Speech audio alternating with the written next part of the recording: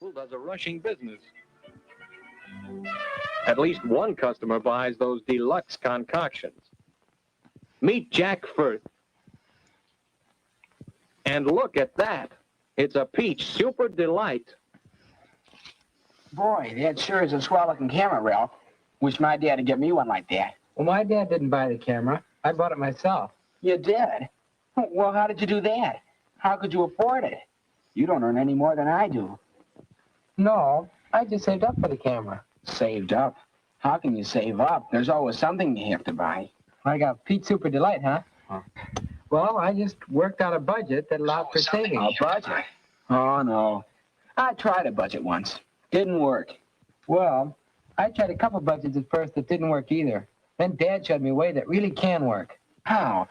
How do you work your budget? Oh, no. It wouldn't work for me anyway. Oh, it might, Jack. See? This is my camera graph. That's the way I kept track of my progress in saving for the camera. Well, what does the graph mean? Well, along this side over here, I have the savings marked off. And the weeks are marked along the bottom. I aimed at this dotted line to save $2 a week for 20 weeks, and then I'd have my camera. I almost made it, too. But then a couple of times I slipped and didn't save my $2 that week. But I finally made it, and now... Oh, it looks like a good idea. What's this one here? Well, that's for the tripod I want. I'm doing better on this graph. It's a lot easier now that I've done it once. Yes, Ralph has a budget and a method of saving that shows results. If Jack were as determined to get a camera, if all of us were as determined to save for things we want, perhaps we could budget successfully and get some of them. What about it? Is it easy to make a budget work? Jack will have to prove that to himself. And if his taste is always as rich as it is this afternoon, it may not be easy. How do you make a budget? Is just a graph enough? A few days ago, Jack saw an example of a budget, the budget his family uses. Out of its total weekly income, Jack's family allows so much for food, household, clothing. Each part of their regular expenses is allowed for in the budget. And they try to make their expenses regular so as to follow the budget as closely as possible.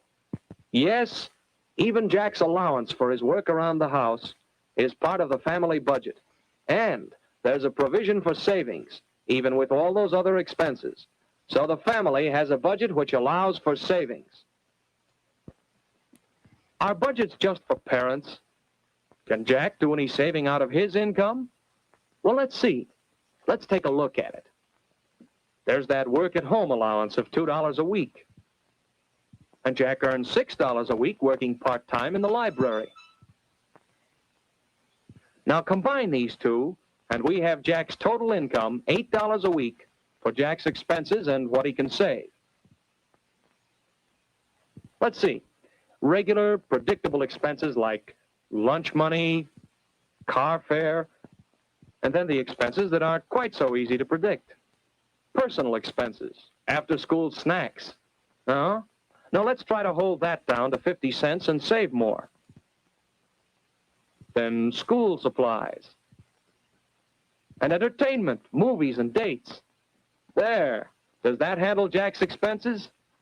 Look, there's $3 left for savings. That's more than Jack expected.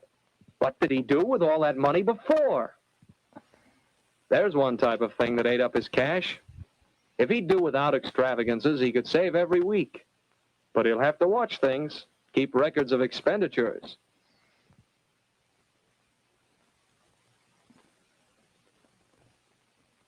He'd better write down a list of expenses to watch. Too many movies, too much candy. And maybe Jack can try Ralph's idea of a graph.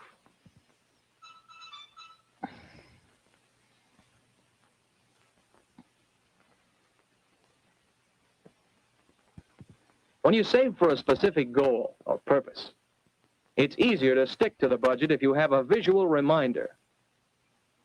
$3 a week for 14 weeks will do the trick. Jack got underway in fine style. The fourth week, this caught Jack's eye. $1, That'll knock a hole in the budget. Maybe not save so much this week. No. Want that camera. Budgets ought to allow for this sort of expense. Why, Jack's budget does allow for it. Entertainment, that's right. That's simple. Just don't go to any movies this week. But that show at the Strand. Wanted to see that. And it won't be on next week. Can't go to both that and the class mixer. Have to choose. More fun at the mixer. That's what it'll be. Well, you can't have everything you want, and Jack wants a camera. Peach soup. No, Coke, please. Make it 2. Right. Well, you must be on a budget. How's it working out? Oh, pretty well, I guess, but it's hard sometimes. Oh, boy, I sure would like a peach super delight right now. Well, Jack, you can't stick to your budget all of the time. No, Jack doesn't have to follow his budget, but he has made his own rules to save for a camera.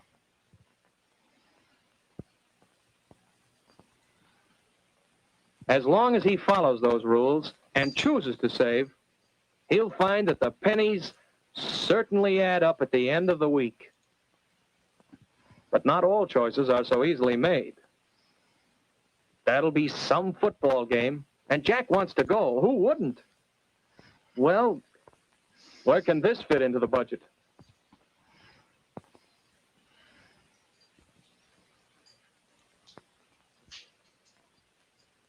Perhaps the money for entertainment and...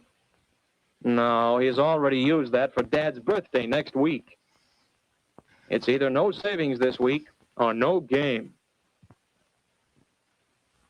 So, to go to the game and not save anything this week means setting his camera back 1 week. Jack decides the game is worth postponing the camera for 1 week. He notes the expense in his little book. But that pen, the one he's had so long, has to break now. Have to buy a new one. See, this budget business is no good. Jack doesn't see how anybody makes it work. But by the time he gets home, Jack has thought it out. And he knows that when you want something hard enough, you can find ways to save for it. One way to keep the budget going is to make things do. Jack knows how to fix that leaky pen with a little cement.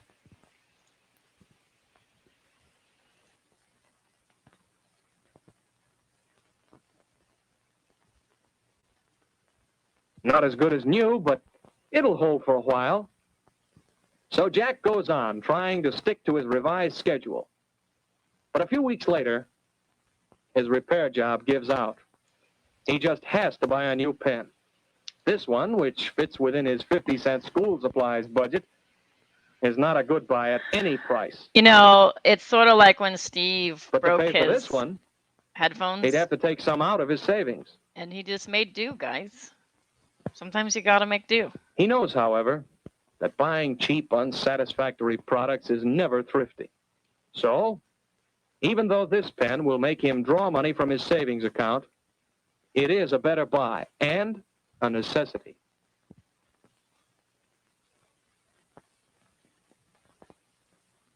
But Jack isn't going to let that setback stop him. He still wants that camera. That camera. By saying no to extravagance. By finding ways of entertainment that don't cost money. I don't know if this applies to Steve so much. This is more of By a fixing things and making them last. Rev News kind of Jack keeps going toward that goal. video. Every week seems a little easier until finally Jack makes it. Right on schedule. Good job, Jack. Isn't that a honey? It was really worth saving for. Golly gee.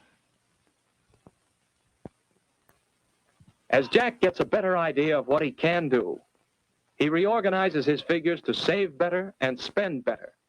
Jack learns to pay attention to what your YouTube earnings are and He's actually look making at the new books plans. as it goes on. How about you? How will you do it?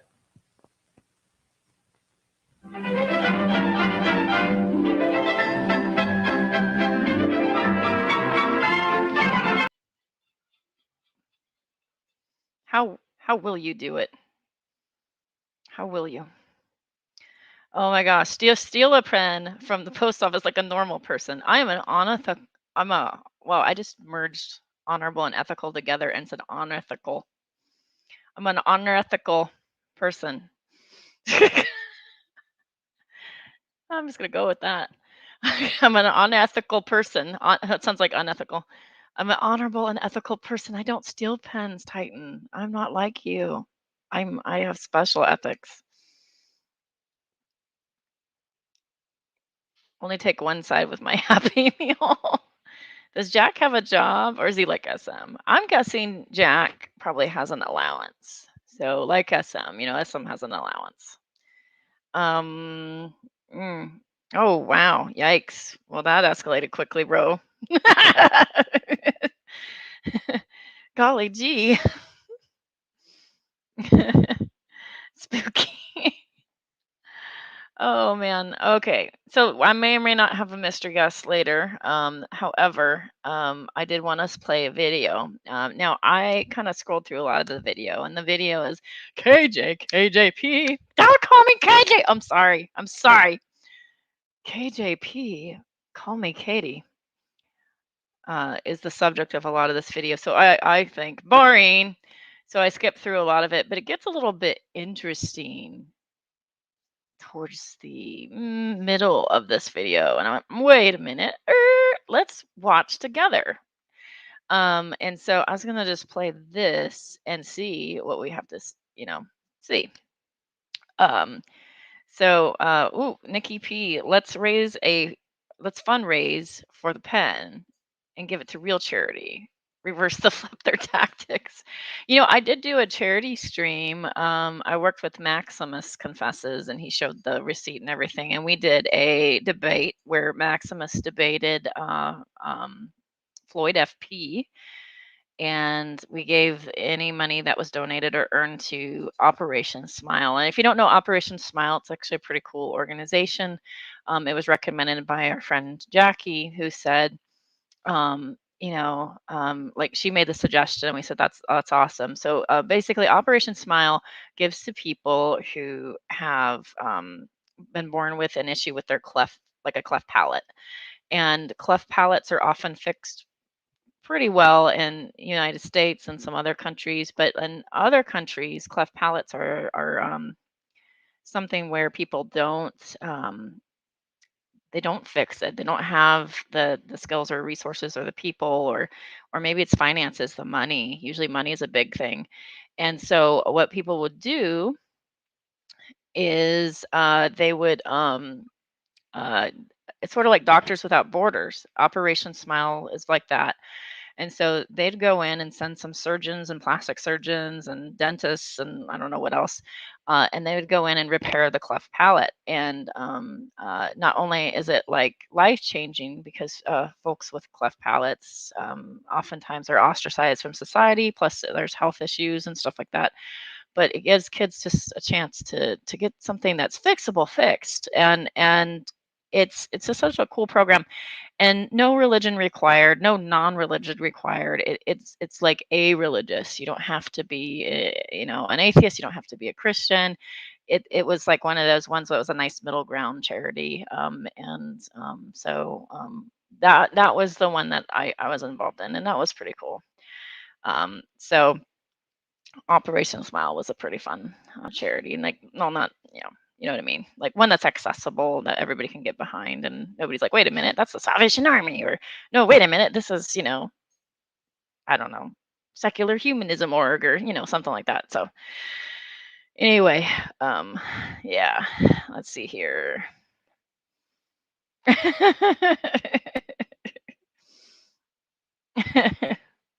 That's true. That's true. I am a accidental pen taker. I'm one of those people that accidentally uh, goes, oh, I wait a minute. I'll walk over and I'm like, it's still in my hand. How did this happen? And I usually can catch it as I'm like midway walking with it. Usually, so I'm usually pretty good about it. But it takes me like a little bit. Yes, that is interesting. So that one was, I believe, for Christina Blackfeather, if I remember right. And it was a 3-day fundraising streamathon where everybody was sort of passing the puck along and keeping it going and playing video games and stuff like that. Really cool. Tyler is really excellent at that sort of thing. And you didn't have to hide it under a PayPal. It could go directly to the person. Fun fact, if you're doing a fundraiser, you can actually set it up to have a lot of transparency and without the money handling of an extra PayPal in the mix, things like that. So it's one of those things. I did one for Faithful for God, and we set it up to where it went directly to his account. And nobody, didn't go through anything else. So it's one of those things. I don't know. You'd have to link me that because that's not what I ran across. Interesting. Yeah, DPR Jones used to do Doctors Without Borders. I remember that. DPR Jones was really big on doing charity. For sure. He did pass away, but he was really big on that. Shannon Q has been doing charity. Shannon Q posts the receipts for it as well. It's one of those things where it's a really good idea to try to be as transparent as possible, for sure. So with that, let me go ahead and we're going to watch a video together. All right, let's see. How do I work this technology? I do it like every day, but you know, it's like it's new each time. All right. So I kind of stopped this video kind of at like this mark here midway. It's called Spontaneous Live Stream People Suck, which is okay. It's unfortunate you feel that way. But okay, we'll do it. I mean, I have my moments too where you just kind of give out on humanity. I get it. But you know, it's one of those things. All right, let me bring this bigger actually. I'm gonna flip it. Whoop, whoop. I like to keep the live chat on. I don't know if you guys can see it. I don't know if I can zoom in. I could probably zoom in quite better. There we go. I like to watch their live chat. I think their live chat's always interesting, especially if Steve's in it. Anyway, I'm going to play a video. I kind of started it in the midway section. I'm not really interested in Katie per se. I'm interested in Steve-O and what he says and does.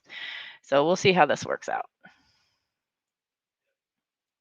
You're right, yeah. Okay. But Nat gave a declaration stating that she saw comments by Katie admitting to having deleted shit.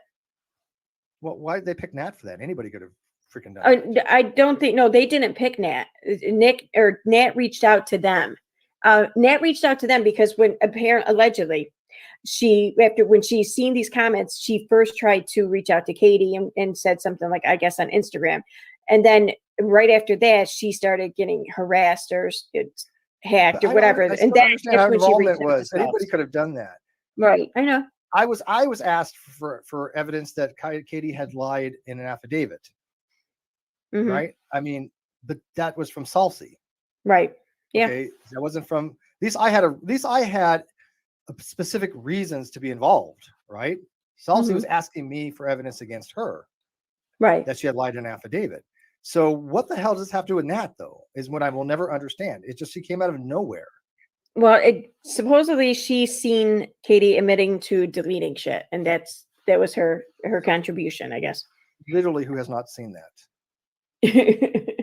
Okay, weird. All right, so good night, Terry. I messaged you on Facebook. Did you get it, Terry? Someone asked how old this is. I messaged the right person. This is 17 hours old. 17 hours old. Oh, okay. Because I was like, if I messaged the wrong person, man, that's gonna look bad. They're gonna be like, who's this nutter waving to me? I'll catch up to you later. We're listening to Steve McCrae. All right. So let's see. My theory is that Enoch and shortly after Creepshow art. Oh, Contacted wannabe. I don't think there's ever hackers at this point. I think But that like shit did I feel like I need to read this post. The post itself is bad, crazy. Let me see if I can find this post. And oh my gosh, it is so ridiculous. Let me see if I can find it. Oh my goodness.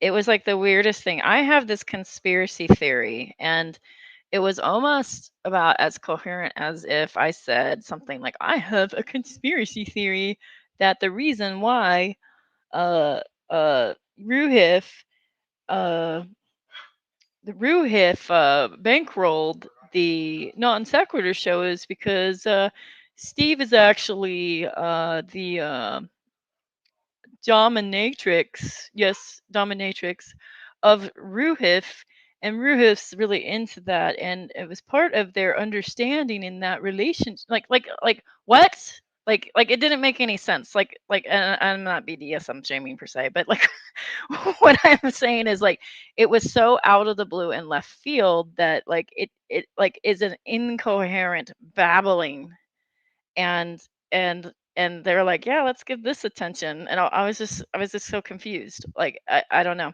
So let me find this for you. I forgot I have to show this. 1 second here. Do do do do do. Dun, dun, dun, dun. I bet I can find it. I can at least read it to you if I can find it. I don't know if I can screen share. I'm not set up to screen share Twitter. I need to do that because I'm not logged in.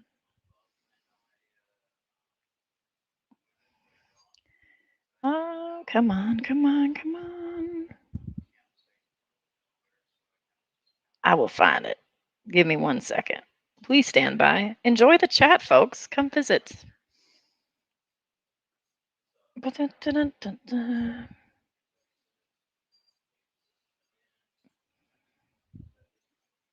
Oh my goodness. I mean, it's being shared. I could probably like zoom in to share it. Let me see if I can do that.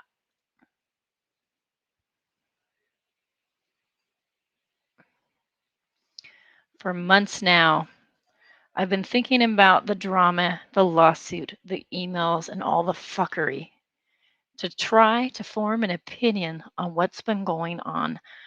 I've been totally stumped on what to think. Well, not anymore.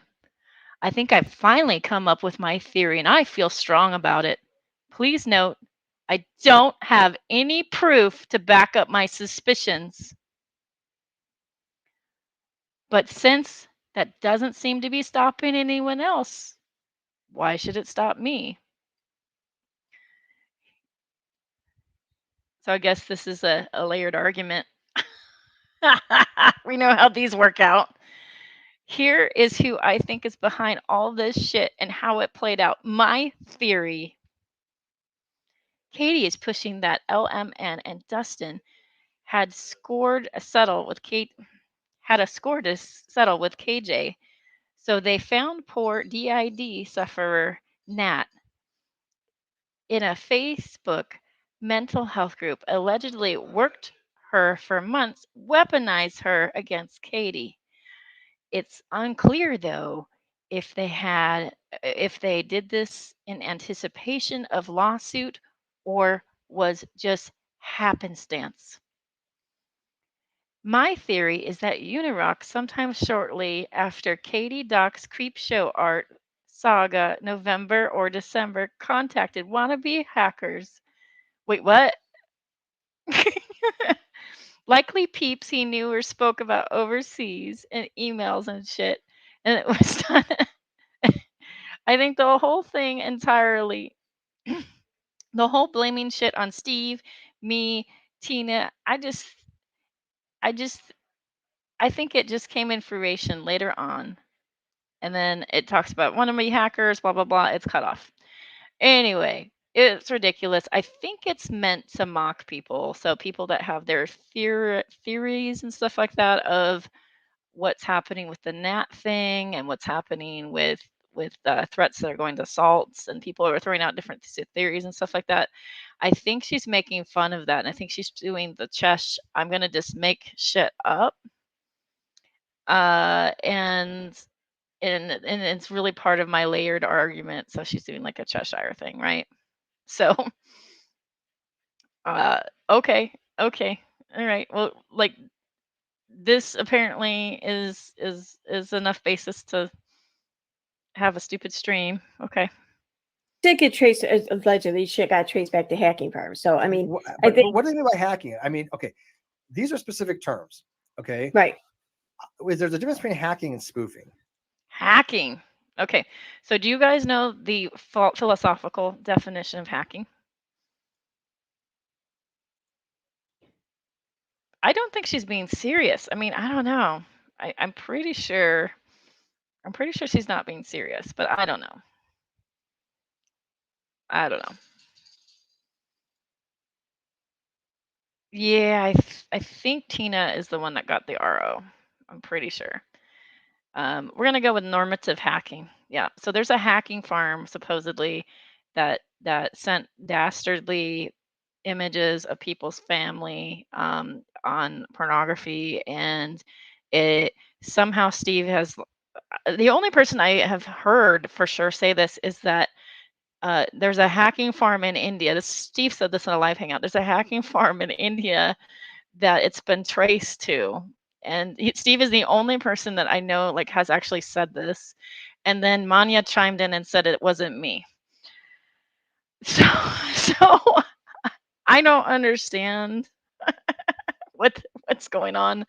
Not Nar says spoofing is a subset of hacking. Let me whip out the Venn diagram real quick. Okay, would spoofing be considered a black hat troll? I mean, what level of troll are we? I'm assuming this is a black hat troll thing, but I don't know. I am not a black hat troll, so. But I figure those in the know might know. Oh my goodness, it won't zoom out. Ah, hang on one second. I'm having problems. I'm having problems. But give me a second here. One moment. This is what I get for Let's see. zooming My in. theory is that Unirock and What is happening to the chat? Oh, my chat replay got gone, borked. Look at that. We're going to try this again. We're going to reload. Stand by.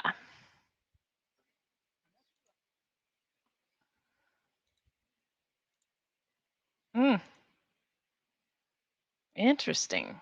So live chat just got like whacked. One second. I am going to work on this. Give me 1 second here.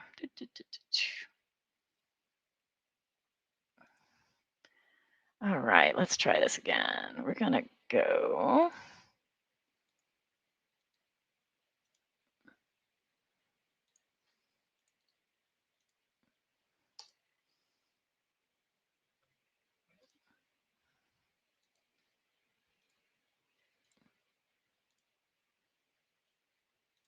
Yeah, that's weird.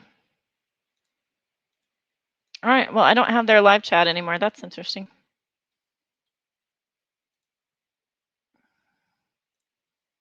Oh, no.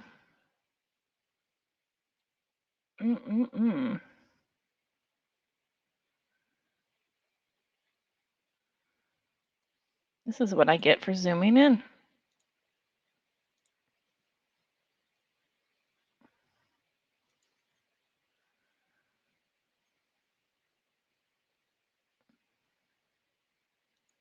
I'm just going to close the window, reopen the window, new tab. Nope. Aha. Winner, winner. Got it. That's funny. All right, go to different view. There we go. All right, live chat is back. We'll get it back on the screen. Lickety split. I'm using all these like retro 50s phrases. Lickety split. Sure. Contacted wannabe. I don't I don't think there's ever hackers at this point. I think Well, like, Oh, he shit changed his did get mind. traced, allegedly, shit got traced back to hacking farms. So, I mean, I but think, what do they mean by hacking? I mean, okay, these are specific terms. Okay, right, there's a difference between hacking and spoofing. right. Do they mean hacking or do they mean spoofing? Do they mean like Yes. literally No. accounts were hacked into? No, okay, well, hacking farms doesn't necessarily mean hacking. Okay. You ever see those videos on, on YouTube there, the scammers or whatever? The Yeah. people who, I've well, watched those others. yeah. So the people who, the scammers or whatever, like Yeah, they their all, ass handed to them. Yeah. yeah, they'll have several of them that work out of like the same building, or whatever. Like Yeah, they would be considered like a hacking firm. Okay, Or, okay, that's fine. yeah, shit like that. Also too, you can have a bunch of people working, kind of like in the same setting or whatever, but doing other things like, initialing and it, I don't know, like helping create or whatever, the house ransomware attacks, Yeah. or, Okay. I got it. shit like. I actually think DDoS attacks are done by bots now, but whatever. All right. Okay, send email. So, and of course, trying to relate it to me and Tina, which there's no connection there. And that will bite people in the ass coming up. That allegation is demonstrably false. Let's just put it that way.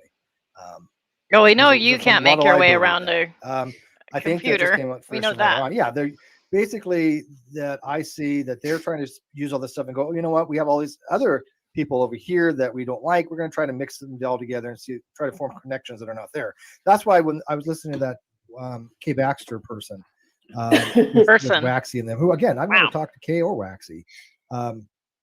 They were trying to say, oh yeah, we know we could trace it almost all the way back to Steve. We can't trace it back to Steve because there's nothing fucking to trace, you lunatics. I'm like, do not. All they had to do was ever ask me. You of all people know, if people come to me, I give them information. I give them anything they want as far as I can give them, but it's all factual. If somebody thought you were up to shenanigans, are you telling me that the shenanigans instigator is gonna just like be like, yeah, it was me all along? They never once came to me and said, hey, no, they won't. They won't. You. Let me ask you about it. Yeah, of course they don't, because they don't care. They're dishonest. They're doing it for views rather than factuality, Yeah, no, I mean, I think views are a big part of it, but I think it's also just like, I don't know, just because they enjoy the gossip. Yeah, exactly. That's it. What is that? There's a term for it. If somebody could help me on the live chat, there's a term for just like old women that sit around and just gossip monger, and I can't remember. I think it's like a German term, because they got words for everything. Oh, I was thinking sewing circle, but okay. Sewing circle. A secret cabal. So basically, the FBI is not. The FBI did an investigation, from what I understand. Salsi had told me that the FBI was investigating, but that was due to the death threats to him and his family. I assumed that was it. From what I was, he didn't say this, but that was an assumption on my part. Right. Yeah. Well, this was like maybe a small part assumption, but also like more like confirmation. But when the case was active, when it was still going on and everything, and people were getting these like threats or whatever, especially like someone like Nat, who was considered like a witness, the FBI was absolutely investigating that. Yeah, I think they talked to her and they had established a call with. Right. I believe all that. Yes. Right. But since you believe the FBI. Case was dismissed from jurisdiction, that pretty much kind of halted. They dropped it all. Yeah, exactly. Yeah, except for maybe the shit against salts or whatever. Yeah, but I think they dropped all that as well. Yeah. What I think happened was Nat was probably sending all these different types of things. They recognized that she was, one, from the UK, and two, that she was mentally unwell. What are they going to do? They knew there was not credible threats, and they probably dropped it, is what I'm suspecting. I allegedly they've been monitoring her router and shit throughout all of this, which I mean, there's still ways around that. Yeah, I get that, but I don't know. I don't. Even if she were behind it, I would hope that she would be smart enough to not actually do it herself when she's being monitored. You know what I mean? But she is mentally unwell. It has nothing to do with smartness. It's a matter of, did she send threatening messages to people? Yes or no? It's either she did or didn't. And if she did she do it knowingly, or did she do it in some kind of disassociative episode, or some kind of a DID where she has an alter, or it's just schizophrenia? Whatever look, I'm not a psychologist. Whatever mental unwellness is, I think it is safe to say she has some form of mental unwellness. they're not going to go after somebody like that if they realize the threat's not credible, and they're going to say, probably, look, this person is not mentally well. They're in UK. Just let it go. And I think that's probably what happened. Oh, A yeah. theory, absolutely theory. And I don't talk to Salsa any longer. There's reasons. I just don't. There's reasons. Why would the wow? I wonder what the reasons are. Reasons. I wonder what those are. Think he was Oh. straightforward with a lot of people, but so last time I talked to him was quite some time ago. But yeah, he had asked for who I thought what the hackers were, and I was like, look, there's some of these people, yeah. And I just said, look, I have a theory just like anybody else, but it's just I think these people really have nothing to do with anything. I think that What's your theory, Steve? they're not from Katie. Katie wouldn't be that foolish, I don't think. But I was like, these people are there not to help her. It does seem like they want to harm her in some way. And I was very frank with Salty. I can show people exactly what I said if they want to read my comment to him. If maybe is my message to him, right? I'm sorry, I don't mean to interrupt you, but I'm gonna. It's your show. Who's Merbino? He's talking some mad shit about you in the chat. And Menace just. I have Merbino blocked, so I don't know. Oh, okay. You know, it might be a good idea. I mean, the guy says he's not I think he said one time he wanted answers or something. Yeah, none of. Pardon me for coughing, but Merbino says it's not BS to say Steve has hurt people. IRL, our victim was left without her longtime supporter because Steve had a beef with her. Watch Ethan's playlist. Merbino said that. And then Merbino also said that it's fair, it's poor manners, but I just heard about it today, and to be honest, I'm mad. I feel like that's pretty justifiable since Steve did it because she questioned how he had a convicted R on his channel. Then what answers? Yeah, I mean, what is he saying? I'm just curious. Oh my God. Merbino, I don't know who you are, but you're just going to be called a troll because that's how he works. God, Jesus Christ. Okay, so he says, wait a minute. Okay, it's not BS to say Steve has hurt people in real life. Our victim was left without her longtime supporter because Steve had beef with her. What the fuck? Who? I don't know. Watch Ethan Plays live stream from today. I don't. What the hell? First of all, Ethan is a LARPer. Ethan is a. And dude, yeah, Merbino, here's what I'm going to say. Ethan's a LARPer. Magic missile, go. Like, I don't know what he's meaning. Please don't capitalize on the trauma or whatever our victims to help make your case against somebody else, because that's just very exploitative, and it's kind of. Don't invite a predator into community and expect him to give a rational and good and ethical and honorable insight to police activities. Maybe don't invite the creeper, and maybe people would actually not speak up. Who is this dummy? EKC, people suck. Okay, you suck. Dirty. So let me weigh on this. Merbino, I know rape victims. I've dated rape victims. I have partnered with rape victims. You're using rape as a weapon. Why are you a shit person for doing that? Ethan uses these things as weapons. I partnered with rape victims. Wow. Okay. He had the audacity. I had a show on my Great Debate channel that was scheduled at 3:00, but it ran late to 4:00. And he was on his channel going, "Oh, look, Steve's timed this exactly the same as mine because I was going to go over my rape stuff or whatever the hell was his assault." And I'm like, "Look, I don't fucking base my shit on what Ethan." I think it was an interesting timing, and I think here's what I think. There was a time when Steve was debating Bionic Dance. And Bionic Dance had a known seizure problem. And like some serious seizures. And in the debate, her eyes roll back. She has a seizure, but because she's not doing grand mal foaming out the mouth, like like an exorcism style seizure, but it's like one of those more subtle seizures.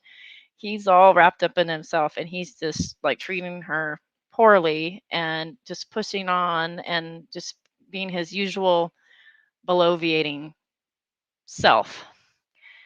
And people are messaging him going, she's having a seizure. And he's like, no, no, no. And then later he makes a video and justifies his stupidity.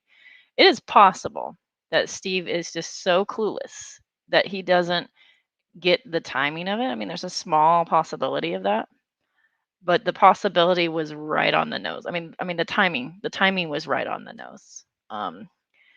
And that was very pointed. So I guess to Steve, I'd ask, well, what motivated you to do that right then?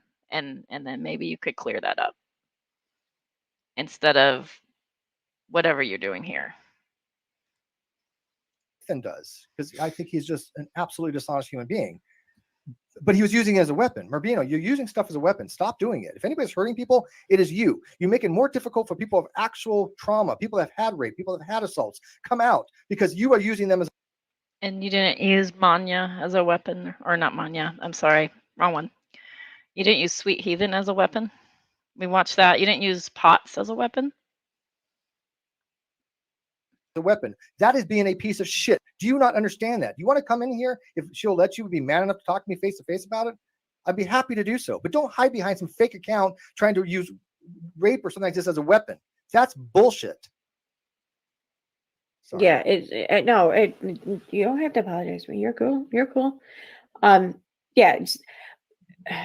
Talk to me like a man. When you use shit like that, you're like hiding behind, you're throwing punches or whatever while hiding behind like that kind of trauma as though it's some sort of shield or something. Account so I can see him what he says because I'm curious now. I don't know. Okay, so what does this person has? Puff Wiggly in the chat said Profib is a professional actor using blah blah as a weapon, and the usual spiel that they're yelling. It's like the Manya spiel, an explanation. But I don't see this other guy in chat at the moment. So let's go back. To say to me, and I mean, be straight. Are we taking over your channel? I don't mean to. I'm so sorry. Okay. Rubino, that's fair. I'm taking over your channel. Well, it wouldn't be the first time. To be honest, I'm mad. I feel like this pretty just false since Steve did it because she questioned how he convicted RS on his channel. What the fuck are you talking about, dude? Underneath I'm sorry. No, sorry. Underneath that, my moderators are awesome. They hit it, but it said called the artist honorable too. Yeah. I don't know. I don't know what any of that's about. Do you understand, Marbino, that I have a lot of people on my channel? Wait. I had a convicted rapist on one time. Wait. So ETC says, I don't know what this is about. Yet she's weighed in on it. I have to tell you something, and I don't know if you're new to this or what. I'm going to send an invite to Ethan if Ethan wants to pop in. You're not obligated in any way whatsoever, but I didn't realize that your name was dropped. I did know that some other people's names were dropped. So let me let me look you up 1 second.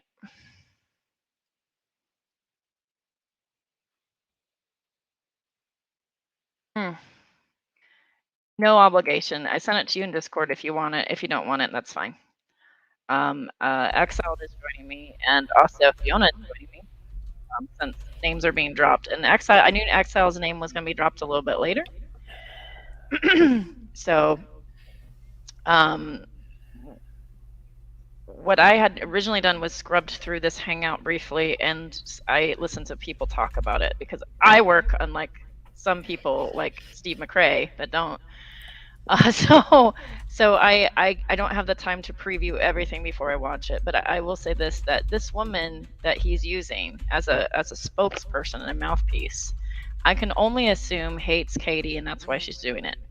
My next thing is maybe she's a T channel. Okay, T channels tend to shoot first, ask questions later. This is not new. They're not really journalists. They just gossip, right? But she specifically said, I don't know any of this. So she doesn't even know any context whatsoever. So that's really interesting. So welcome aboard, Fiona. How are you? Oh, I'm absolutely wonderful. I'm sorry if I'm a bit muffled tonight. We had a long session at the dentist today. Okay. Well, welcome. I appreciate you popping in. Ethan, how are you today? I'm great. How are you doing? I'm doing okay. I just did you know you were dishonest? God.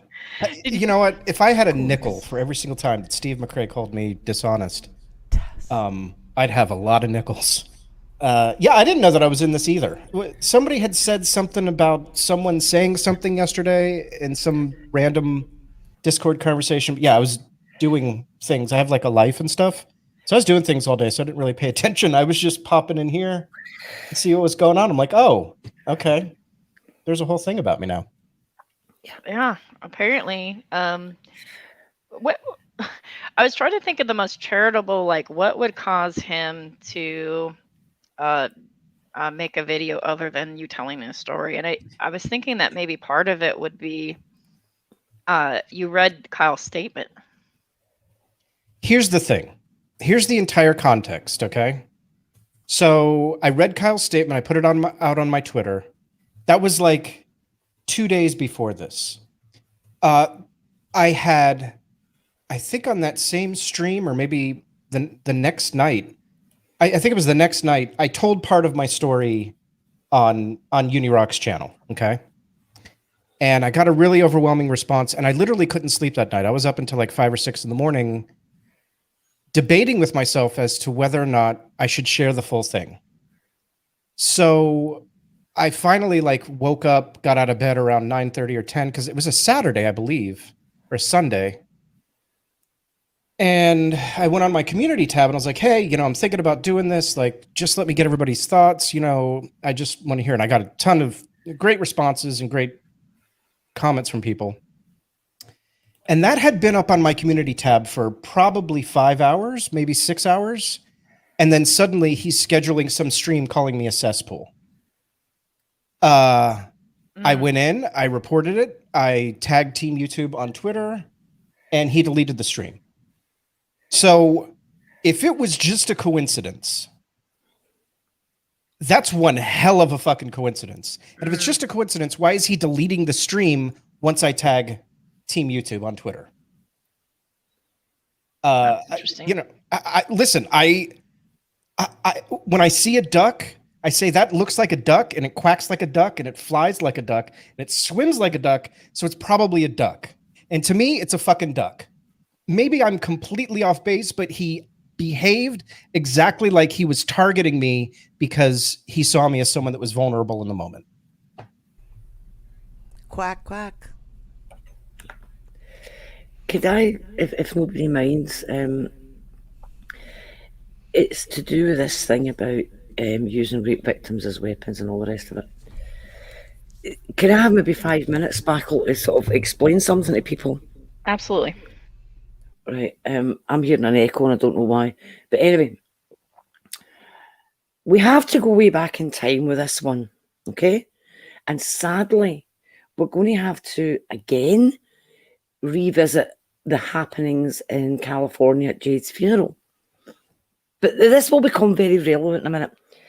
So, in the aftermath of that debacle, I was still trying to sort things out with Reds. But 2 of these watchdogs or guard dogs, 82 Productions and Lookapig, had a hangout where they blamed me for everything that went down in California. And they said that I hadn't kept my promise to warn everybody that Reds was going to be a dick. Yeah. And I contacted Reds and I said, what on earth is going on? I kept my promise. I told people you would be a dick. But how they reacted to you being a dick is out with my power. Me telling them you would be a dick isn't going to mean that they then accept it. They are independent individuals. So we got them to take that hangout down. And that was in, I think it was maybe the December-ish time. So that would be December 2018. Was that the one that I had jumped in their chat to yell at them, or was that I before? honestly couldn't tell you. Because I know because the they one that then- I yelled at was when Reds flew into the chat at the end and said they weren't supposed to be doing it, and then he said to me in the chat, "I will that might take be the first one. Yeah, he said, "I will take this down if you tell JD to take down TST." Or no. He said, "I will." No, he didn't say that. He said, "I will stop this if you tell JD to take down TST." I think Call that's out Well, the no, attacks. they did a Call out the second one. attacks. So he got that taken down. And then in January, they did another one. And somebody gave me a heads up about it. And I went to contact Reds about it. And I think that's when I found out he had blocked me. And I had to get somebody else to tell him that I needed to talk to him. And I ended up in a private call with him. And I was trying to again explain to him that by promising to tell everybody that he planned on being a dick, that didn't then put the burden on my shoulders to make them behave in a certain way towards him, right? The fact that they eventually didn't accept his behaviour doesn't mean that I didn't tell them, but they were still going on about, I broke my promise. So I'm trying to explain this to him, right? And after saying to me that he would do a deal with me, that if I went to JD Kane and got JD Kane to remove the episode of TST that happened straight after the funeral, then he would call off 82 Productions and Look a Pig. And Yeah, that's how he phrases it. That's right. Yeah, he was the only one standing in between me and those two, and they were desperate to go after me. But I had to go to JD to ask JD to remove this video. But then he did something else. And this is the bit that's important. He said to me in that conversation, "You don't understand how I felt when somebody knocked on that bedroom door and a certain person then answered the door when I didn't want them to answer the door. I felt like I was being raped." And that was his words. And I may have said it's nothing like that.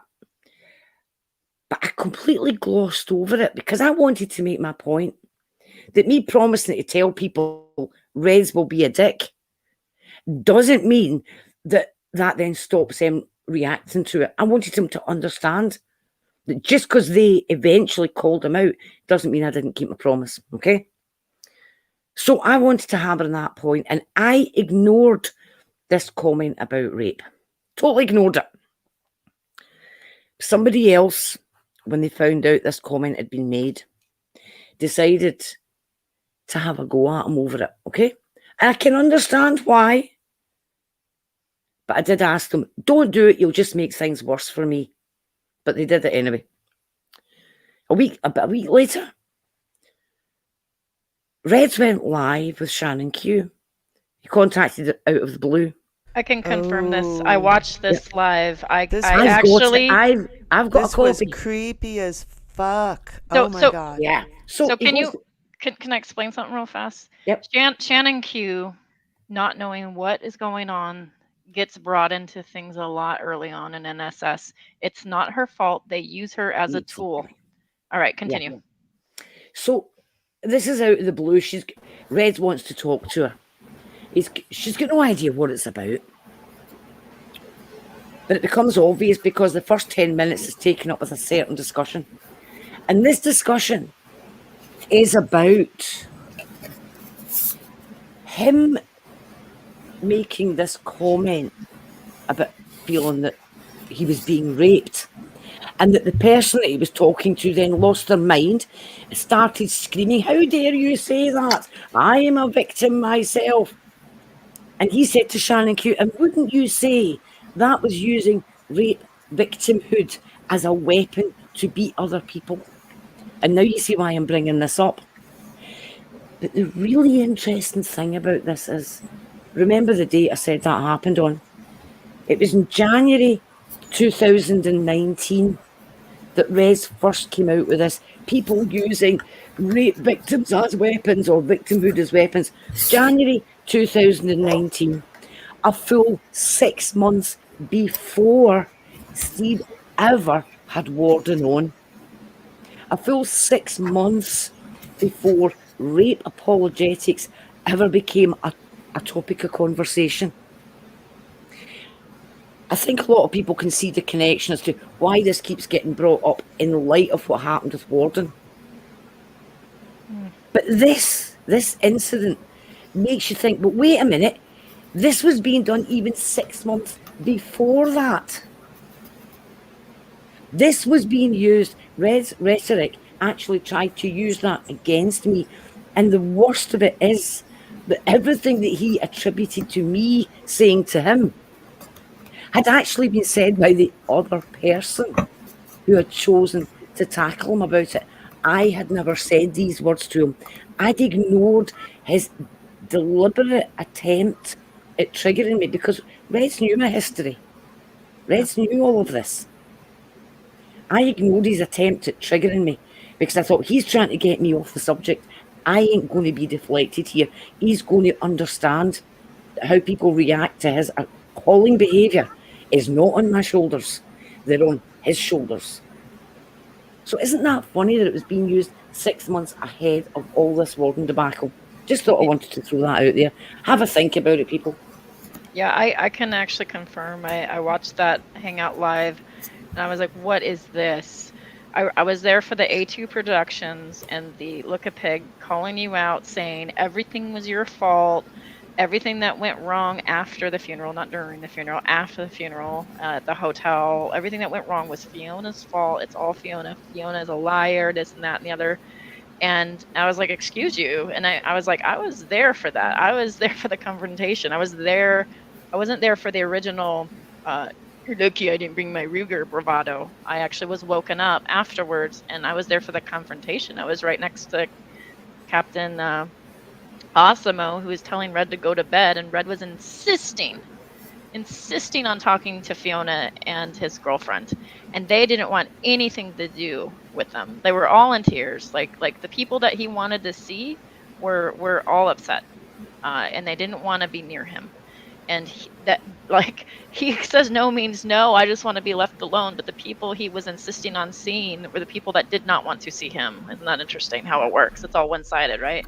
All his rocks. So Fiona, there's some people in the live chat falling in love with you because of your voice. Oh dear, by the way, Andreas Wolf made a request for me last night and I missed it. So if Andreas Wolf isn't in the chat, somebody let him know Fiona has done what she asked. Clown car posse, or as Hogtie says, clunker pussy. So I just want to mention too, like what I found interesting in this video you've been playing is a little while ago, maybe 10 minutes ago, you were playing him, talking, and I don't know, I can't remember exactly how he said it, but he basically was defending himself and saying, well, I know rape victims, and I mean, I've dated rape victims, and I mean, all I could think when I heard those words coming out of his mouth is like, Steve, put the shovel down, stop digging the hole deeper. I mean, to me, that is a check mark in the con column because, well, you should have considered that before you platformed a fucking convicted rapist on your channel. Exactly. And he thinks he has the corner on the market on people who know people who have sexual assault in their backgrounds. Yeah. And he isn't. So they just wanted to weaponize one group of rape victims against another group of rape victims, and that was kind of sick. So we kind of refused to do that. Most of the people I hang with. But isn't it interesting that the first instance of this being used is 6 months before Warden ever came on the scene? Well, isn't that strange? I've always thought that Reds is pretty much a closet incel. Like, really.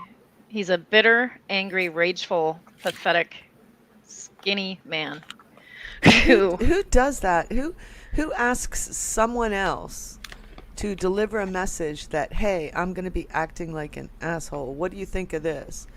You know, should I post this or not? And then when you get advice not to post it, blame it on the person that you acted like an asshole during the funeral. It's just like, who would do such a thing? That's just crazy shit. Yeah. Well, and it was a big setup. So like Yeah. they set her up for failure. So one of the things that Reds and HT2 do is they pick on somebody who they think is, well, I think vulnerable in some way, maybe more emotional, more caring. They bring her into a room and they have her agree to handle the situation for Reds. Yeah, he brought AT2 Productions with him the first time they wanted to talk to me about this thing about being a dick on the trip. AT2 Productions was there for the private call with Reds. He was there as a witness. That's what I was told. Can when we I said, why is he there? can Sorry we about that.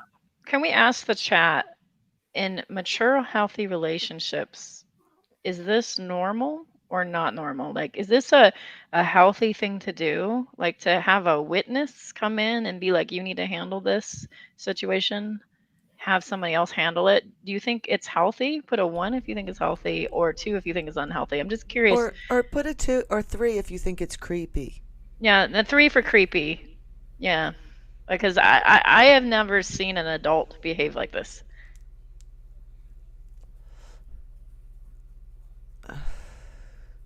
I feel that they were setting up Fiona for failure.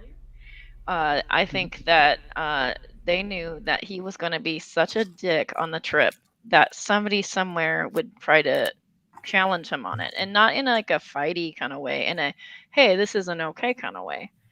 And that person that did challenge him was somebody that was not a TST or was not part of any drama. It was Osimo. Osimo was like, whatever your problem is with Reds is not my problem. I'm here to, like, celebrate somebody's life. I'm here to be kind and cool to other people, have a drink or coffee with people, whatever. And like he was a dick to him. He was a dick to Lucifer Almighty. These are two people that had nothing to do with anything. There was another one, Hannah Anderson was on the trip. He wasn't incredibly kind to her either. These are people that were not part of any conflict that he's ever had. Can you interpret Fabio's 1 for me? One's, what did he say? Fabio. 1, it's healthy if you don't trust the other party. Can someone interpret that for me? I'm a little slow tonight. It's healthy to have an opinion. Okay, so like if let's say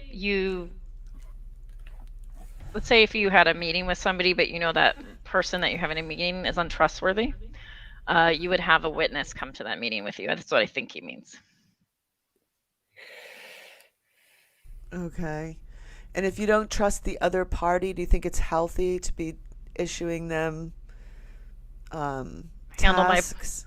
Handle my personal affairs. On your personal behalf? I mean, like, seriously, why would you do that? That's senseless. Yeah. It's senseless to do it to anyone, but especially somebody you don't trust and you need a witness there. It's just bizarre. Yeah, interesting. Oh, Fabio's explaining. Yeah. So again, he doesn't. Okay, let's again. It doesn't make sense. But I agree. I agree that if he had a third-party witness there, that he didn't trust Fiona. Yet he claimed that she was one of his rocks. I can confirm that, and I'm sure several people can. We had a green chat that was the Google Hangout chat that was really pretty clear that he didn't want anything to do with, and she watered down his swearing, but she made it very clear that he didn't want anything to do with anybody. Now, what people did from that, or if people attempted to, in Osimo's case, he attempted to build a bridge. He wasn't attempting to be a jerk. His flip out was really over the top. So that in mind, he compares somebody walking into his suite, being led into his suite, not busted through or anything like that, being led into his suite by his significant other, as being equal to rape. Now, I gotta have to tell you, like, there's a living room, there's a room off to the side on the corner, and there's another room off on the other side. So it's not We like should it's animate this. right, right. So this incel from Florida says, "Oh, this is akin to rape," and I can say that because he filmed NASA videos. That's not doxing. This is akin to rape. Okay, okay, all right, buddy. Anyway, I don't know. does anyone have anything to say? I'm gonna play more video. It's I not mean, akin so, to rape. oh, I'm sorry. Go ahead. Well, first off, John Peterson, I just want to let you know that I want you to carry out a task for me, but I don't trust you. So, would you be willing to do that for me? Can I be your witness? Don't worry, I Yeah, have I an need a attack witness, dog though. over next to me, so in case anything goes wrong. Sure, shoot. Oh, okay. I don't really have anything. I'm just wondering if you'd be willing. You were just doing a callback to a few moments ago. Yeah. Yeah, I got that. But Um, yes, secondly, go ahead. Well, no, I mean, I haven't been watching YouTube for a while, and I was just wondering, like, is Chesh still Steve's pilot fish? As far as I know, yes. I don't know what that means. Sharks have pilot fish that follow them around and clean them. Yes, yes, yes. And she recently made new attacks again with her layered argument nonsense, where she's throwing attacks at Fiona, which Fiona enumerated and explained on Ethan's interview with her yesterday. And is his channel still stagnant at like 16,000 subs? Yeah, I Something like think that. so. Yeah, because I don't pay enough attention to him. Yeah, that's why I have these to ask too. questions. I don't pay any attention to him either. Let's just say that his viewership does not match his sub amount, for sure. Yeah. Yeah, he So, gets like, about the same number of like live viewers as I do, and I left YouTube for a year. So Lulu the T-Bot gets more views than Steve. I mean, I just don't understand. And there's a lot of people out there like this that, I mean, I've seen him contradict himself in the same stream. And he certainly, you know, if there's any time between one stream and the next, he nearly always contradicts himself. I got into a Twitter war with him maybe a year and a half ago, and because there was, I can't remember whether it was you, Holy Spackle, or somebody in the community did a video where they showed a snippet of a video of Steve, Chesh, and Atheist Pastor, and Chesh had brought up this chat and that had asked, hey, when are you guys going to be partners or something like that? And then Chesh threw to Steve and said, hey, do you want to answer that question, Steve? And because of the context of everything, she said that because she was expecting Steve to announce that they were partners on the channel. Oh, yeah. She got the bad news live. Right. And he did not do that. And you could just see her face fall, you know, in that moment. Right. Because Steve went on to say a bunch of stuff that didn't include, yeah, me and Cheshire partners now. And then, so I thought it was so funny. I snapped a picture, a screenshot of her crestfallen face, used it as my avatar on Twitter, and changed my name to Crestfallen Vic. Oh. And but didn't make an account like that, just changed my name and everything. Oh, yeah, and they accused you of, like, not spoofing, but speaking of hackers and spoofing. Yeah. But yeah, okay. Yeah. They accused me of impersonating her. Though I went on to post the things I always post on Twitter, and you know, you got her picture, and I'm, you know, like, well, then I guess you'd have to call out half of Twitter because everybody has different pictures. Right. Yeah, it was obvious who you were. Nobody thought you were anybody different, and so they were just Right. being And like, then so really ridiculous. we went back and forth, and amongst a lot of stupid shit that Steve said at the beginning of our little war on Twitter, he had said, he was, why are you going after Cheshire Vic? Like, what the hell? And call me this, call me that. And he responded back to one message, I've never heard Cheshire say one word about you. And then later in the same exchange, he says, you know what? Cheshire literally, whatever word I'm trying to think of,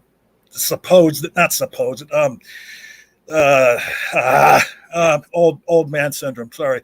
But she had said that this was going to happen to you, once you started hanging out with that crowd, that you were going to turn into whatever fucking, whatever word he used. And then I thought about it for a second. I'm like, wait a minute. Just 10 minutes ago, you were saying you've never heard Cheshire Vic say one word about me. And now she predicted that I was going to turn into what's his favorite word. Sure. No, he's done this for a long time. First of all, he projects. Secondly, he... troll. Yep. Right. And so he can't keep things straight because his story changes too often. And he either you're defending him or you're either with us or a troll, right? Like Spackle has up on the screen. He always has, because you never have to worry about having a good memory if all you do is speak the truth. When you're telling lies, he's got so many balls in the air, as far as like juggling all these different lies in his mind, he can't even keep track of all of them. Yeah, and honestly, the thing that I want to see him do is change. It makes me sad that he's got this platform. He's got all these people that he talks to all the time, and this is the way that he wants to behave. He's, a 50-year-old guy having Twitter wars. What why? Like, add some positivity to the community. Okay. He has the ability to bring good things into the world, and instead he engages in this behavior. It's just it makes no sense to me. I wish he would grow as a person. Let's let Exiled. I just wanted to quick before this passes up on the live chat. Fabio, I always listen to Fabio. I always take in his opinions, and I wanted to read his comment. Okay, it said, Fiona and Exiled, you are making the same mistake of overthinking these idiots' actions as if they are head of Spectre, and no, I'm not. I think that as soon as I heard about this, which was way after the fact, right? Like a year after they'd been harassing Fiona, I heard about this. And I just thought it was the most bizarre, creepy attempt at manipulating somebody that I'd ever heard. And I couldn't believe people were actually participating in his little games like that. But like people like Fiona were more drawn in. They were friends. They had met in real life and that sort of thing. And, so I can only go by what I heard. And what I heard was fucked up. It's like, who the fuck does this stuff is what I was saying. Yeah. And that's what piqued my curiosity about it. And then I went on to ask more questions and learn more about what had happened. Yep. So, yeah, it's just, they are idiots. They are, I don't know. Well, we call it Fabio's law. People are idiots. Don't try to understand idiots. Somebody who, months after their friends had died, right? A friend had died, wants to go on this freaking joint, like, sharing of rooms and that sort of thing, but doesn't want to be social, wants to act like a dick to everybody who's there, wants complete forgiveness, and has to have a few rocks, meaning my emotional crutches, around me during this whole thing, is just beyond childish. Well, and let me paint a picture. Also makes himself central to the trip by saying, I'm a driver, I'm running this van, you are beholding to me. Yeah, he's a little control freak, and I realized, I don't want to be friendly with this person anymore once I heard that. Right. And then after I saw the hit piece that they did on Fiona's video, that's when I decided to come back into this community that I had left for a while and actually defend Fiona and her video because it was good. That's it. I hadn't been paying very much attention to you guys for the longest time for my own personal reasons. So, I love it when I'm Steve. sorry. I love it when Steve lumps me in with the TST crew that I hadn't even. Yeah, barely I don't know been if I've paying ever attention. seen you on TSD. I do need to Once. move forward with the video, so if Can we I can just make say, it quick. yeah, I just wanted to respond to what Ethan said, about the potential for Steve for change. I told him in the early days of the non sequitur fiasco, look, you got your own channel with several thousand subscribers. Why don't you just start doing what you guys were doing on non sequitur on your channel? You still have contact with a lot of the guests you had, yada yada. And unfortunately, he just went down that drama road. It's almost like he didn't have the talent, because if he was truly 50-50 and he actually did the work, he would be able to do it. Right. I mean, it's just it is like, yeah, you're spot on. Just look at Steve's channel and his artwork and his co-host, right? And then go look at the non sequitur show and how it looked and how it presented itself. Steve did not do anything to contribute to NSS except show up and bloviated everybody. And something's fucked with Chesh's aesthetics, like really big time. Oh my god, that background is hideous. That's the most hideous fucking shit I've seen in a long time. It looks like it harkens back to like People's Court in the 12 years 1980s. ago. Dun, dun, dun, dun, dun, dun. He 12 says, years ago. He says Well- you owe him $2 because you haven't been paying your bill for newspapers. Well, I mean, just go figure. The art doesn't look good. I mean, that's probably what happens to a person when they tongue kiss their dog, don't think secondhand smoke is bad for you, and whatever else. Want to abort babies up to 3 years old. Yeah. It hurts when your sister's beautiful and you're just a desert 5. It hurts. Oh, So you went there.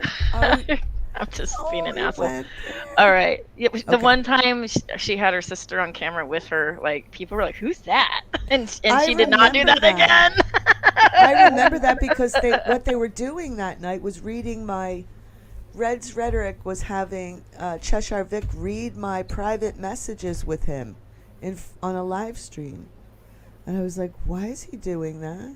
Yeah, I could tell that. Why? Why is he doing that?" I could tell Jess was like, I'm not gonna have her on again. So it's not only 62 IQ, but her sister was on and made her look like a 6.2. Yeah. Fucking time 2 years ago to talk about auditing. One time, and they have made it into their mission to use that as every evil that I've ever done. Go fuck yourself. If that is your biggest, that guy he's talking about has like 100,000, 150,000 subs or some shit. Go to his channel, talk to those 150,000 subs that are supporting him. I had the guy on my channel once. Why are you coming after me when this guy has 150,000 subs? Because you brought him over to the community and you supported him and said he was honorable and ethical. And also said that his victim was probably lying. Yeah.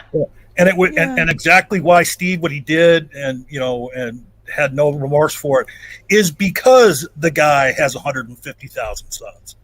He was trying to springboard off that guy's notoriety, which is kind of sickening that he has that notoriety if people know what he did. But Yeah, honorable and ethical.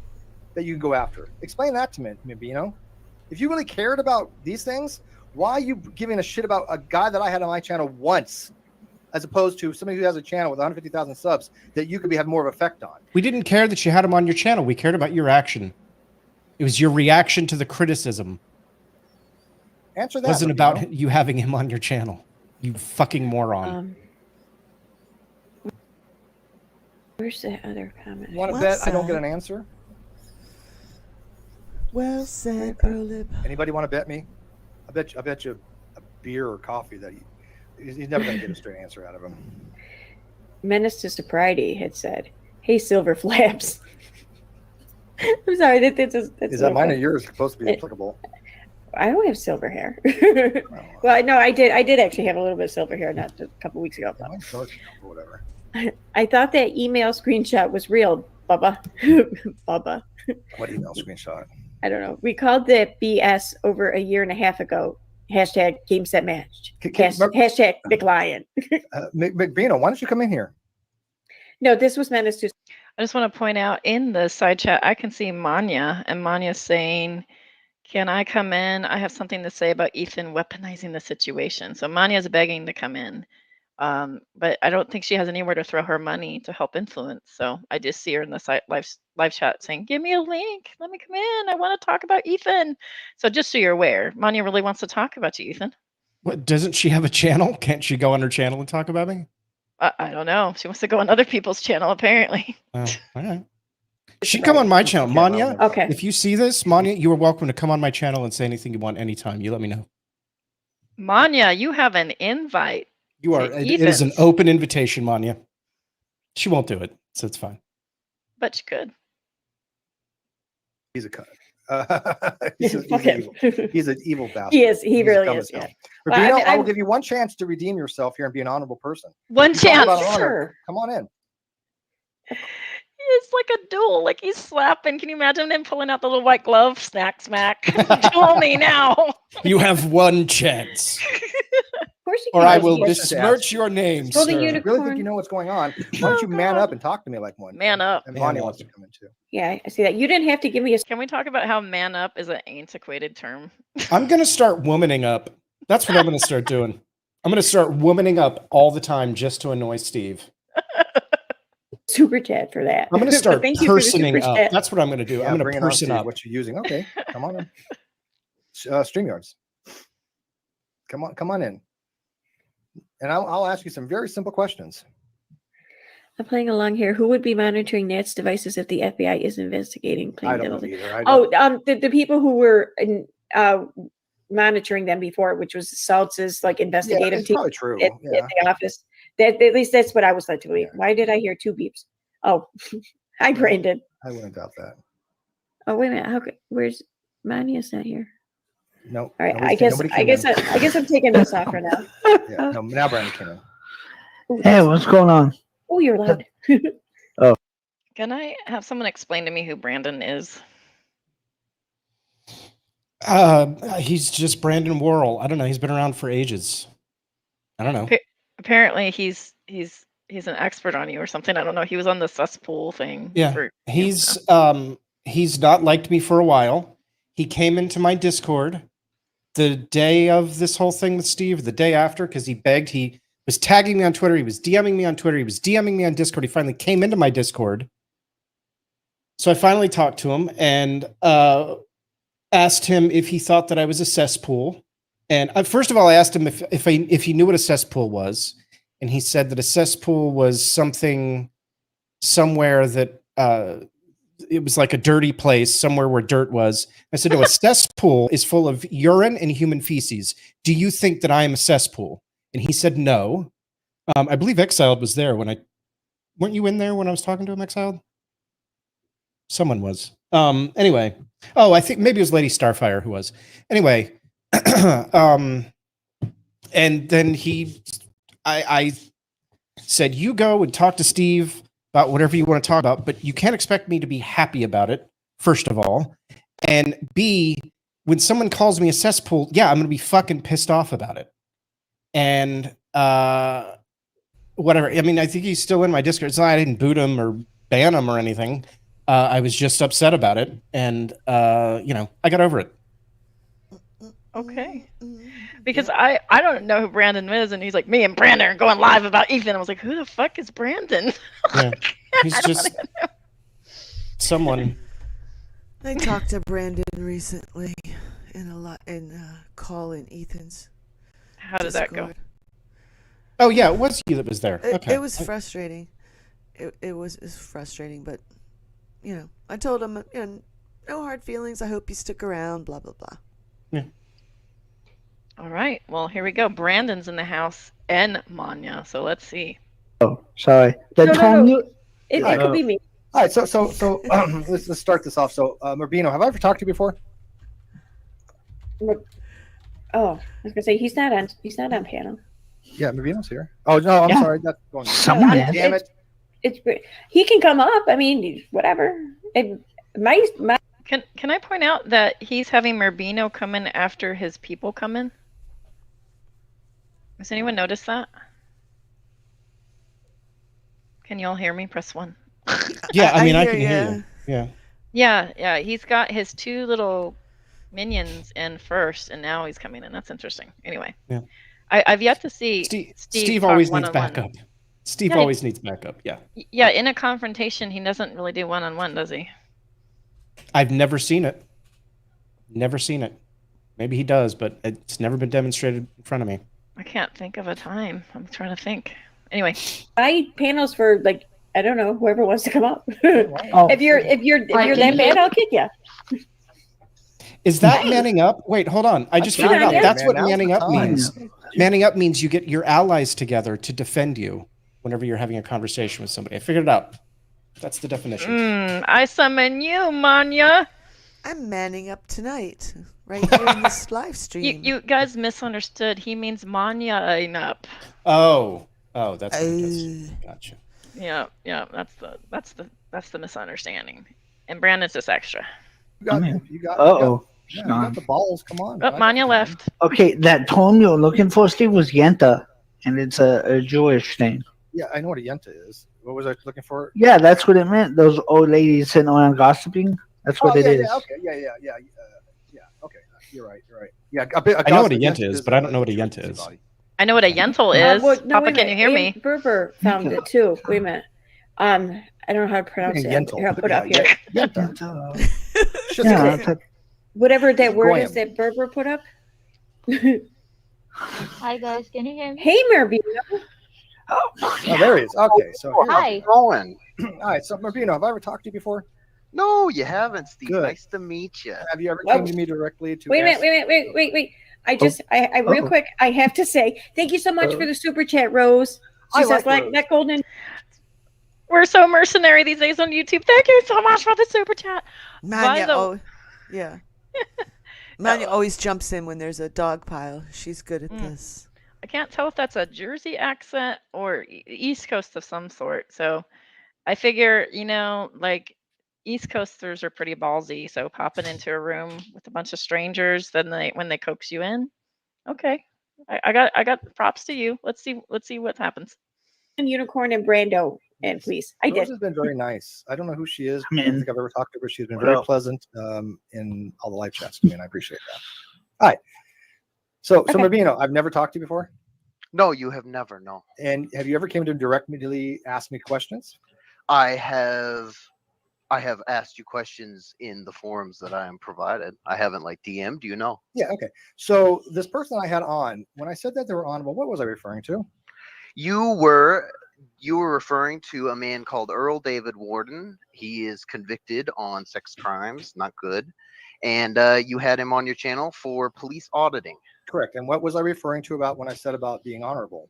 You said, so initially you were called out for him being, well, not called out. You were notified that he was convicted and stuff to make sure. He told me that before he came on the show. I was aware of that. Yes. Yep. You were aware of it. But people weren't sure that you were aware of it. So they asked you. So just a clarification, Marbino, he was mildly aware of that he was convicted. He also believed he was innocent. He also said it was a Romeo and Juliet case, all of which is wrong. The conviction rate. But then he said he got all the information from Reddit. That's what he came back and said later. I thought he said that he got it from his on best Reddit. friend. He said something about his best friend too. Yeah, his best friends vouch for him. He's got lots of subscribers and all that stuff. He didn't look into any of this shit. That's the fact. And that can be evidenced by the shit that Steve was saying about him on Twitter. So early. real quick, let me back that up, okay? Because when that shit first hit the fan, and I was calling Steve out on Twitter about it, he told me on Twitter that, and I erased my account a while back. I wish I could go find it, but he told me on Twitter that the reason, he said, because he talked to the guy, the David Earl Warren, whatever his name is, and that was his source of information. Because like I threw right back at him on Twitter, wait a minute, Steve, I was in prison. You know, everybody in prison says they're innocent. You know, like if that's the only evidence you have, is Especially this is what this guy told you? That's crazy. Yep. That's what it is. And like, I don't know, like a lot of people question Steve about this, including people that were donating lots of money to his super chats, people who supported him all the way up until after the split up with Unirock. Then they finally broke up with him. Yeah. So, I mean, like people like that who had been really big fans of Steve, they were questioning it. Menace to Sobriety, who had been something of a viewer, he started questioning it. A few others have. And even a friend of Steve's in his real life wrote to me and said, I am a friend of Steve's in his real life. I've watched your videos as you asked. I think it was rape apologetics. Yeah, just like that, because that's what we said. We didn't call him a rape apologist. I think it was rape apologetics. And I will make sure that Steve sees your video exiled, because I will be seeing him in person. I've had somebody say that to me in DMs. And I promised never to reveal the person who said it to me. And this was ages ago. So I have to believe that guy, that he actually made Steve watch my video and told him that it was rape apologetics. So it wasn't just us. It was other people, including Steve's friends. People like Nick Suter also believed that Steve needed to step away from his position. Steve used other people to defend him. He never defended himself until maybe back when Mark Pellegrino joined. Then he started making statements that he thinks Warden is shit and that sort of thing. Yeah, he completely flipped a little bit with that. Well, not a little bit. He flipped a lot with the Guardians. Yep. Suddenly narrative changed. Interesting. And then he said he never claimed he had secret evidence, which is a lie. It's a lie. He did claim that. Yep. All right, I'm going to play some more of this nonsense. So but you do know that I have whoever I want on my show. I've also had white supremacists on my 100%. show. Yeah. Great. 100%. Right. So get to the point. Yeah. Well, so you were like questioned about this, right? And people were calling you out because you got so many trolls, and so they were asking you about it. And I believe you said that you believed him when he said that it was Romeo and Juliet laws. What was that about, Steve? That was that was a different case. It was a different case. That was something to do with the Tasty Freeze. But here's the thing. So here's the thing. So when I said he was honorable, I was very clear what I meant by that. Can you tell me what I was referring to? No, because I don't read your mind, Steve. Okay, so you don't. So basically, okay, now I have to comment. That's for all this time. So even though I've said sorry, it this times, is Golden Unicorn. For all this time, you have been cheering on Steve, and you don't know what he said. I've got this. Wow. I've got this. Hang on. So Rubino, this is kind of odd to me that you seem to have such detailed remembrance of some things, but you don't remember me explaining. I guess we could show that. I mean, it's actually Menace to Sobriety's video. If you go to Menace to Sobriety's video after we're done, you'll see what he actually says. It's been safe for prosperity, and what he's retconning and gaslighting us on is not what he says. So just spoiler alert. To make a long story short, Steve was not defending him as an auditor. He was defending him as a convicted rapist. Point blank. Teal deer. I have a question. Real question. Evidence. What makes us this anti-Steve group? Which we're not. We're different communities, actually. For the same reason people hate G-Man and Shani, Fabio. Yeah. Same thing. He's the same kind of cow. He's just more shady about it. Yeah. I think some of it is that I don't know. I can speak for myself. I expected more of Steve. What I thought Steve was some years ago is not who Steve actually is. I think that's what it is for me too. I mean, at first I looked up to Steve when Steve was on. I would watch the Non Sequitur show, and I would wish that I was creating that type of content. And I looked up to Steve, and I looked up to Kyle, and when I found out who Steve really was, I was let down to such a phenomenal extent. And then, he constantly attacks me and says that I'm nobody, but then he attacks me all the time. And it's like, if I was nobody, then why would you care about what I have to say, Steve? You sure do care a lot for somebody who doesn't matter. Anyway, so once he started to make it personal, it got personal. And he continues to make it personal. And, I'm not really interested in attacking him anymore the way that he attacks me. But I'll comment on him when he comments on me. Sure. You got my screen share up there? Yeah, I just can't make it any bigger, so I don't think it's readable. So you have to read it out for us, I guess. Can I make it bigger? Hold on, let me try to make it bigger by blowing it up. Yeah. Let me just say what Ethan was just saying too. Yeah, throw me on in that same group. I was friends with Steve. I was creating content on his channel. His channel that I come to find out later really wasn't his channel, but the Great Debate Community. But yeah, and I was a little crestfallen myself when I realized what and who he really was. Hang on, I'm going to show you a bigger version of it. Sure, stand by. Screen share. Yeah, you talk about that tactic they were using on you, Ethan, of like acting like they don't know who you are. They went in a stream. Him and Chesh went after. First, they went after Dr. Misha Griffith for, I don't even remember what it was. It was so long ago. And then they were bringing up, I think it was when I had Cheshire's picture as my avatar. And it was so contrived, you could tell, but like they went to talk about it and they were like, oh, who's that guy again? And I'd been doing shit on Steve's channel for several months and knew him long before that and been in many of his streams and everything.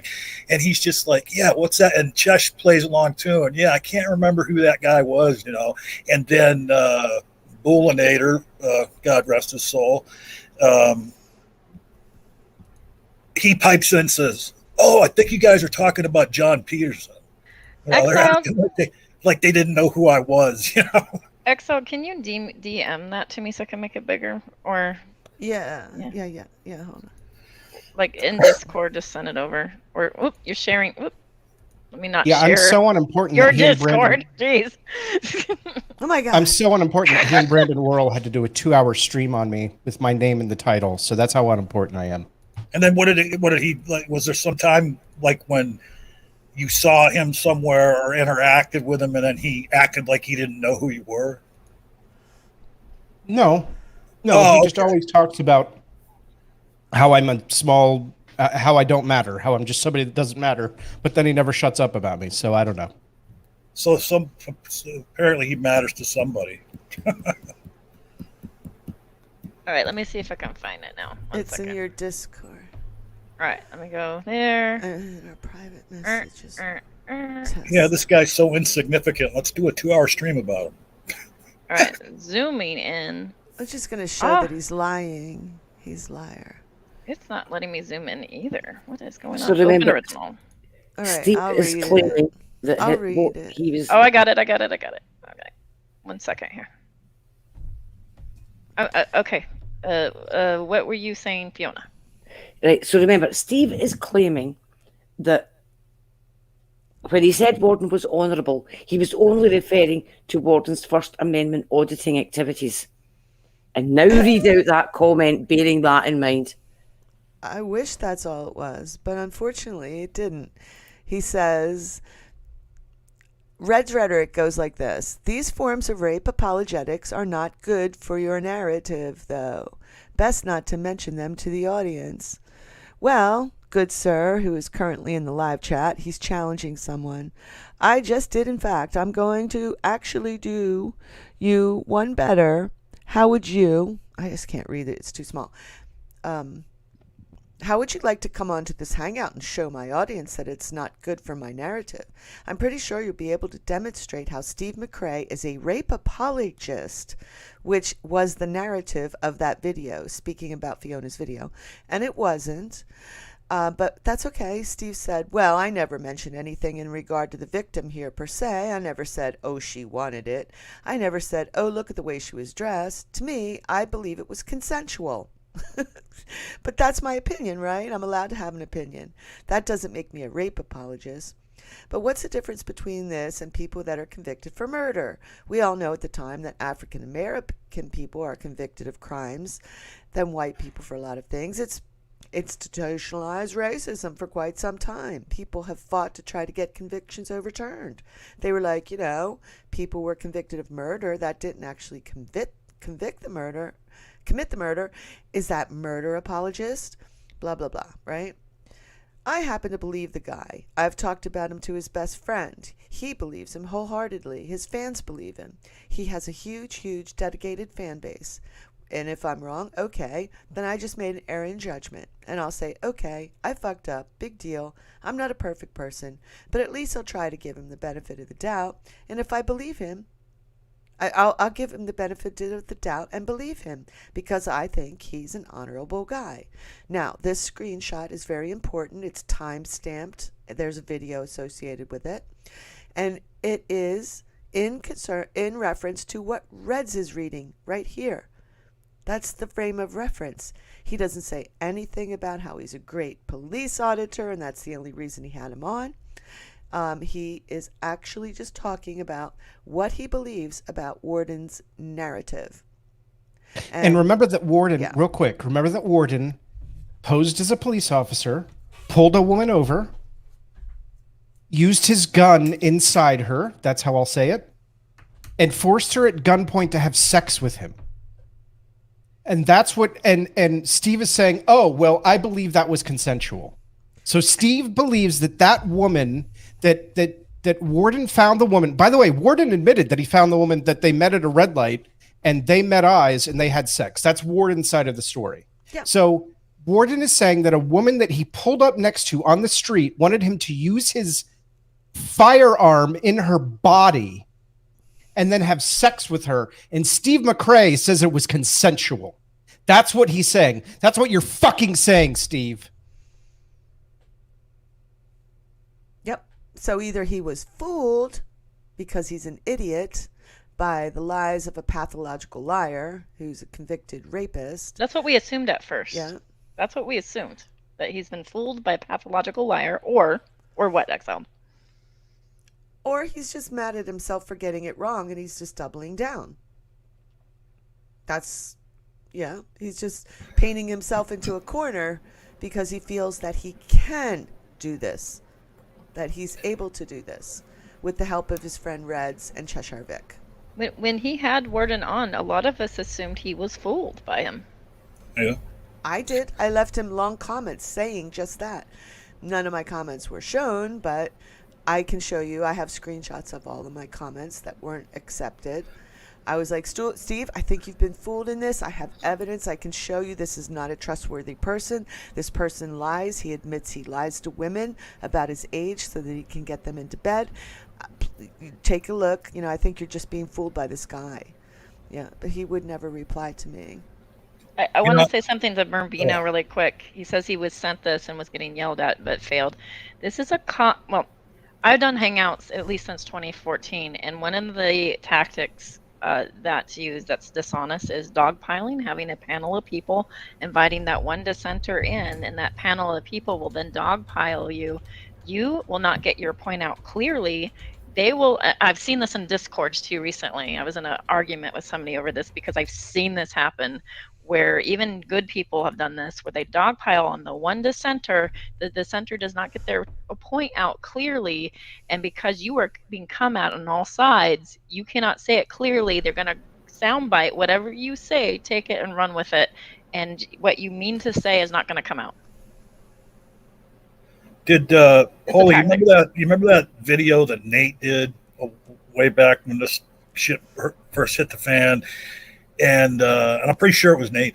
And in that video, it talked about that dude Warren, and there was a police officer that actually spoke for like 5 minutes or more about him. And to me, that was like the most, not just the documents and stuff you could find online, but what that police officer said about what he had done. That to me was just right. And I did not know that guy at the time. When I saw that, I was looking around for evidence. I thought, okay, this is a police officer supposedly, but anybody can dress up like a police officer, right? I didn't know. Later, I come to learn that that is actually the lead detective on the case back in the 80s, and that he's well respected in the community. Apparently, Dragnot lives in the same area, and he vouched for this guy and said this guy is well respected. Everybody loves him. Yeah, everybody loves this detective. He went on to be chief of police, I think, in the area. Yep. And they tried to paint him as a dirty cop as soon as Nate put that evidence out, and that testimony by Drag, and that they went on to. This was long after the original issue was up, when Nate stepped in, and they went on and literally went to discredit this lead detective in the case, and eventually became the chief of police for a giant area of that county. So I mean, this is how far they went. They went to discredit this guy, yeah, to defend Warden. Long after they were like, "Oh, I never defended Warden," they were discrediting that police chief. Steve says he's all about evidence, but like this is literally what we have. We thanks to people that are really much better at archiving than I am, like Menace, like Exiled, like Fiona, like several other people, Unirock server, like all sorts of people, like have been like, no, Agrippa, even all sorts of people have been like, this is a thing. And you know what? Like, good, because what they do is they gaslight you later, they retcon it, and they're like, no, I didn't say that. And you know what? They know that they can, because I mean, we have a political system where people do it every day, so they know it works. He talks a lot. Yeah, he talks a lot. He says things that are stupid, and then instead of correcting himself once, I've never heard him correct himself once on anything significant. He just pretends he never said it, like it didn't exist. That's why people document his shit now. They document. I don't do this anymore. I don't have to document anything about Steve.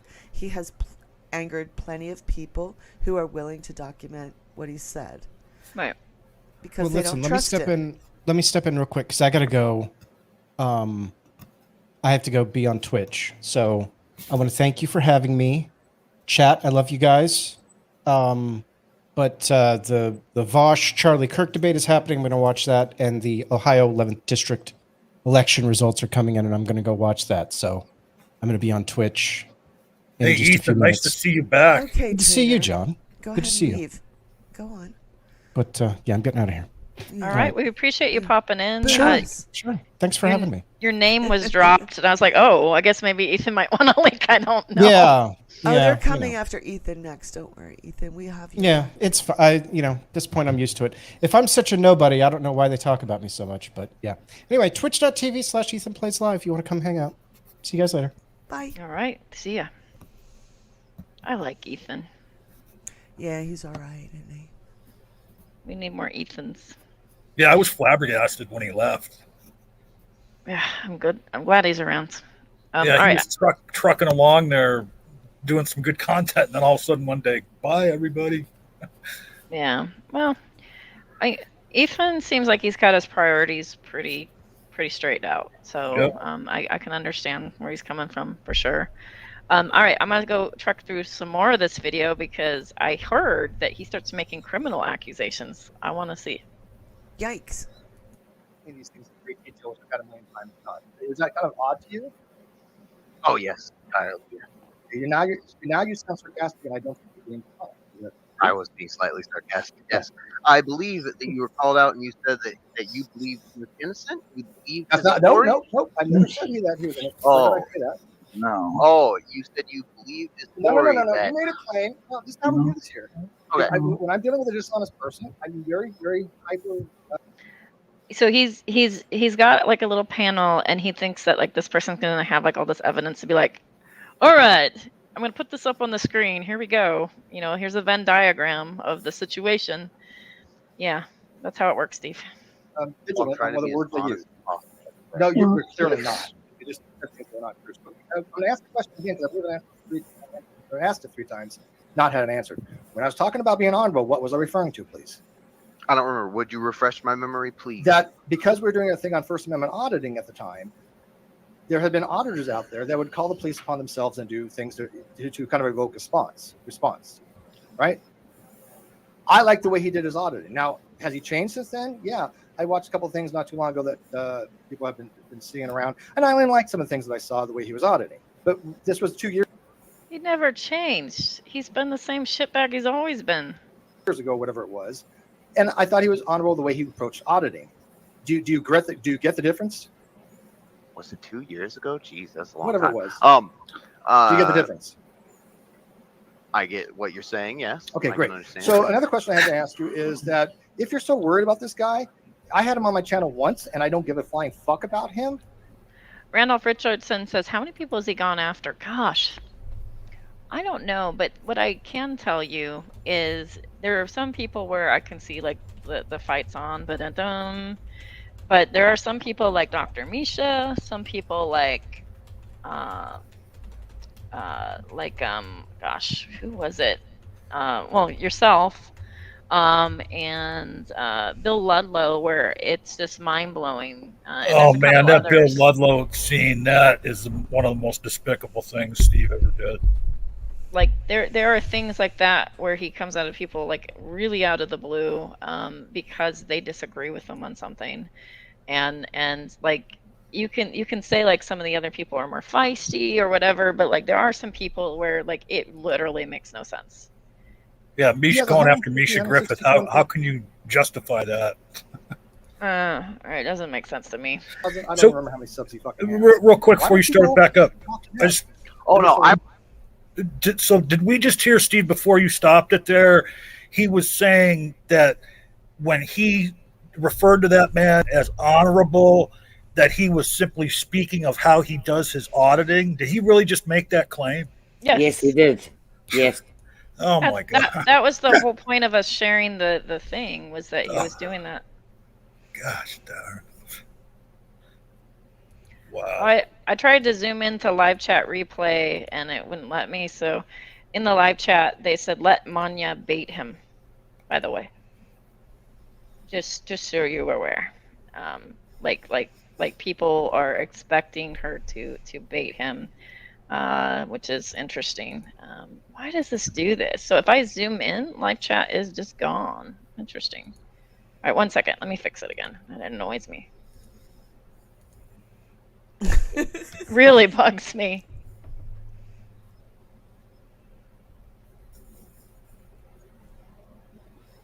All right, 1 second. Yeah, it was Todd. Todd said, we know Todd. You know Todd? There's so many Todds now. Todd, I don't know what you're sharing, but what you're sharing is not something I can put on the screen until you fix that.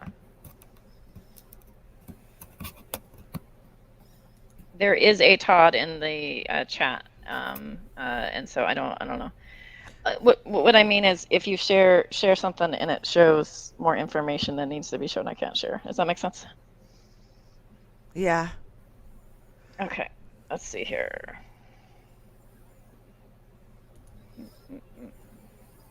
All right. Go there. Go there. Click the thing. Why share audio so tiny? I have no idea. Whatever it was. You get the difference. I get what you're saying. Yeah. Okay, great. So another question I have to ask you is that if you're so worried about this guy, I had him on my channel once, and I don't give a flying fuck about him. He has 150, 160,000. I don't remember how many. Why don't you go over and you talk to them?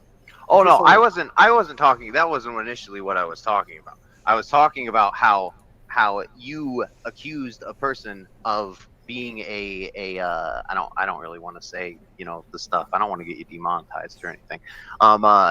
You accused someone, Fiona, of Oh, so you know Fiona? crimes against your friend's Red. I don't know her. Oh, I have no I idea. did. I did. Can you show me this? Oh, no. You did not. You did not. Okay. No, you Cheshire. didn't. No, you didn't. Did he say crimes against Red? He's referring to Cheshire's layered argument of SA against Reds. Yes. So what he's saying is true, but it comes from Cheshire. May I come in? It wasn't Steve. It was Shesh, and she was.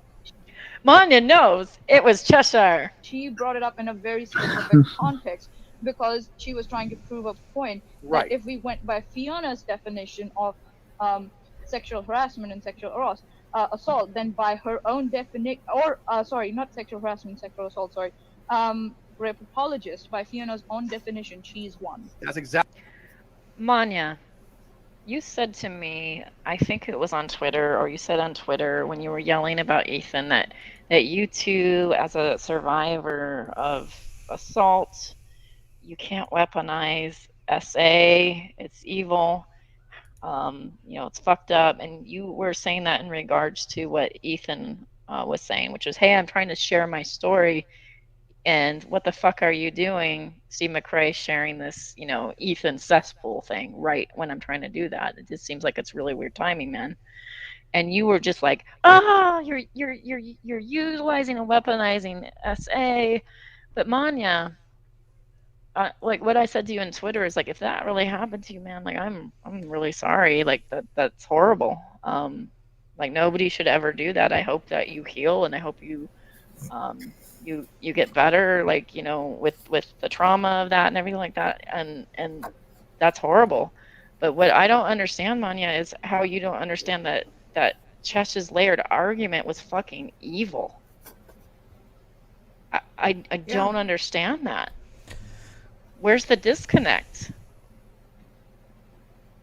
Who was it from that? Oh, it wasn't Chesh, but it was somebody else that had said in a stream that they would rather associate with David Earl Warren than with Nate Brody. That was Sweet Heathen that said that, and then and the person that set that conversation up was McRae. McRae set it up so that she was kind of put in the position to say it and articulate that, and then she teed it off, and then they laughed. And Cheshire, of course, being her weirdo stuff. And then Steve said, and this is coming from a victim of sexual assault. Yeah. He's the one that volunteered that, not her. Yeah. Which made me feel sorry for her, actually. But then again, no, I don't, because she's been lying about Nate. Yeah, so F her.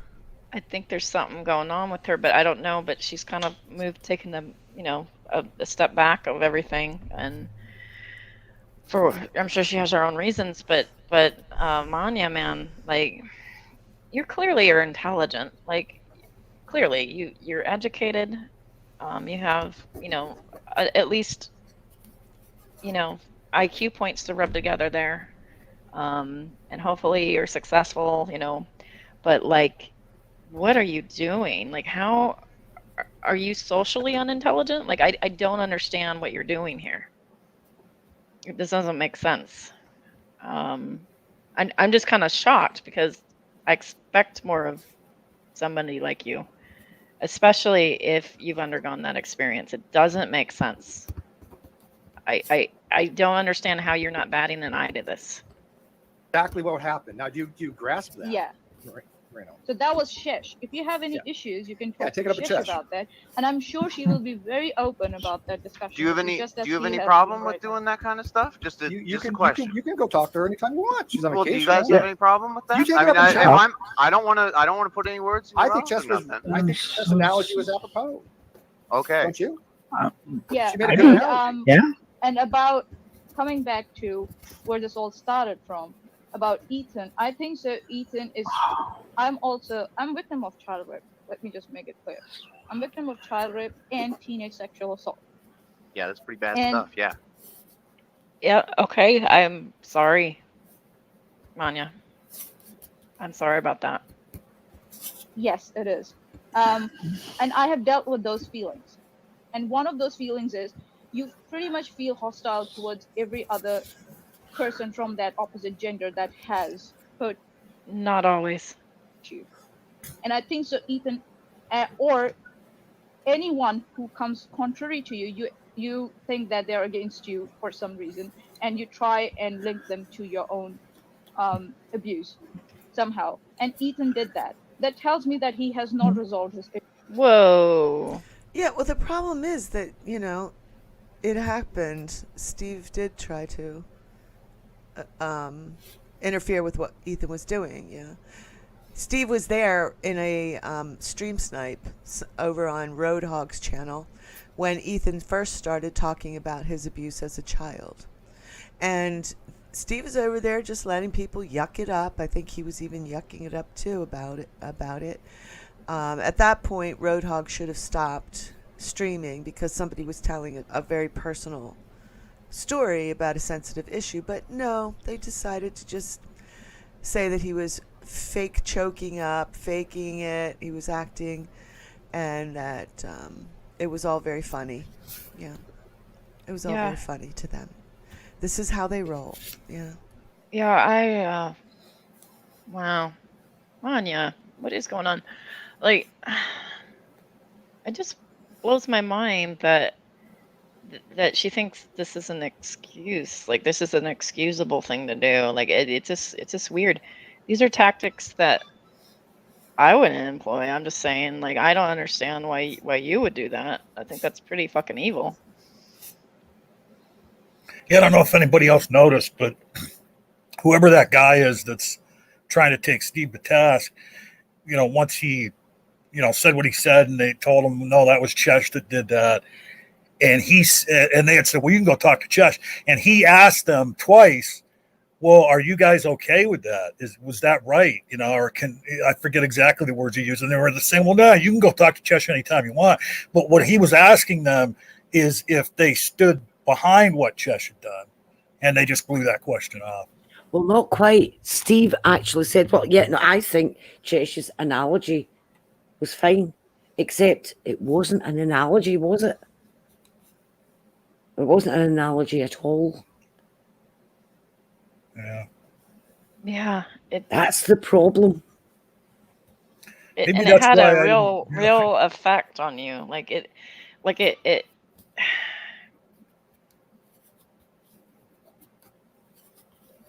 It's so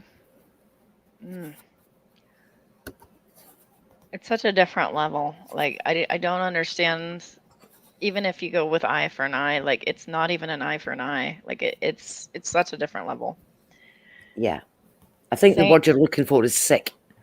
It's sickening, but like, even like saying, like, Steve engaged with an act of apologetics, SA apologetics or rape apologetics. He engaged in the act of apologetics. Does not mean that he forever is only this. Him doubling down started making it like kind of toll up, but that one incident is sort of like when somebody makes a off-color joke or something, and you go, this is one incident where you can call this as an incident, and it's not necessarily the whole of the person. But what Chesh did is bring up a severe crime to somebody that's been a victim of that crime. And Manya is now trying to justify it and saying you don't know what she's doing. It's a layered argument. Yeah. I mean, she's being spiteful and vindictive because she lost the argument. She realized that when basically what they started doing was, back in September, they started making it all about Steve being a rape apologist. And they kept saying that. He's a rape apologist, a rape apologist. And pretty soon, like these new women who came into the community from like whatever, teen moms or beauty community or whatever, started picking up their ears and looking into this stuff. Yeah. And they started calling him a rape apologist. And pretty soon, the whole thing about Steve being a rape apologist took on a life of its own. That wasn't caused by Fiona. Fiona never called him a rape apologist. She went out of her way not to. So, them trying to when they made these bad arguments and they strawmanned Fiona's argument, they fucked up. And now Steve has a reputation of being a rape apologist when really what Fiona criticized him for was not showing his evidence and asking people to take his word for things. Never do that, she said. Always ask for receipts. Which I think is pretty egregious anyway, that he doesn't do that he asks for people to trust him, that he's seen the evidence, and go talk to the rapist, go look and do your own research. Well, when people started doing that, they would go back to Steve on Twitter or something and say, I looked at the evidence and I think this guy is pretty much a rapist. Yeah. And he'd be like, well, you don't know, you don't understand, he's not, I don't believe, whatever Steve would say to them caused them to wander away from Steve, not Fiona. Yeah. It was their questions that caused that to happen. Yeah, can I just make it, just confirm that I did go out my way to not call him a rape apologist. I know you did. You did not call him that. And seen as analogy seems to be the big thing with Steve. My neighbour used to drive long distance lorries, the great big articulated lorries, and we have the private land round here. And he let me drive his lorry once. I sat in the driver's seat of this huge big truck and I drove it. Doesn't make me a lorry driver. But I did drive one once. And that's the difference. I wasn't prepared to say that he was a rape apologist based on this one thing. I actually believed that Steve hadn't known this guy's history.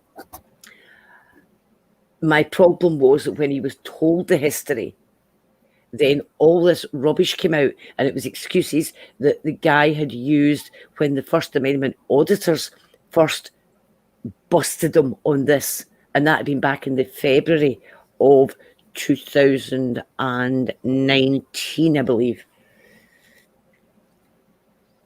I mean, the thing is too is when all that stuff was going on, you talk about, hey, just show the evidence, show the receipts. And I don't know how many times, not just to me, but I see him telling other people this is, look, there's things about this that I know that you don't know. Right. It's like, okay, well, what is it? What are you talking about? Show, but, oh, well, no, you just have to trust me. Like, come on, man. Well, the other thing is too, Manya, like trauma victims act differently, and it kind of depends on the age the trauma happens. It's your personality, it's your support structure, your like there's all sorts of different social expectations on gender even can play a role, because like men are shamed into not talking about trauma, right? Like definitely in the United States at least. And then there's a lot of there's all sorts of things, right? And if it happens to you when you're younger, I know for myself, I had some abuse happen when I was younger. And for me, I compartmentalized it. I mean, I definitely had reactions to it. I compartmentalized it, and it hit me later at 25. But what you're describing with this attributing everybody, like your issues to everybody else, and this projection thing, that's not my experience. I'm sure that could be somebody's experience, but it's not mine. And Lady Starfire said that wasn't her experience either. So you don't speak about all survivors that way. It's just like everybody's is so different, and there's so many different moving parts to how you react, that I just feel like that was some big projection or psychoanalyzing. If it's not projection and it's coming from your own experience, it's maybe something that you read, but it's not necessarily a umbrella for everybody. Have you watched this stream, Holy Spackle? I have been told about it, so I did start in the middle of it instead of at the beginning. Okay. Do they talk about me in this, or I heard that Fiona? they do, but I haven't. And they've already talked about Fiona some, yeah. Okay. Okay. And Ethan. And Ethan. Okay, great. Okay. Wonderful. All right. Should I play some more? Yeah. Issues. It's putting I might really be wrong. heavy. It's putting I might really be wrong. I'm heavy saying- ideas on him, isn't it? Well, he No, did do that with speculation. You Dance saw Game. what he did on Twitter. Steve was talking about criticizing him. Criticism is not conditional. Number one, it's not conditional. It doesn't come with conditions. People call me a drunk. They call me a drunk of urinal corn. I have never said, "Oh, I'm a sexual assault victim. Why are they treating me like that?" So okay, fair enough. What? I want to say something. I have made fun of. You can call me a dirtbag or whatever. Have all sorts of feelings about this. I have made fun of Manya for drinking on stream, acting sloshed, and being basically a fool on stream. And I've made fun of her on Twitter for that. But I have made fun of her for that because that is a visible behavior pattern that I saw. It wasn't something I invented. It was what you put on, dear, live for everybody to see. You can call me a shitbag for doing that or garbage, but your analogy isn't showing up. Like, it doesn't make sense. It's not holding up. Does anyone understand this analogy that she's making or this comparison? Because I sure as heck don't. Nope. With the drunk on stream, I think it's fair game because you were an idiot and said horrible, idiotic things and supported idiots while drunk. But yeah, how dare you? How dare you report stuff that you've seen with your own lying eyes? But accusing you of a random crime that you didn't commit, or making fun of your story that you told, that you revealed about yourself about being an assault victim, I think that's fucking off the table. Absolutely. So you can decide what you think about my moral and ethics, Manya, but I'm questioning yours. I don't understand why you're equating this. It doesn't make sense. Never ever connected my sexual assault or my child abuse with that. What I said though is that's a shitty thing to do. Yeah, and my That's criticism another of him form had of nothing to abuse do with and what he was bullying talking about. online.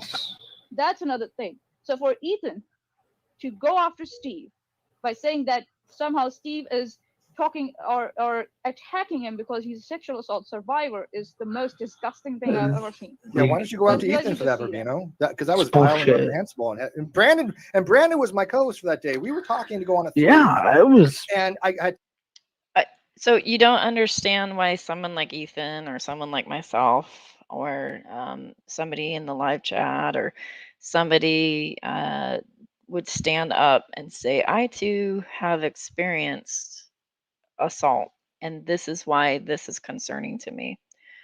You don't understand that. It's beyond you. You couldn't understand something like that. You've survived this traumatic experience, but it's beyond you to understand why someone like Ethan might go, you know what? Well, I'm standing in solidarity with other people that have had this experience and are been traumatized for the last 18 months because they dared speak up. Yep. So I want to suss out this comment you just shared before this one. So Exile said that someone said that Steve called her a psychopath. Now, if a psychopath calls you a psychopath, doesn't that probably mean that you're mentally stable? Yeah, I am actually mentally stable. Yeah. I mean, Yeah. so Steve calling you a psychopath actually is a positive thing because he's a psychopath, so that must mean you're all right. What bothers me about that is that I know what a psychopath is. I've lived with one. I had a child with one, and he was absolutely diagnosed, as a psychopath to me, and told me that he was diagnosed as a psychopath. So I mean, like, this is a psychopath, that I had to escape from. So I know what psychopaths are and how they, what they're like, and when they target you, what you have to do to survive them. And Steve doesn't have to do any such thing like that with me. Although I'm sure he just doesn't like my opinions, and that is all it is. He just doesn't like my opinions. That's all it's ever been. So if that makes me a psychopath, I'm glad that Steve is seriously threatened by me for my opinions.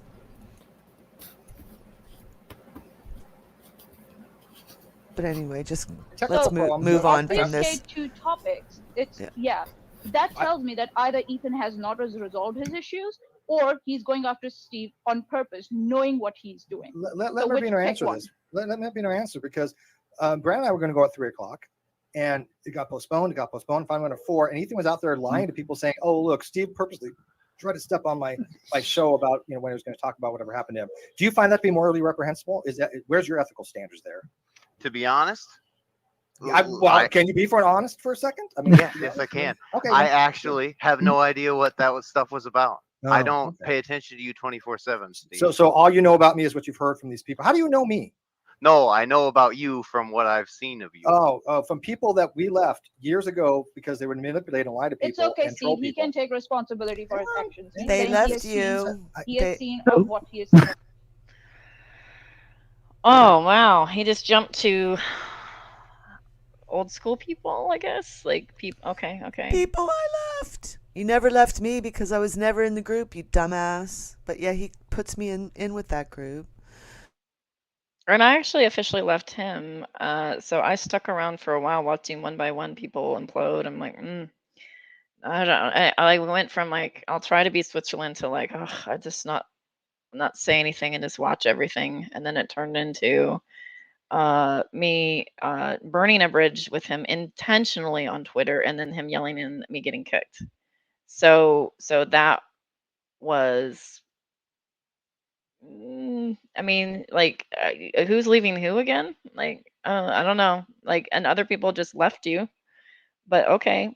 I think he means that he supposedly doesn't address us, but we can't somehow address him. But yet he says horrible things. Like he has said that I'm like mentally ill, and like I am a harasser, and no means no. He likes to say no means no to people, especially in regards to the subject. He thinks it's cute and funny.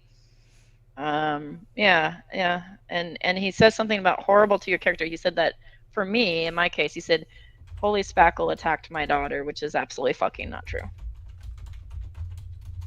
And then doesn't expect me to respond to that and be like, that's not fucking true. Like he says things like that, and that's just one example, and he expects you not to say anything back. And then they bubble up and they go, "Well, I left you. I'm gonna besmirch Dr. Misha, but I left you. I'm gonna besmirch, X person, but I left you." And you see, now they're introducing this new person in who has no idea what's going on. Yeah. EKC people suck. Yeah. They're going to introduce her into it. Well, EKC people suck needs to understand what they do is they move into a creator with their platform, and they push a narrative. They hope that they can weaponize the creator. If that does not work out, or if it blows up on them, they move to the next one. They should just make Steve defend himself before his critics, to absolutely just address their criticism. Yeah, that comment right there. Kyle stole money from his daughter. I mean, no, Steve stole money from his daughter because he has never financially supported her. So, what the hell? I think your comment ran into exiles. I'm not sure. Oh, no, I was just saying Steve should actually just address his critics like himself instead of making other people do it and using other people to stand in front of him like human meat shields, like Sweet Heathen, like these other women. Yeah. He should just get up on his own platform by himself and say, this is my position on Earl David Warden and what happened, and here are the receipts. And he should link other people to his critics' videos instead of telling them not to watch them. He should link people to those videos so that they can look for themselves and see what's being alleged. But that's how we used to do it, right? Back in the GDC days. And he took the GDC name, so he should be doing as the GDC does. Yeah. What we do is we encourage you to do the research. Look back. I'm not telling you not to watch Steve. Watch Steve. Please watch him. He's the only one that's saying don't watch anybody else. Like watch Steve, watch Cheshire, watch what they do. You can decide for yourself. We provide commentary, but you can watch and you can decide for yourself. Please do it. It's just a lot to go through, but yeah, you can do it.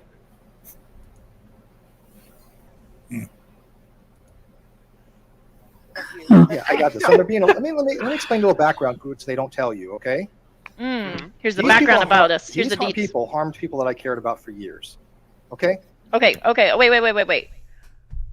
These people, whoever they are, I'm assuming these are old GDC people like myself, people like Fiona, I don't know, sock account, Simos, who are we talking about? Like these people, all sorts of people, right? Like random people. Okay. These people hurt people I cared about in real life. Okay. How? What? When? Where? Why? Proof.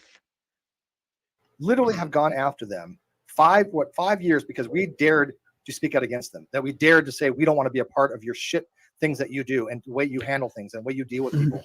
And they had done some pretty horrific things that we did not have want anything to do with. And so we left them. We said we don't want to be a part of you any longer. The irony is like doxing, threatening, calling people's work. It's all coming from your side. See, we've stopped talking those about people that. say the opposites. Well, they could say that. Fine. Of course they do. Well, hang on. Well, That's how do fine. I know who's right? I'm just watching. Rubino, all you got to do is do this. We don't want anything to do with them. They keep coming back to us. They keep promulgating it. They have a Discord where they sit and talk about us 24 hours a day, and you know that they do because you've probably been in. We have a Discord. Guess what? There are several different communities that have lots of Discords, and they talk about lots of different things. You are but a drop in the bucket, buddy. In it, and they admitted to it. Ethan and them. Well, we don't give a shit about these people. We want nothing to do with them. Well, can I finish? Like they all have one big Discord, or there's multiple. I have. Discords? Well, like I know there's all one together. Discord at least. But Well, hey, real quick. Yeah, of course. So yeah, he brought up again. You know that when Steve says that, what Discord is referring to, right? Which Discord is he referring to? You do know? Well, you know, if you think about it for a second, but he's wrong about that Discord too. It's not like they're talking about Steve and all those people 24 hours a day. Dragoons? Yeah. Okay. So Steve is the subject occasionally there. There is definitely a higher focus on Shani, for instance. There are Discords that discuss you. But when he says they are on Discord talking about me 24 hours a day, I'm pretty sure he is referring to Drag's Discord. Could be referring to Unirox too. I don't know, but like either way, like Steve, there are people that have opinions about you, and they share screenshots for the idiocy that you say. But you actually have somebody that actually created a bot and is uploading every Katie Paulson's, every one of Katie's tweets, deleted or not deleted, uploading it, botting it, which is just weird. Like, what are you doing there? What's that about? Can you please explain? What is this? What's Astro Boy's name again? Oh my gosh, what's his name? Astronomy Live. Astronomy Live is botting. He said so on Twitter. He's botting every tweet that Katie Joy is making. Now, mind you, this is someone like he's doing this in support of somebody that had a TRO, T as in temporary, RO as in restraining order.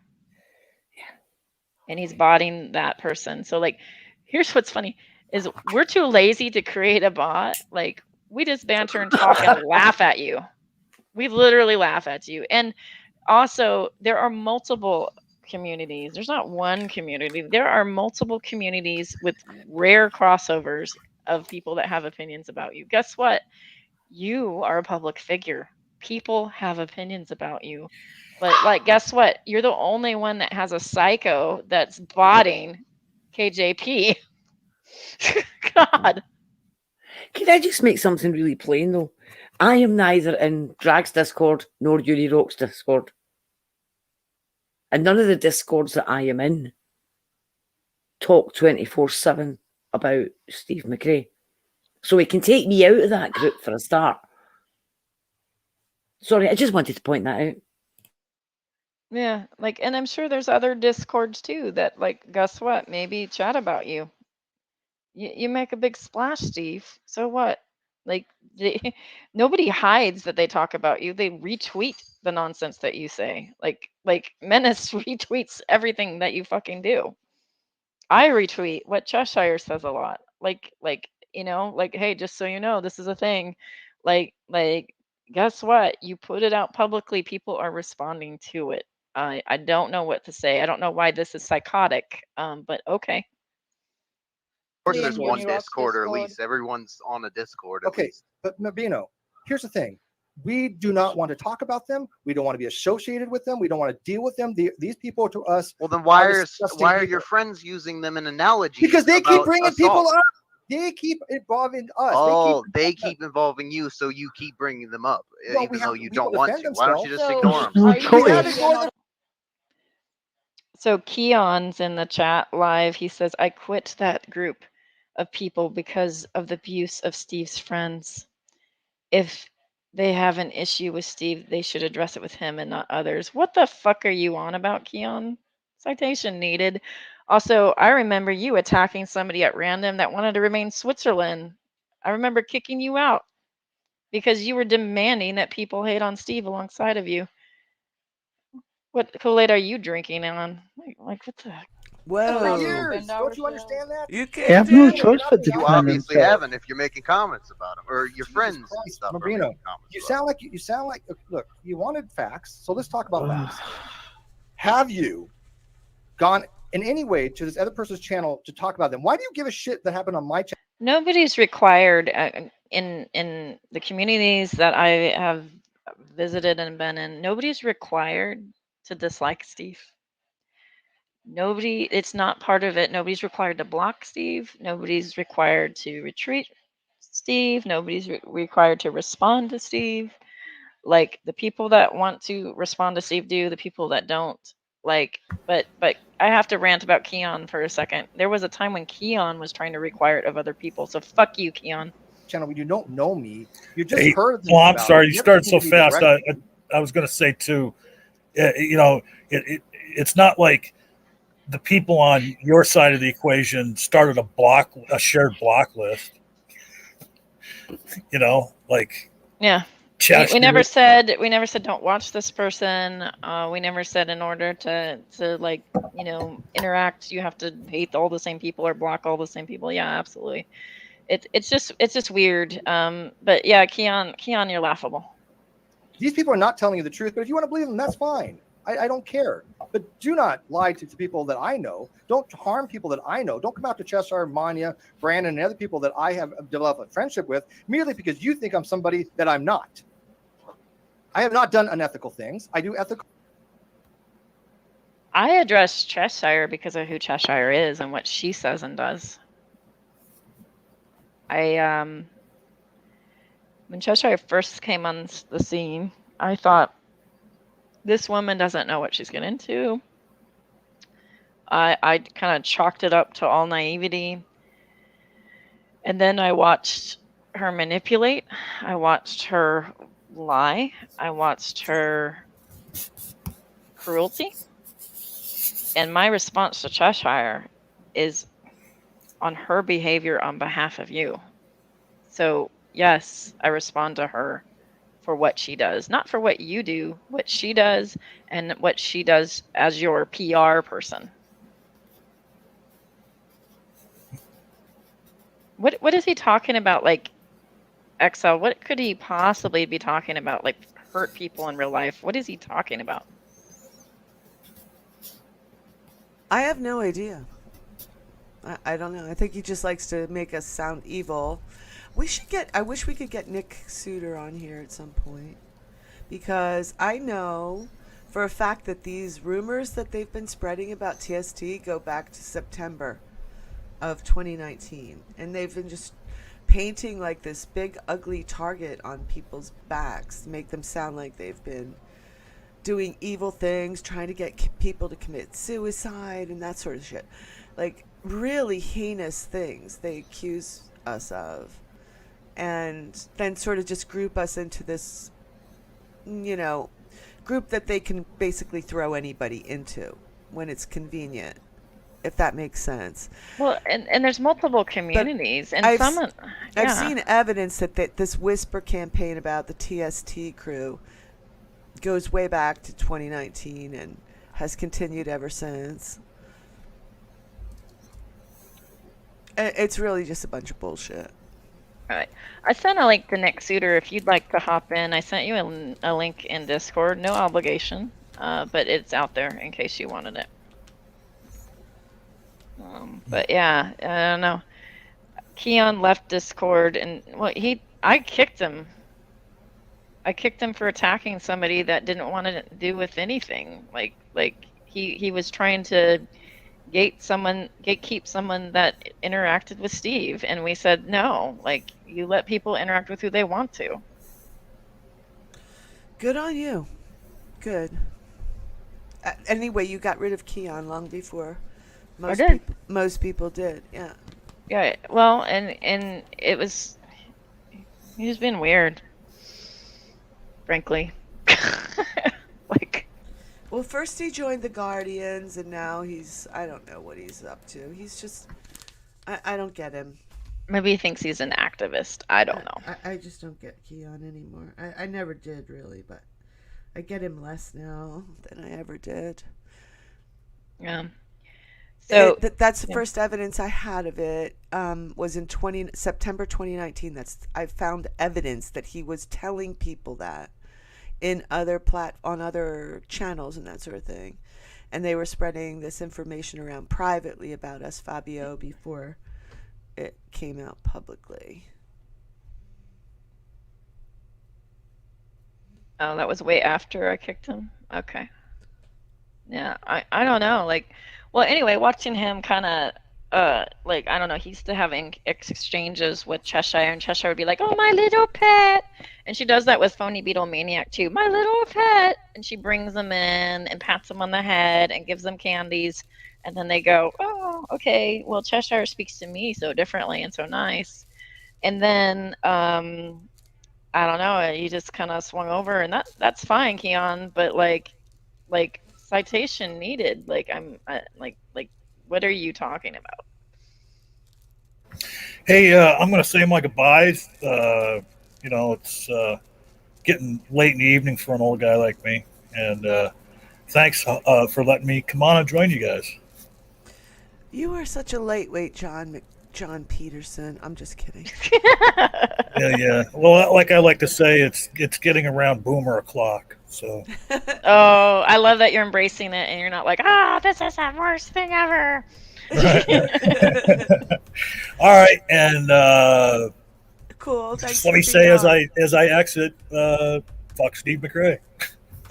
Oh, fuck Steve McRae.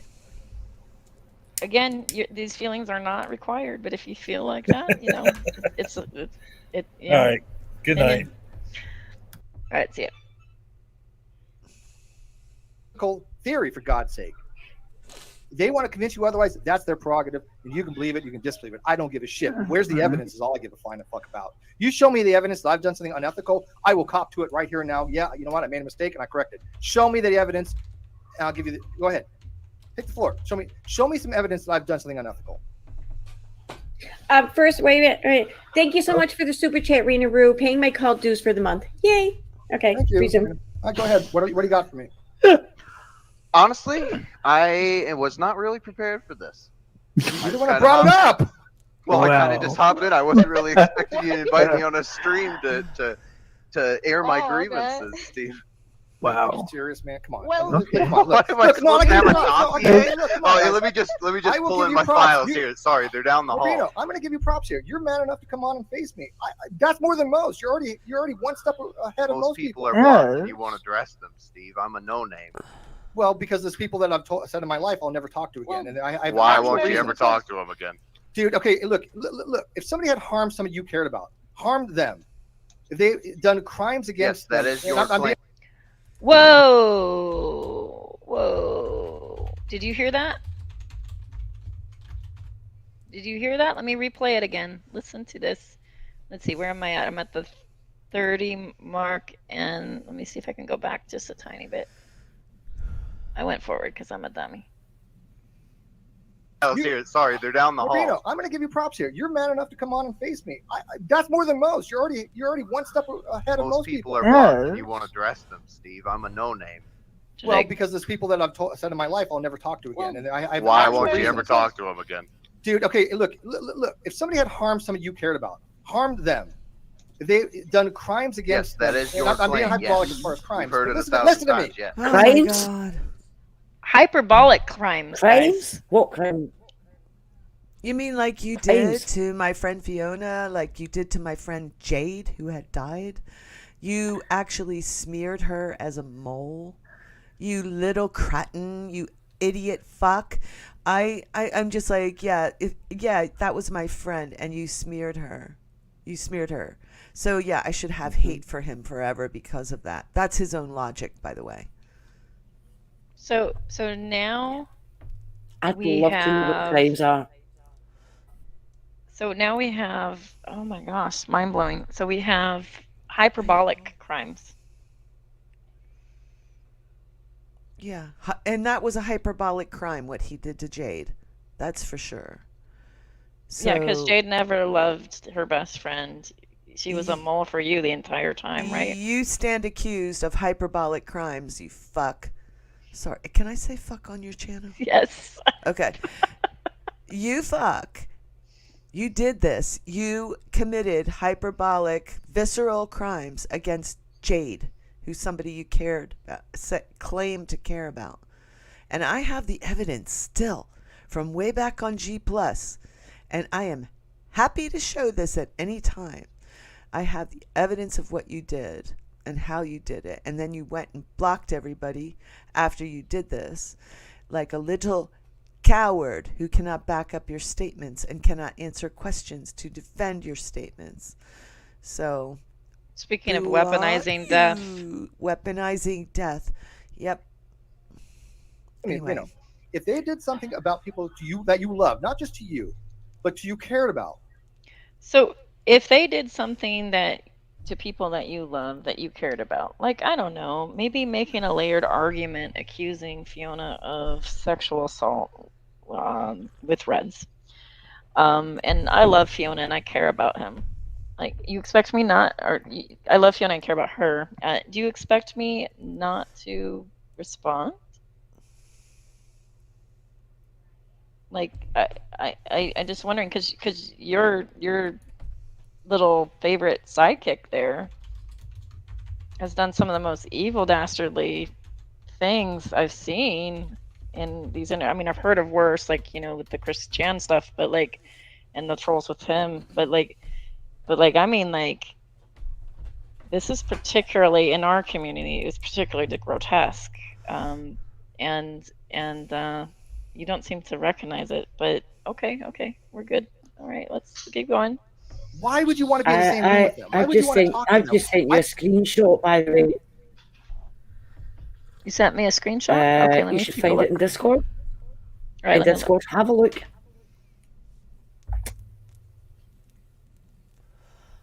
What is this? Oh, I know what this is. Okay. Yeah, let me share That this. I'm gonna bring it up screenshot big. was sent. Yeah. This Yeah, let is me make part of the message that everybody got when they went home from the funeral. Yeah, let me share this. This is. I didn't have it handy last night. This is something else. Okay.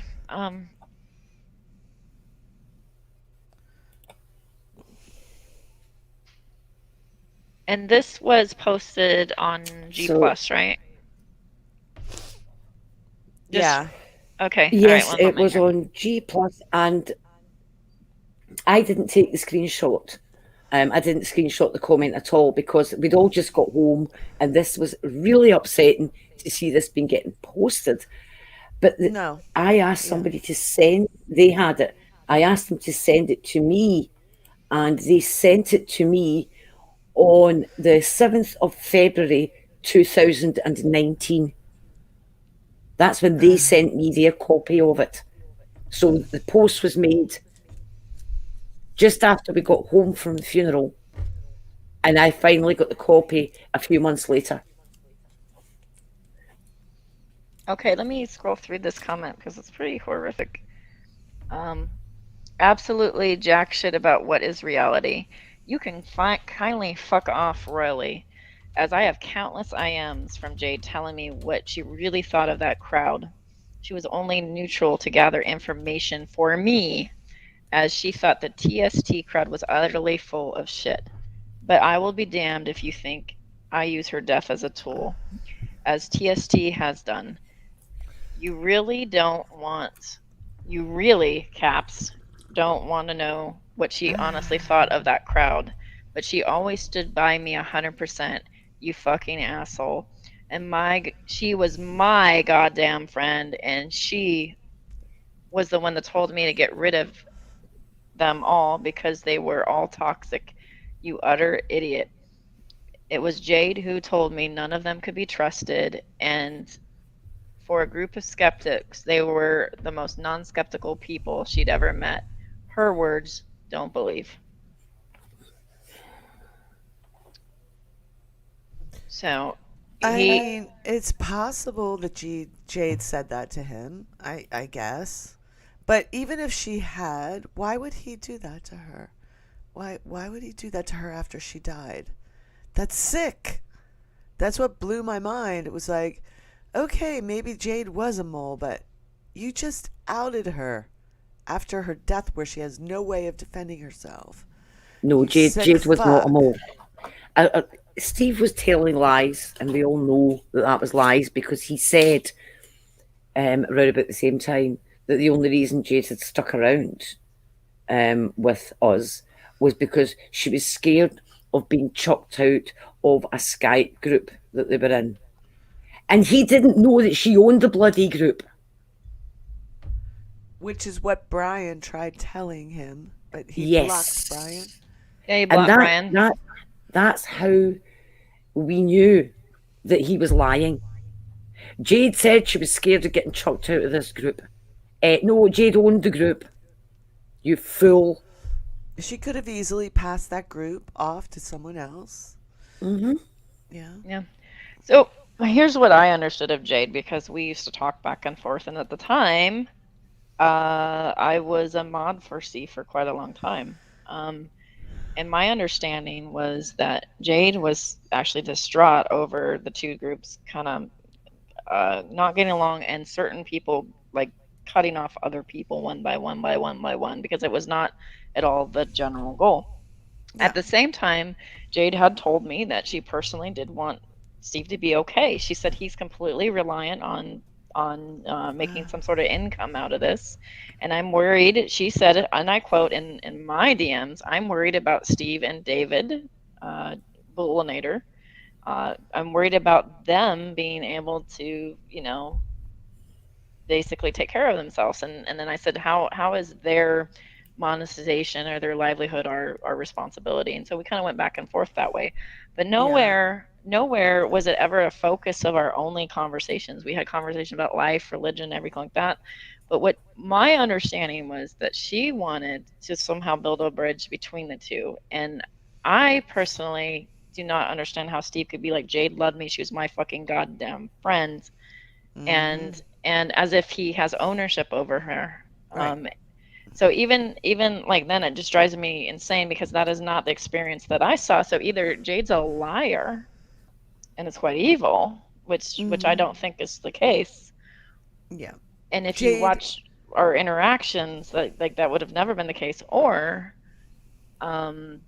or Steve is making it all or nothing and actually weaponizing the death of somebody. And I would just say, Steve, just like I'm talking to Manya, and I know Steve won't watch it because he thinks I'm a horrible person. Jade No. loved you. When I saw that post by Steve, She loved Fiona. It felt like I'd been punched in the gut. It was weird. Yeah. It was like, whoa. I was just in shock. I actually believed him for a minute. Yeah, I did. And then I started thinking, I had to go like, okay, is this guy gaslighting me? Because Jade was at my wedding. Jade was the one person who managed to get through to me when I was being held in detention overnight at the UK border. She managed to get in touch with me. I remember hearing about that. She loved Brian and she loved me, and she was trying to help us. And she's just an old lady. She can't do everything. Yeah, but she did everything she could to try to help us. And like I said, it meant everything to me that she got through to me that night. I was in complete despair. Yeah, I wasn't able to speak to Brian. I was locked up. There was like razor wire in this place. There was no way to get out. And I hadn't been able to see Brian. So I was just like, oh my God, I'm going to lose my whole ticket that I saved money to get, and I'm going to have to buy another one if I'm ever to see Brian again. And I was just desperate to see Brian because I was in love with him. And she encouraged us to be a couple. Like I said, she was at our wedding. She loved us both. And here I am hearing this from this fucking person that I never liked. From the moment I first met him, I didn't like him and avoided him at all costs. But suddenly I'm seeing him saying these horrible things about my friend who had died. It was just like, I can still remember the feeling. It's like a kick in the shocked. gut. I was shocked. I was like, who would do this? And then I thought, oh, well, people grieve in different ways. Maybe this is just his way of grieving, Oh, well, it's not true, whatever. And, but he just kept going on and on about how he was her special person. Yeah. It's weird because, like, Steve, it's not all or nothing. In order to love you, it's not required to hate other people. Like in order to love Fiona, it's not required to hate you. Like it wasn't required. I don't understand what he was doing there because Jay just wanted to be in on the conversations. She was in on the discourse. Oh, she was always like that. She was in every group and everywhere, and her goal was to keep people in community generally. Yeah. Aw, thank you, Athena, goddess of warfare. She wants Holy Spackle. She wants Holy Spackle to hug me. I just wanted to. I wish I could share my last interaction with Jade. Yes, please, Spy. The last time I ever spoke to Jade privately was while Steve was calling me a criminal and accusing me of fraud. Jade reached out to me in my DMs and said, hey, if you need food, I don't have cash I can give you, but I will buy you stuff off of Amazon and have it shipped to you. But she didn't care about me, of course. She was just spying on me for Steve, according to him. Exactly. Yeah. She was like that with everybody. I know several women who were in dire straits that she went to me and said, how can I help these people? And then she helped them. She was always trying to help people, in one way or another. Even if she didn't have the cash, she would try to help them in other ways. But I think she did have some cash that she could help with. Yeah. Yeah, and I understand that because of the way that the falling out between myself and other people happened, like she was probably a little reluctant to provide actual monetary support, which is fine. I wasn't the one thing she had said about the GoFundMe for, all of that going south was she was surprised by how small the amount was. Because I didn't need much. I was just trying to make sure that I was made whole again. And that was something that Steve couldn't have because he decided to call me a fraud on multiple occasions. when I was going through some really personal stuff, and I was in an incredible depressive state about the time when she's supposedly a mole. It was Jade that messaged me and said, I can see you're going through things. I really like you, kid. Please give me a call, and gave me her personal phone number. Yeah.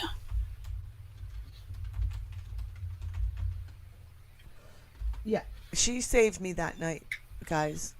She did. I was in complete despair. I really did. I was fighting with the guards. I was like, I am not leaving the UK. I am not leaving. And they were like, you're leaving. They're taking me out in handcuffs. Yeah. I did not want to leave Brian.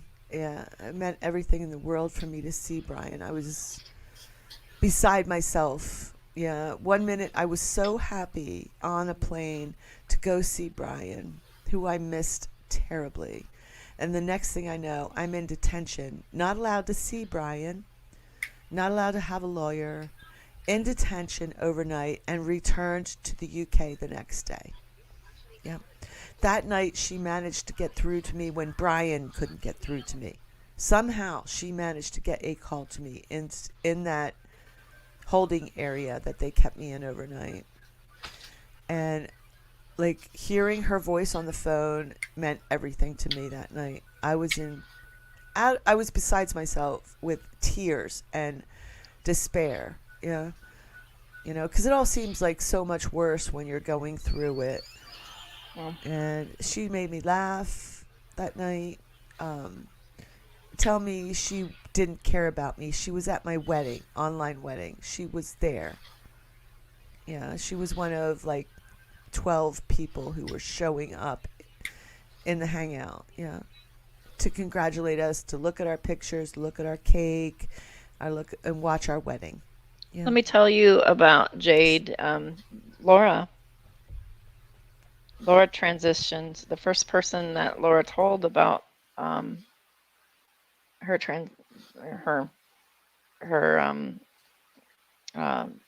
feeling that she's a woman was Jade, and afraid, and obviously you never know how people react, like, and even though it's Jade, right? Jade says, oh, I'm so excited, I always wanted a daughter. Yeah.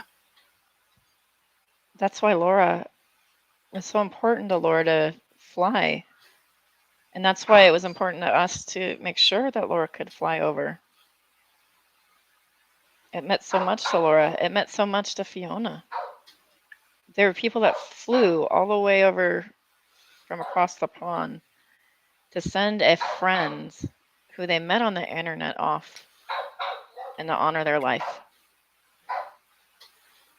And you, Steve, couldn't just drive and stay in your own hotel, not talk to anybody, show up for the actual pay your respects, send her off. He could have drove up and shared a room with Reds. Like, they could have made plans to do that. Reds was trying to do that. Reds was trying to find a way to make Steve be able to go. I even messaged Steve because at the time I wasn't on the outs with Steve. I said, how can we make sure that you can feel comfortable? And he's like, I don't like funerals. I can't do funerals. Like, I will regret not being there for the rest of my life. I'm not going to lie. I wanted Brian to go. I didn't think both of us could afford to go, but I figured if there was some sort of fundraising going, maybe Brian could have gone. Yeah, I'm so glad he didn't. I am so glad he didn't. Because I'm sure Reds would have picked him as one of his rocks, and then it would have all gone downhill. Yeah. I didn't go specifically because I knew Reds would be there, and I didn't want to cause a scene. And it turned out you guys were roomies at one point, right? Yeah, and it turned out it didn't fucking matter, and I should have just fucking gone. And it's a regret I'll have forever. I'm so sorry. I have so many regrets about that. We were pandering to this guy, trying to make him comfortable so that he could see his friend off. I have so many regrets of how that was handled. He should have had his own hotel somewhere not even close to us, with no driving ability. Like, we don't want anything to do with him. And sorry, but with that, your girlfriend is ostracized too. And instead, we were trying to make it work, and trying to bridge a gap that he just would not meet us halfway at. There was no bridge there. You literally were building a bridge to nowhere. No. And I mean, I understand that nobody knew that at the time. Hindsight is 20/20 always. Your best friends or one of your closest friends on the internet was a mole for Steve McRae. Imagine that. That felt like, ugh, you are such a liar, Steve, and you make me feel sick to my stomach by even talking about her like that. But he couldn't control his emotions because that's how he is. He has no impulse control at all. Oh, I'm not off base when I draw parallels between Steve and Reds and G-Man. I mean, they literally are a lot alike as when it comes to their personality traits. I call them emotional cripples.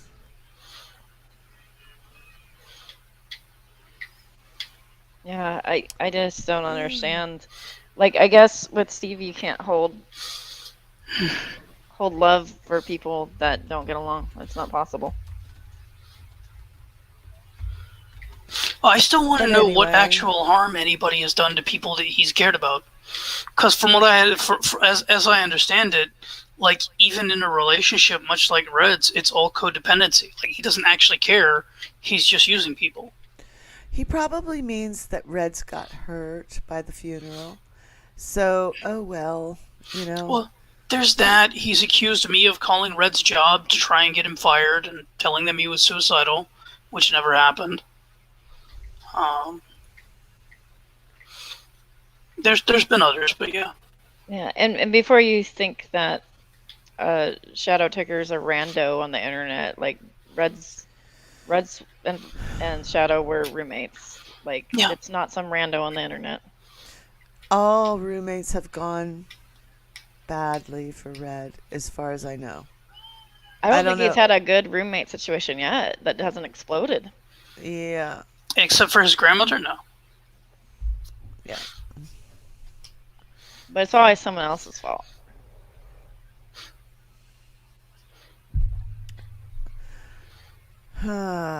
Oof. Yeah. Do we want to even go on with this? Because I'm sure more accusations are going to be happening. But I want to find the parts where they're talking about specific people in this stream, if we can, and just address it. Yeah, let me see if we can. Let me see if I can barrel through it. 1 second. Okay. Dun, dun, dun, dun, dun, dun.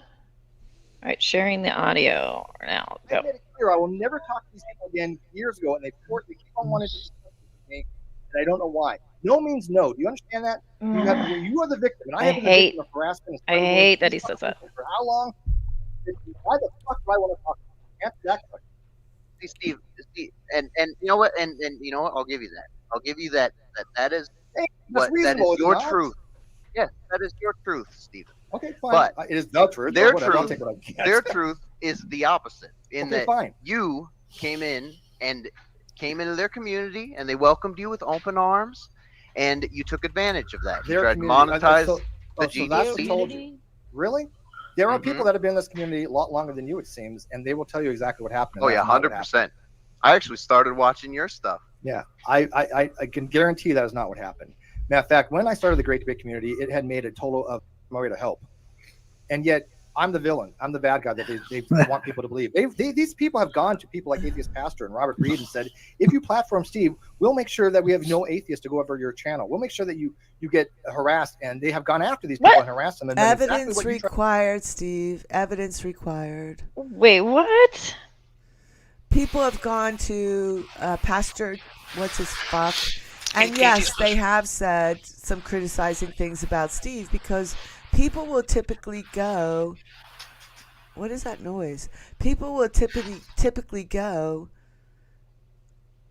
to streams where they are allowed to participate. And Atheist Pastor was one of them. He did start blocking people though. But like if there's a stream and it has something to do with Steve and people are allowed to comment in the live chat, they will. Yeah, because they don't get to do that on Steve's channels. Yeah, or Cheshire's. So, it's just normal. That doesn't mean they're running to him with dirt. They're just going there with criticisms that they have that they can't express in Steve's streams because he's a little bitch, So, whatever. This is really weird. Don't mind me tonight. I'm on several medications because I'm in excruciating pain tonight. So forgive me if I'm not making any sense. I think you're doing pretty well for being medicated.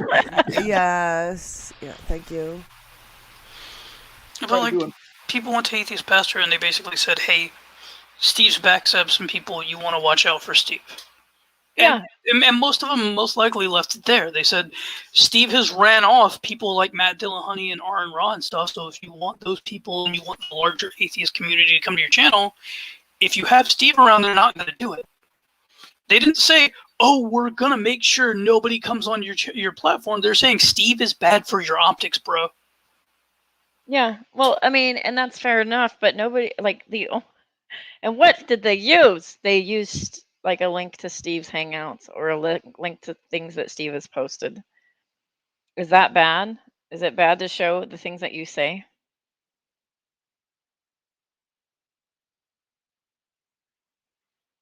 Okay, Randolph Richardson says, Atheist Pastor wrote just the other day, I have a hangout about Steve. I asked him about this privately, and I'm still deciding what to do in response to that. Interesting.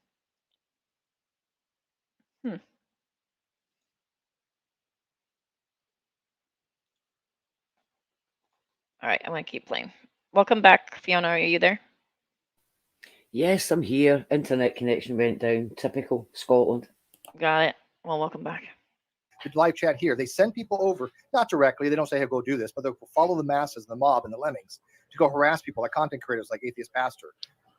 Now you might find that to be ethically okay. I don't. These are the things that I don't like about these people. I don't do people. I have never done this to anybody. I'm my own person. If I got a disagreement with somebody, I will go on the live chat and say, yeah, I got a disagreement with this person. I'm happy to come in and talk to them, just like you do. Yeah, he's never had a Facebook group full of people who hated KJ, who sent hundreds of people to go and talk shit about her on Twitter and various other platforms. He's never had that Facebook group. Oh yeah, he did. Yeah, you were at the helm of that, Steve. What the hell was that? He's if I have a disagreement with somebody, I'll talk to him. He never once talked to me about anything that happened with Reds. He took Red's word for it, and then he blocked me. And then anybody who brought up anything about me, he said that person's a garbage human being. Fuck that person. I'll never talk to him. And the tactics that the tactics the teen moms use, they're fucking scary. Some scary Tina, I cut you is terrifying. What the fuck is wrong with you, Tina? When people start manipulating audio and photoshopping people's children into content they shouldn't be in and stuff like that, yeah, it's gone a little too far. And then talking to people who are severely mentally ill, proven or not, let's just assume she's got this dissociative disorder, right? Well, no.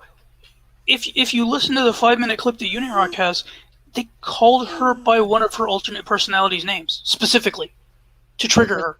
To trigger that alternate personality. Yeah, because that alternate personality is a child. I think it's a 4-year-old. Yes. Yeah, that's a lot of DID people have young, mostly young alts. Yeah. And I mean, I'm sorry, but using that to prey on somebody is disgusting. And for Steve to just kind of stand by and, well, those people are my friends. They're obviously not doing those things. Dude. Seriously? And let alone those Buddy Reds and their shenanigans. But anyway. Can we just, seeing as we're so terrible, can we just count up how many restraining orders we have? Spackle, how many restraining orders have been served on you? 0. However, Steve is close to me. I'm still waiting for one. Yeah. Exiled, how many restraining orders have been served on you? None. Yeah. Shadow, how many restraining orders have been served on you? I've had 0 restraining orders, 0 harassment restraining orders, and 0 temporary restraining orders. Yeah, and I've not had any either. Isn't that weird? Yeah. Gosh, you'd almost think that there was a projector in an IMAX cinema. And it's weird when somebody signs an NDA agreeing that their harassment restraining order will be dismissed. If they didn't have one, Yeah, I liked that bit. I thought that bit was absolutely brilliant. The logic escaped me, but I thought, yeah, I can see it. He's a filthy liar. Yeah. By the way, next time somebody wants to talk to Steve, if he will actually allow it, because he wouldn't have allowed me in there. But, you know, you may want to ask him about the restraining order thing, because... Well, he'll tell you it's not a restraining order, and then you get stuck in that. Well, he'll tell you he never had a restraining order, and then if you point out that his NDA specifically states that they had to drop the restraining order without prejudice, I don't know how he counters that. Other than to say, oh, it didn't say that. But we have the actual thing. Things that make you go, Well, what they're actually saying, but you can get the blank form for the restraining order online, so it's easily forged. And they're failing to see that the judge filled in little boxes on it, and Steve himself showed it. And if all these screenshots were actual forgeries, then why was Steve's lawyer in negotiations with Katie's lawyers about it, if it didn't exist in the first place? It's not even that. We have the actual PDFs of his non-disclosure agreement. And if it's something that his lawyer drafted, how is it fake? His lawyer drafted it.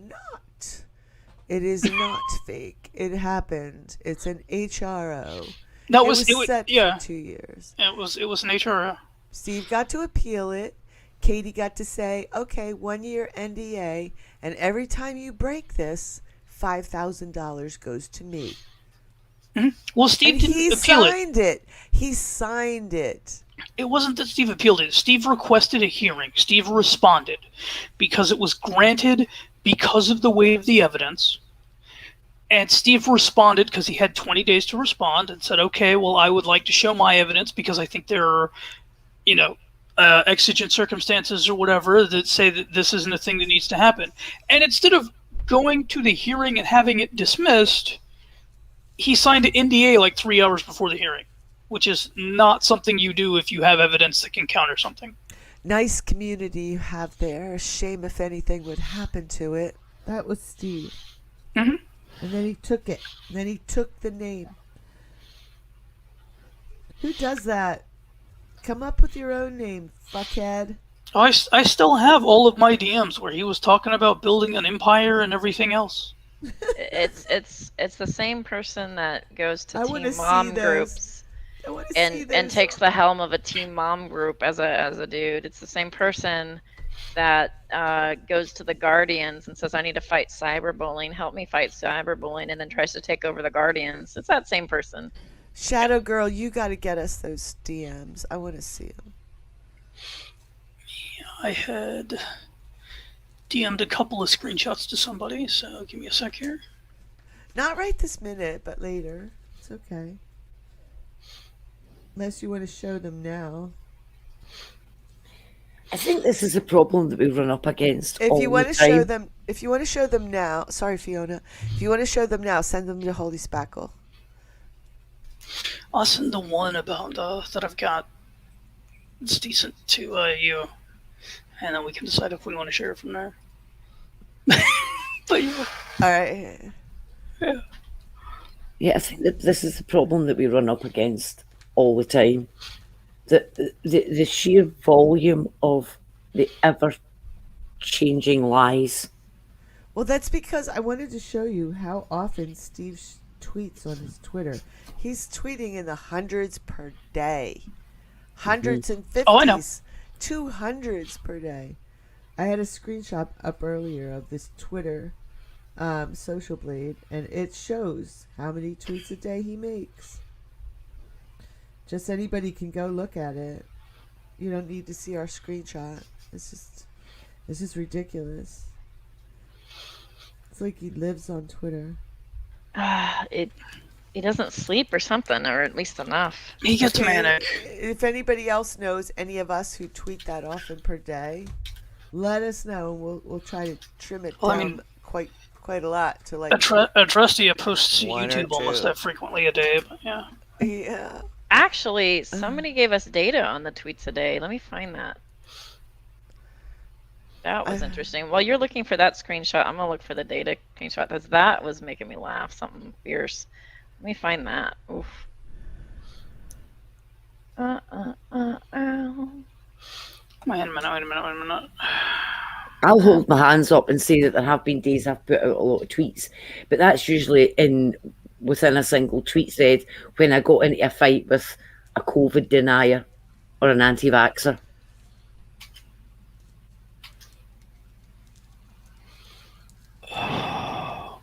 But it's part of like the same long thread or whatever. Usually, yeah. But because I've locked down my Twitter now, I don't do any of that now. I've had to protect everything. He's a little cow. Moo moo moo.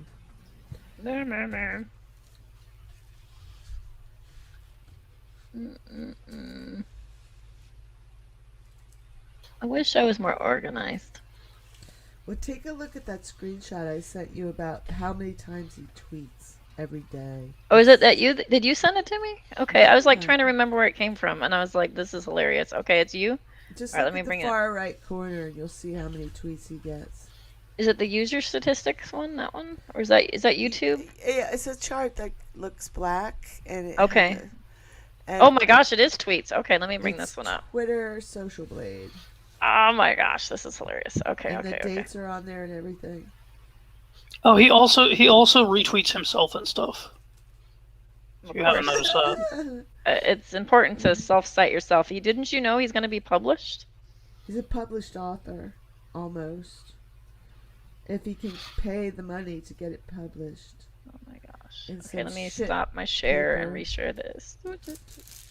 Wish I could cube my I share window. believe he did claim to be a published author when asked where he published it. It was his own blog. Well, and he claimed he was peer-reviewed as well. And when asked who reviewed it, he said himself.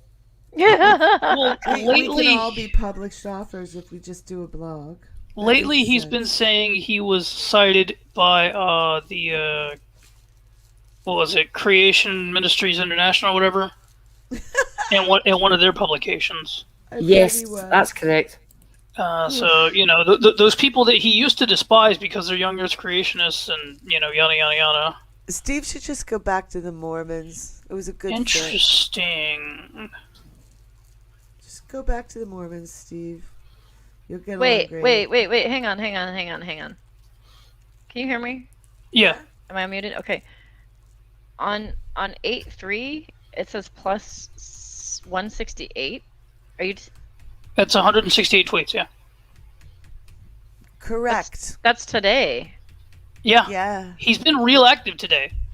And it looks like he's deleted at least one tweet because he had to adjust the screenshot and redact some information that was in it. He averages 93 tweets a day. Average, yeah. But he doesn't expect people to respond to these tweets that he tweets out, and it can be really random stuff, like or accusatory stuff, or. I know people who think that he's doing this frenetic tweeting just to cover up the shit that he said in the past.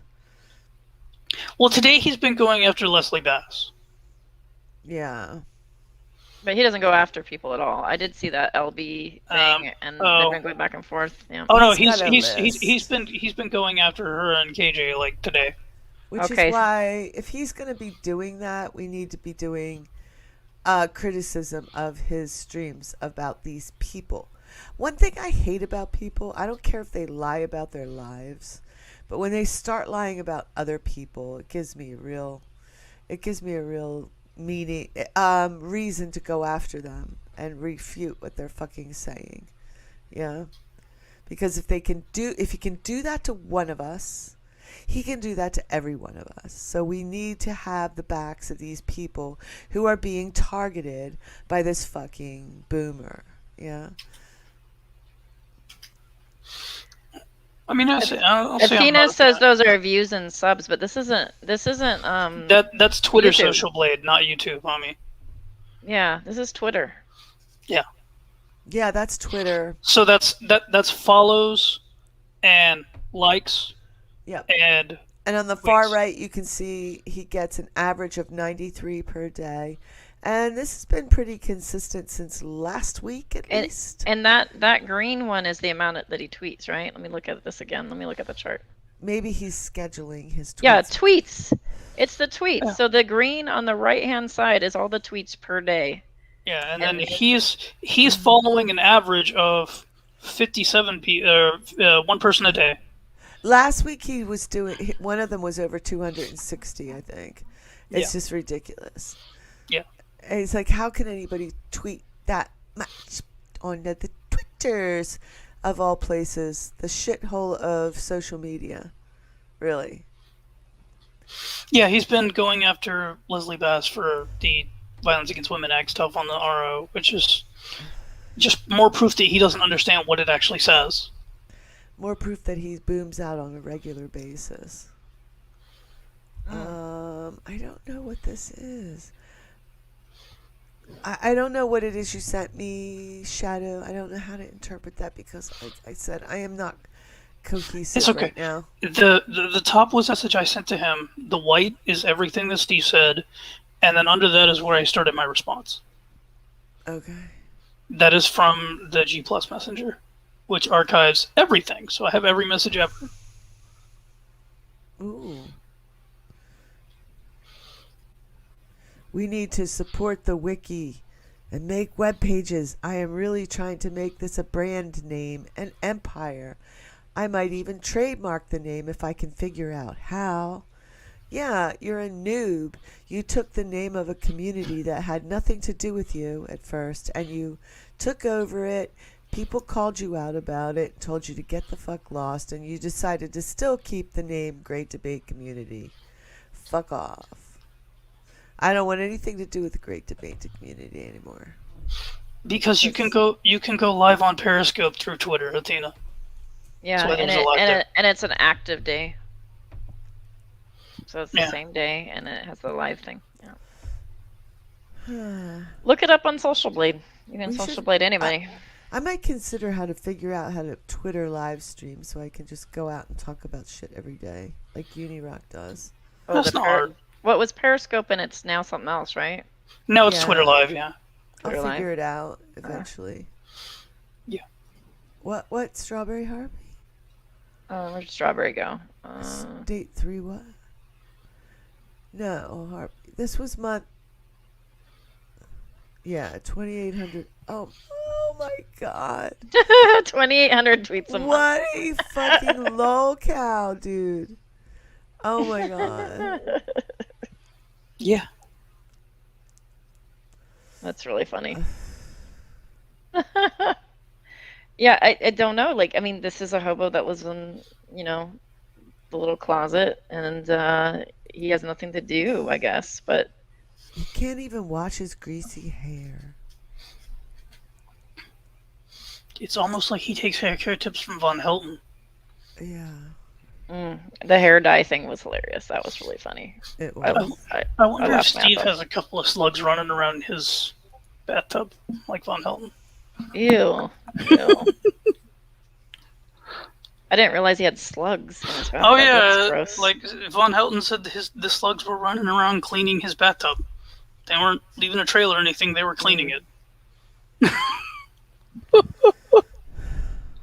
wow. What? Yeah, that's what Von Helton said. Jeez. I wish somebody else would trademark the name. That would be funny. Half the story for shit that you have no idea what the hell's happened over the years. If you even knew some of the things that actually really occurred, it would blow your fucking mind, but I don't talk about them. You know why? Because it gives them content, and they want me to talk about things that they know I won't talk about. This itself will be content to them. Does this mean he's keeping them secret again? Doesn't that mean? Yeah, he's got secret evidence. He's got secret evidence. If you only knew. And also, yes, Steve, you're making us content. Just like with Katie Joy, every time you open your mouth about us, it gives us more content to produce. Just so they know. That your story gets out there? No. Every cesspool that You understand that this will involves be people that actually replied to. died? And maybe, I'm not going to use death. I am as a aware weapon. that there are Okay, people who then died, why would you want to use death as a weapon like they've done? Do you understand what they've done? How many times they've used death as a weapon? Yeah, but if Three, if no, the no, no, death no, is bullshit. in a Listen to story, me, is that Rubino. using it as a Rubino, weapon? Rubino, three times now, 3 deaths have occurred, and they've used them as weapons every single time. And there's actually been 4 in the community. One of them they decide not to use a weapon, but every time somebody. Okay, let's talk about deaths in the community. Heretic woman died, and everybody said that's a real damn shame. That's horrible. Yeah, Don't know her. That's terrible. I think the first one was Bill Ludlow. No, Heretic I think was before. Yeah, Heretic was before Bill. There's Bill Ludlow. Jade. And with Bill Ludlow, Cheshire was horrible and disgusting to him, and said "Know your place." I think it was to Bill Ludlow. Yeah, that twerp said "Know your place" to Bill Ludlow. If you know Bill Ludlow, that's just laughable. It's ridiculous. And then kept him on the shared block list that everybody needed to subscribe to after he had passed away. Yep. They didn't know he was ill. Okay, they didn't know, but they treated him like shit for no reason. No really decent reason. Well, no, they had a reason. The reason was because he wouldn't call out Kyle on Facebook in a post that had nothing to do with Kyle because Bill was going to be speaking to Matt Dillahunty. That's right. He was dogging on him. They were like talking about like actual content, and then he came in, tried to hijack the post. That's right. Hijack the post and be like, what about, why aren't you guys talking about, because he was doing that to the ACA, why aren't you guys talking about what Kyle did to me? Yeah, and so, like, all of Bill's actual friends were like, this has nothing to do with what's going on here, you should probably fuck off. At which point Steve boomed the fuck out and then called in the cavalry and, well, made the last days of Bill's life hell. You have to remember and that. Let's say even if Bill wasn't dying of cancer, what they did to Bill was horrendous. He is a fucking amazing human being, and had no reason to be treated the way that he was being treated. Nope. Yeah. And remember that this wasn't happening in a Facebook group.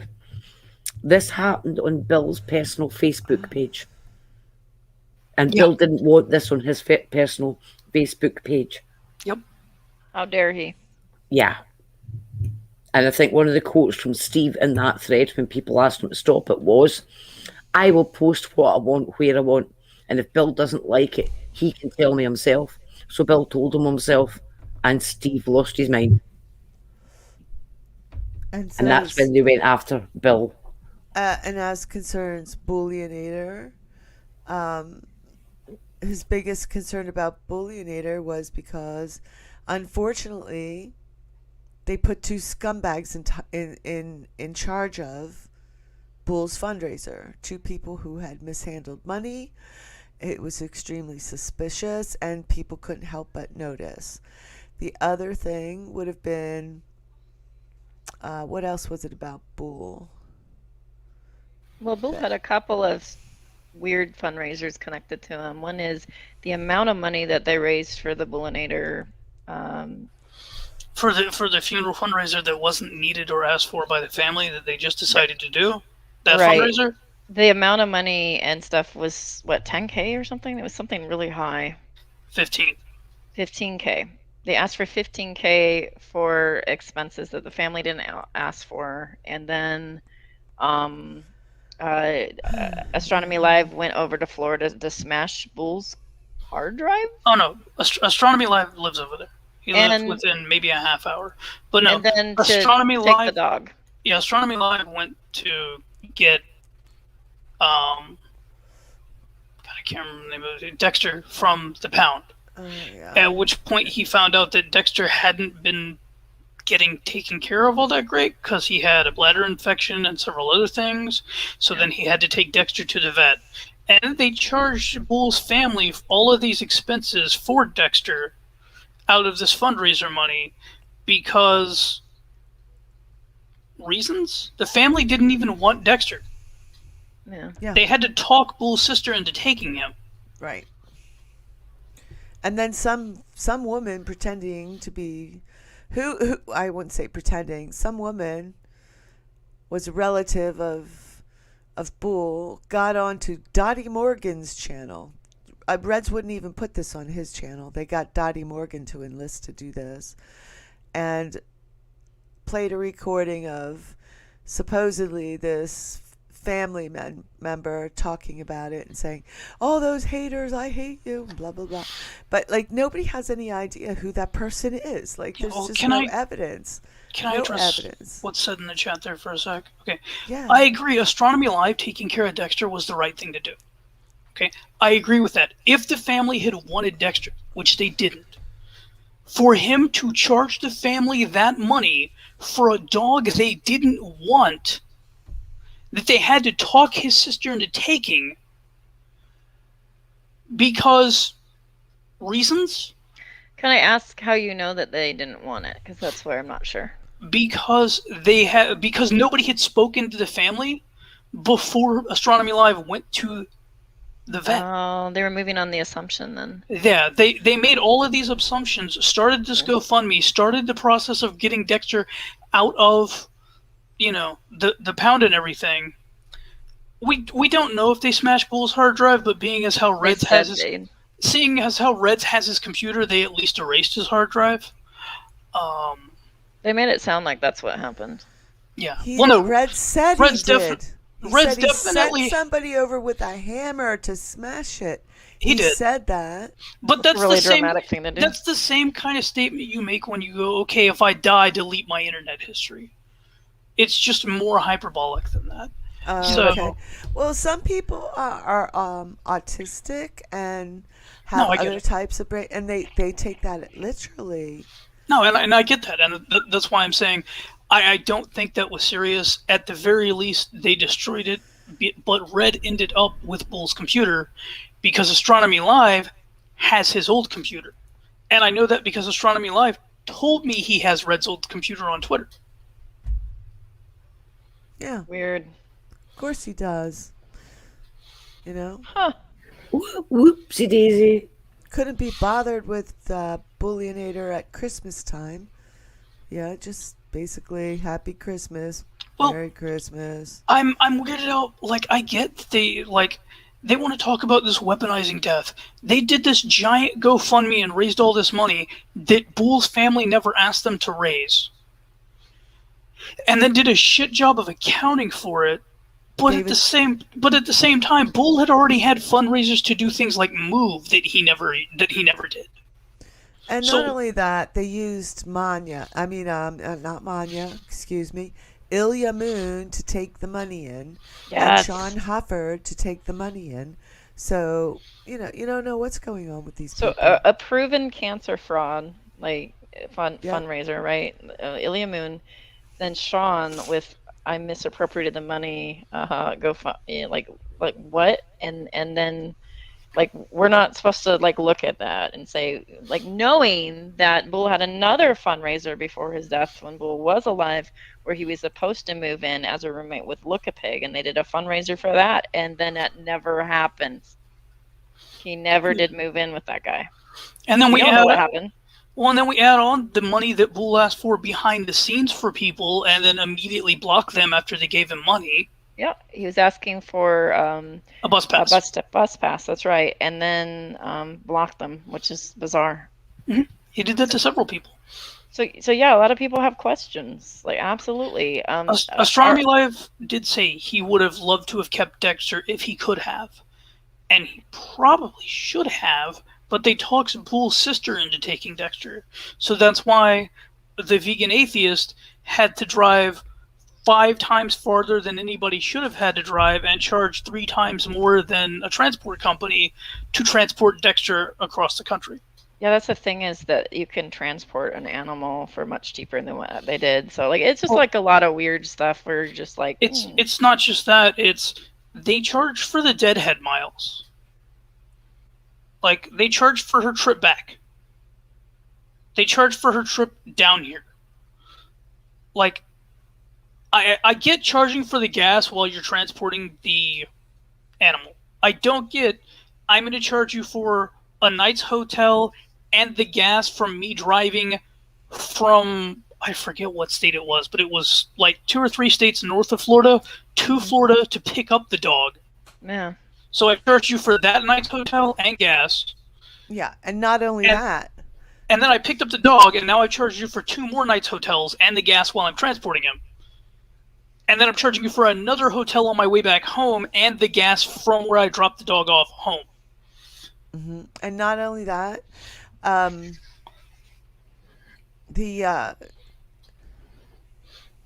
forget what I was going to say. Never mind. Go ahead. I'm sorry, Exiled. No. I forget. It had nothing to do with you. But in most cases of GoFundMe's like this, what you would do is you would assign the beneficiary, because you can do that on the back end of GoFundMe. Spackle knows this. She's had to deal with it. To the person who's the beneficiary of this money.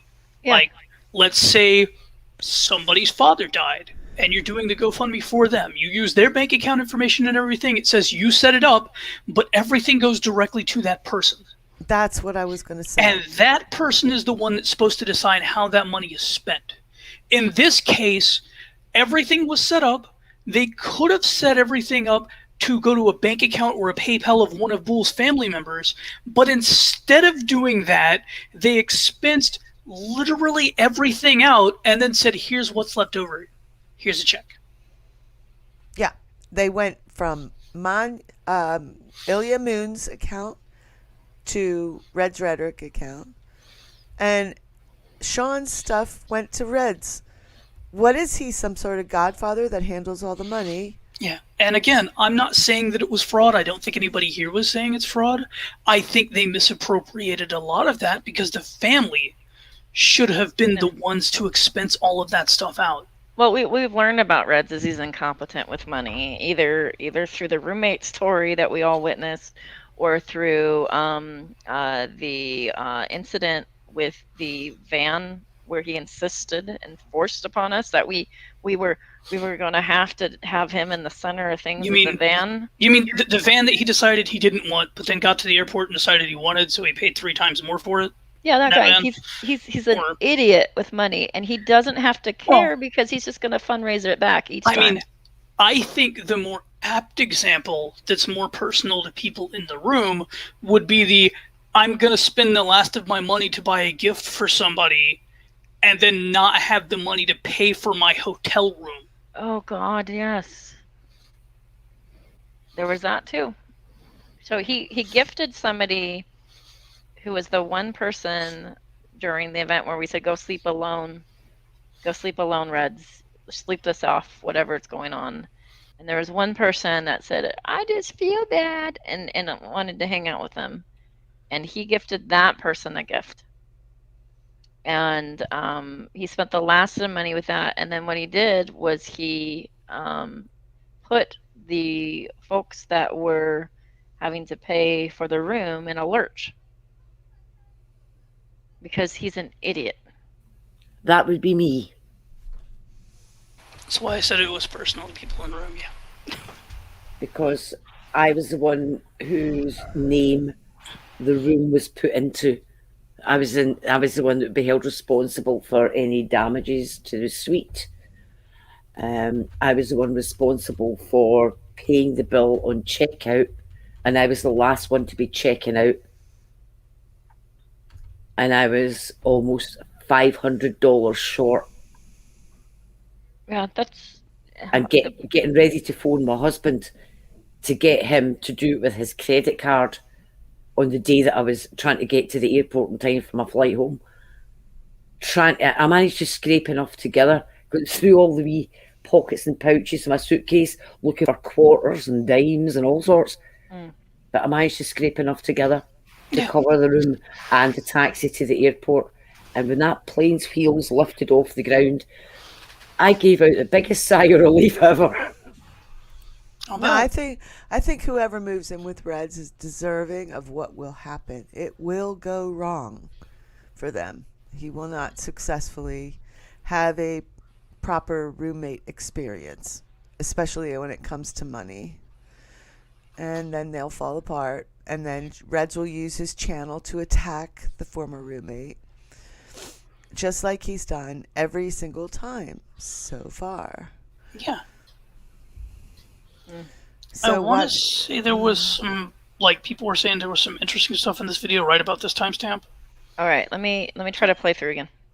Passes away is weaponized. Do you know right now that they're actually helping people to put my producer's pictures of his autopsy on people's web pages? Do you understand how morally reprehensible that is? All right, I want to just say something really quick. That's it. What?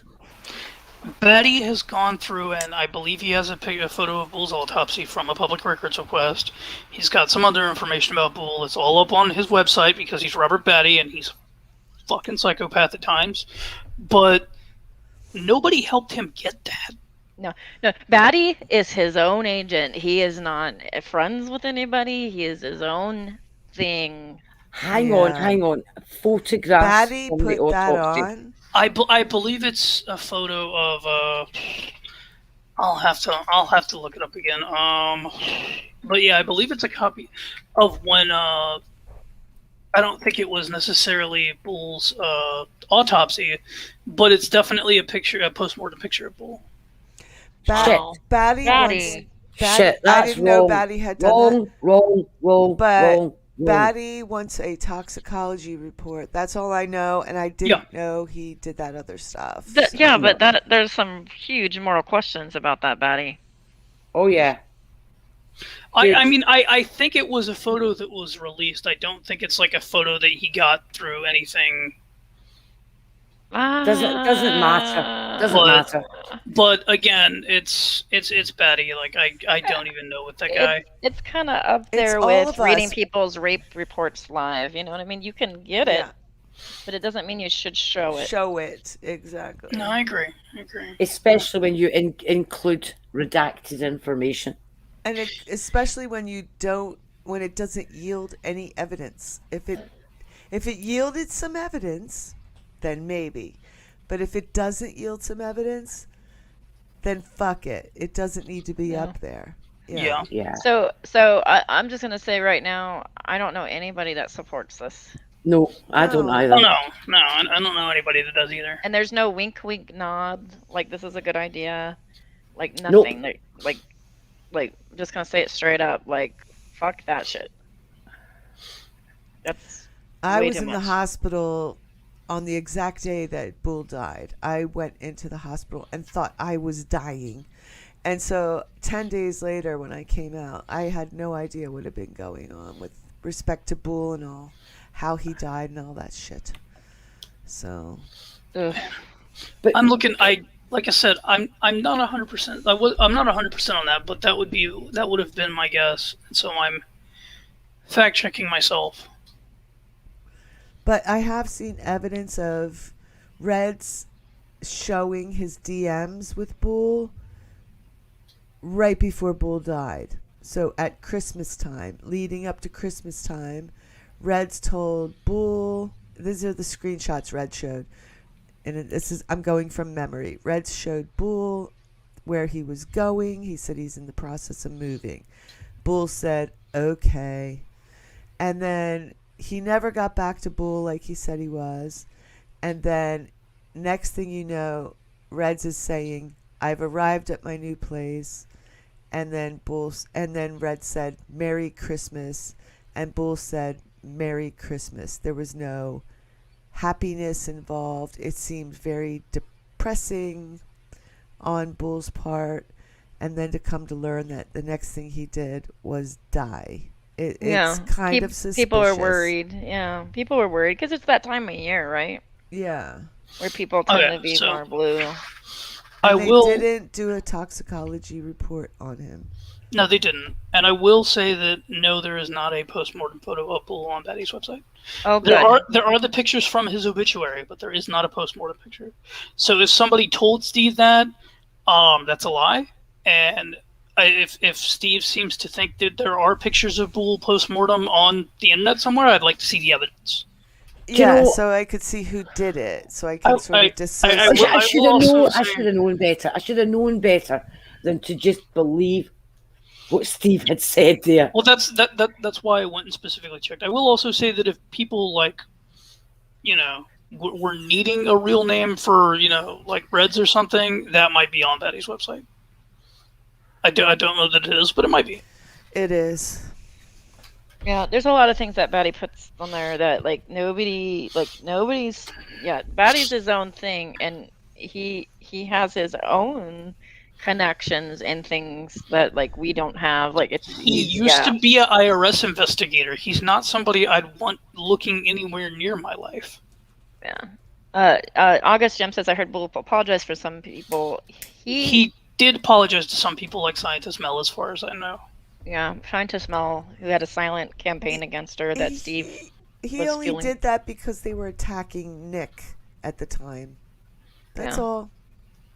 Yeah, it was nothing else. It was just, I'm sorry I did that thing to you where I helped smear you on behalf of Nick and the people who were helping him. But, they really did manipulate him into getting all worked up into a frenzy.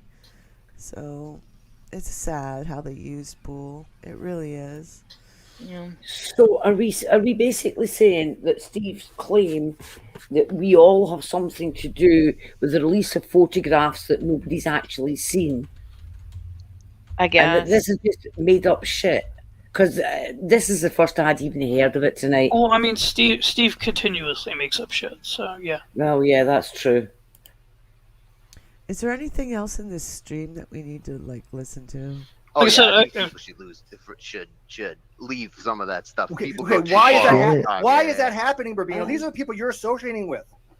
No, They're not everybody's they're an supporting associate. this behavior. You know There's it bad exists. people on both sides, Steve. Oh no, It's bullshit, true. bullshit, Burbino. Oh, If no. you want I don't know Really, about that. really, name one. Tell me. Name hang one. on. Tell me why Yeah. you Like that's you, appropriate, Brandon. and then try to say that he was murdered. And these are Okay. people you are associating with. Oh. Yeah, see, he's Yeah, definitely you talking need to about check bad your own evidence. self there, my friend. Steve, I'm I doing- think so. This is EKC's channel. We should fall back to the topic. Yeah. You think, Yeah. they would First, I want- just want to say two things here. Jimmy B said something about he's trying to say if you're here calling someone up on panel on somebody else's channel there, if you're calling them, as you said here, dishonest or whatever else, or the person you've had the most displeasure of dealing with or some shit like that, you are then effectively giving people a hard time. Right. You are actually going to someone's channel to be a dick. Okay, whatever, you can do that, it's fine, but I ask why would you want to. Secondly, guys, And you're talking about people you know nothing about. You want to come visit and talk to us? Come on over. Yeah. You know how the internet works, lady. I'll talk to you anytime. Interesting EKC. is this. I'm going to let you continue. Don't get me wrong. I am going to want to wrap this up though in a few minutes. I'm That's wrapping all. up too. My last question was, Bino, you obviously knew about that. Didn't seem to be a shock to you. What? Knew about what? Oh my God. Which one? No. Sorry. There was Or a maybe break. he doesn't believe Using you, it- Steve. Using deaths of people for an autopsy for a webpage of one of your friends. Yes, I believe some people have done that. Oh, okay. Small number. Yes. Oh, a small number. Well, I don't know how many. How many? Well, you have Steve, let me spell this out for you. And Manya, maybe you can help because he's clearly in righteous indignation mode. I know Manya watches sometimes. I know because she said something. I just want to see evidence, even if it's redacted evidence. That's all. Just show me Manya, evidence. Can you, Steve, whisper and explain to him that Batty is his own thing? Batty is Batty. And he does what he does, which is investigate and call out. He has his own blog. I don't know anybody He's that's an old working with him. guy. He's an old guy. He's not a retired guy with nothing but time on his hands. And he has his particular truth that he wants to get out there. We don't have any control over him. We don't endorse this guy. I don't reshare his stuff. I don't share his stuff. No, I don't know anybody that's had actual contact with the guy. I don't know either. I mean, I know somebody I'm in contact with has had to have contact with the guy because of certain elements that have come up on his website. But I don't know anybody that actually contacts the guy regularly. Well, Mermino, I'm just saying, like, the narrative that they're giving you, like, is not what's happening. He knows. He's So- smart enough to know that. He wouldn't be in your chat if he wasn't smart enough to know that. And the minimize it. You asked me Well, why I you don't want to question talk my about. you question my small number. How many Okay, do you think? It doesn't matter. It doesn't matter. You asked Okay, me why exactly. I don't You talk don't about have a certain. number either. If You one talk person about- does it, it's fucked. You talk Yeah. about me not wanting to talk about certain things. These are the Brandon's reprehensible confusion. actions. If This is one one example. person does it, it's This is fucked. why I don't talk to any of these people. These are why I'll never talk to any of these people. You can believe them. You can associate with them. I just asked. Hey, Brandon, if one person does it, it's fucked. Ash Scott said, I hope you get raped in an argument on Twitter. So now I can apply it to you, right, Brandon? Because that if one person does it, it's fucked. Let's think about this. Is that what you're saying? Okay, Yeah. use your brain. Fuck away. That I can use. Oh no, to, I lost I my would say place. for legal purposes. But I mean, You were up at around we don't 140. want nothing to do with them. That's all. Do we know which number I was on? Oops. It was a little before that because was still in there. Been about there 140, I guess. Oh man. I would 1,000,000,000% accept. What's coming down the pike? I assure you, he has no clue what's coming down the pike. You knew that. None. I'm sorry. Yeah, you. But here's the thing. This is what I don't like because this becomes trauma fatigue kind of stuff, right? And I know, no offense to Aaron, it's not her fault. But I want people to. The only reason I've done this is to show that one, I'm not afraid to have a conversation with somebody that I've never talked to before, because there are people I will never speak with, and to show you firsthand how dishonest they can be, and show you that even though I have actual reasons why I do not talk to people, that I find them to be morally reprehensible. Yeah, you have they still actual want to leave reasons me that you alone, won't and they give still not anybody. admit that these people have had massive psychological issues against me for a very long time and do some pretty shitty shit like what I just described, which I never want to have to even talk about ever again. Thank you very much. Which none of us have done, so... What are psychological issues with you? He's a liar. Yeah. I just want to know what psychological issues are. We just circled back around to secret evidence. I have this secret evidence that these people are horrible, so I'm not going to talk about them or to them. And if you bring up the fact that they seem to call out my bullshit, then you're evil and you're friends with them, even if you're a neutral party who just wants to ask me a question to get to the bottom of some shit. Respect my wishes on that. And if anybody ever wants to know anything, watch this video. I don't want it on my channel. I don't want to be around my channel. But people want to know why I don't talk to these people. They're going to go watch Aaron's video in perpetuity. Aaron's video. In perpetuity. Oh shit. Oh, okay. Can somebody tell me Good where Aaron's God. video is? Because apparently I need to watch that. I think it's this one he's talking about. Yeah, it's this one. Oh, is this Aaron? Yeah, Aaron Yeah. EKC. Okay. I knew the name Aaron, and I didn't put the initials Because and the. this video is so illuminating. It's just so. Steve, do you know what a tautology is? No, I don't. Is Steve pre-supping us?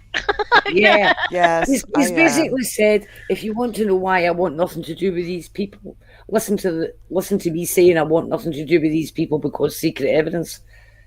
Then this video will then prove that I have secret evidence because in it I say I've got secret evidence. Therefore I must have secret evidence because I said I had secret evidence. Because I am astronomically ethical and honest. Trust me, I'm astronomically ethical. Like, I'm trying to figure out how I would write out this argument, actually. You know, funnily enough, I'm sitting wearing my Doctor Who I'm t-shirt that looking says, trust me, I'm the for- doctor. Where's April? Looking for the person who told me. I think the P would be premise. Steve is astronomically ethical.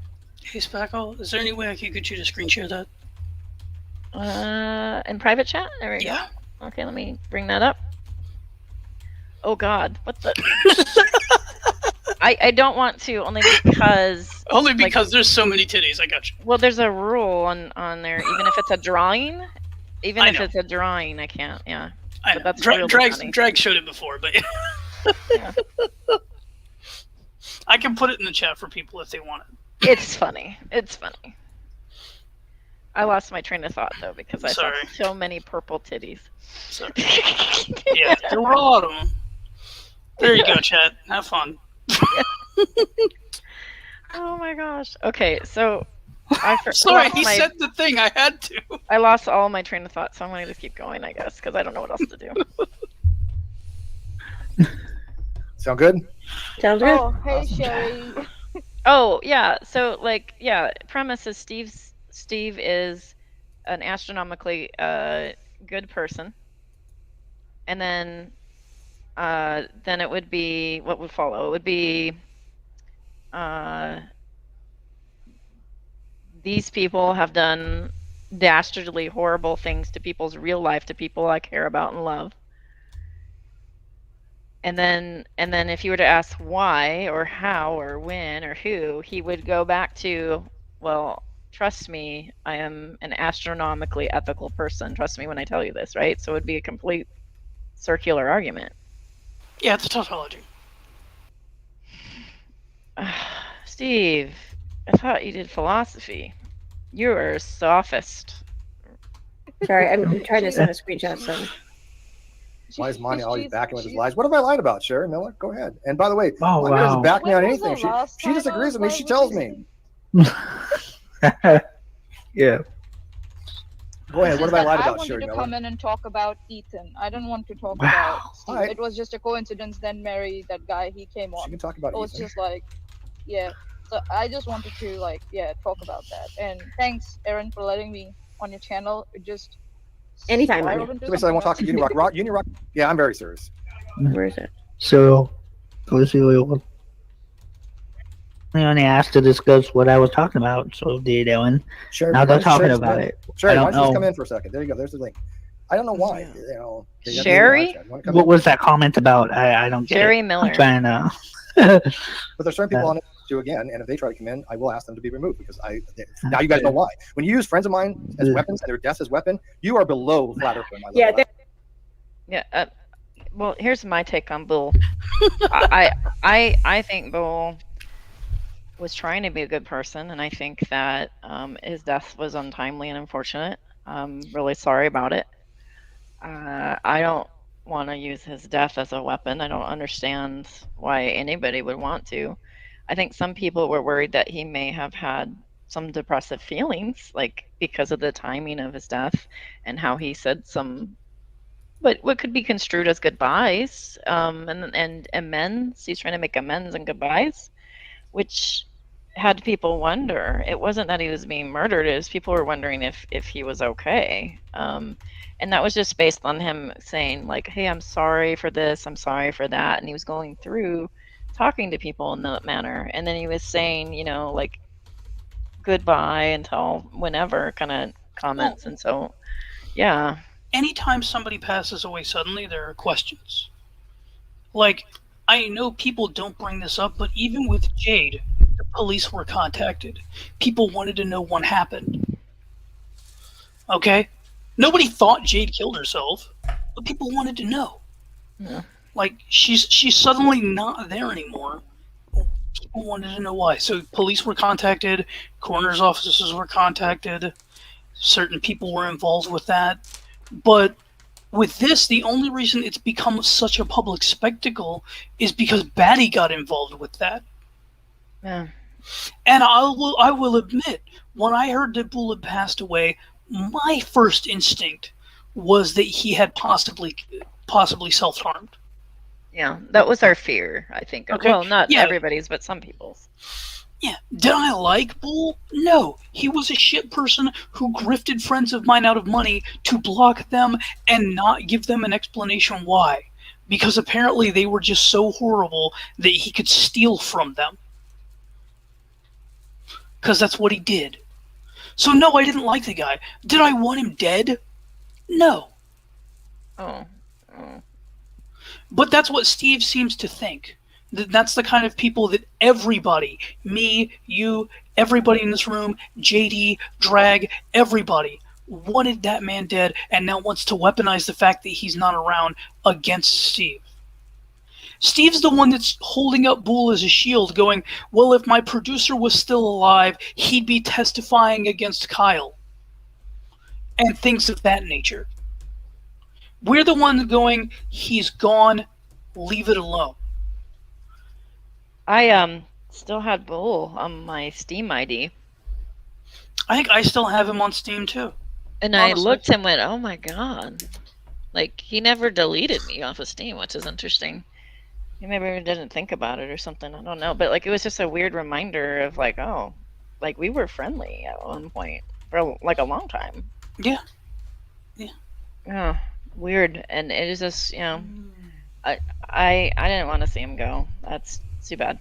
Yeah, using the comment there earlier, you know, right before we brought him on or whatever about the assault and everything. Just I don't know, that irks me. Like, I don't, even if you're a woman and you're using that, you do that, you are exploiting like someone, a horrific act and real trauma. You know, just for why for. Yeah. Poor EKC, she has no idea what's going on. Why they would even thought it would be under Violence Against Women's Act when I wouldn't even qualify? In order to be under VAWA, you have to meet the person. Number one, it was under the Violence Against Women Act because that allows it to be enforced in all 50 states.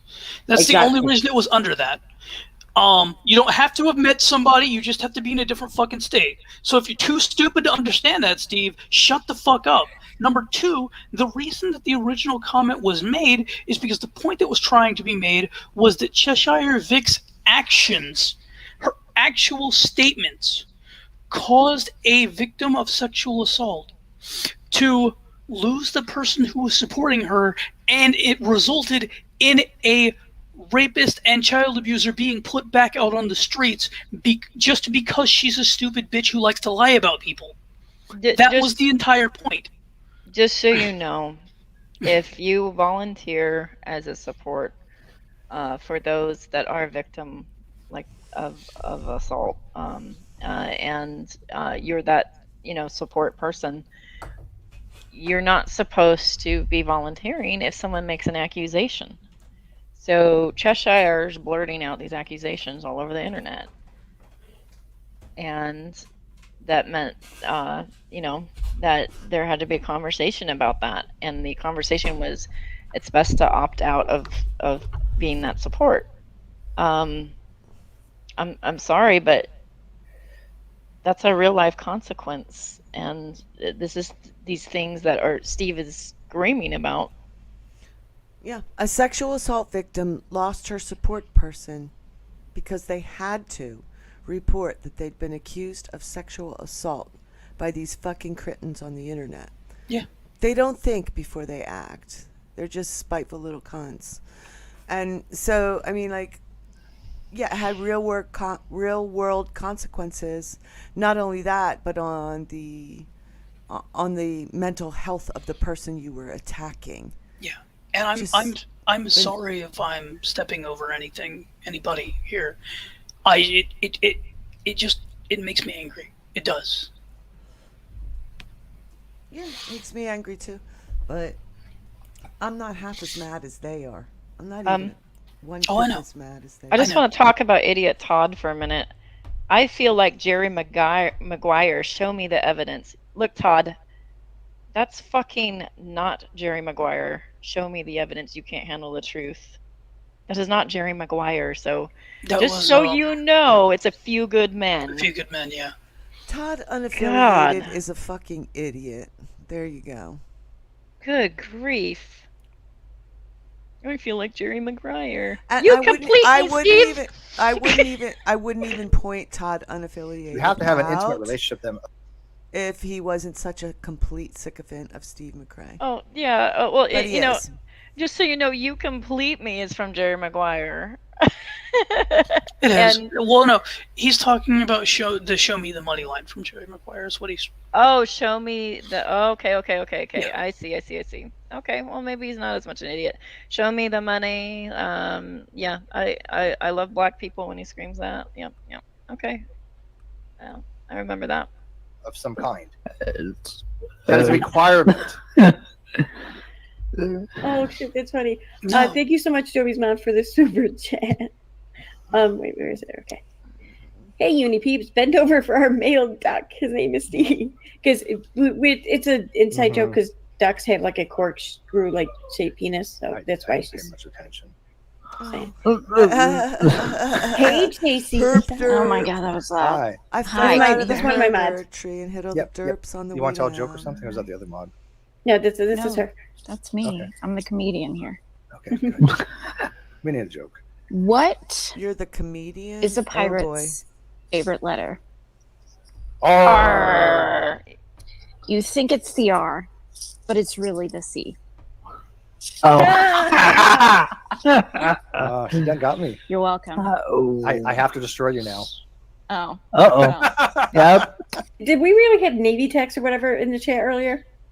Like, Navy Tech's another psychopath. Yeah, I know. Navy Tex is a psychopath. Navy Tex is one of the nicest people ever. I'm sorry. Apparently he's a psychopath. You're full of shit. Steve, Little it's Red pure isn't a projection. psychopath at all, but Navy is. Wow. No, I know who he is. I see him in the chat sometimes. They're all nutters. They're all fucking nutters. They're legit freaking psychopaths. They are. They really. I'm reading the hidden comments and shit. They really fucking are nuts. I know. I'm telling you. Why would I want to talk to someone who's delusional and insane? I mean, I want to Hidden talk comments. to honest interlocutors and honest people. If you come, what is my motto? Well, I Come to can't me with show the honest hidden questions, I will comments, answer your unfortunately. questions honestly. That is my motto. I've had that for a very long time. I'll answer your questions honestly. Your And not motto. anything like negative You're- exponent, for you're example, not- and the rest of you guys, why you guys don't come here to come on panel when I'm on, when it's just me. Why are you here just for Steve? I mean, Because they that's want kind to. of rude. Yeah, I mean, because What? you're derp. Because you're boring. I'll put it this way: because nobody cares. All right. Because so you're morally reprehensible, and to give you attention and bring people who would watch negative or Navy Techs to your channel is a mistake. But those people are already going to be watching if Steve is there.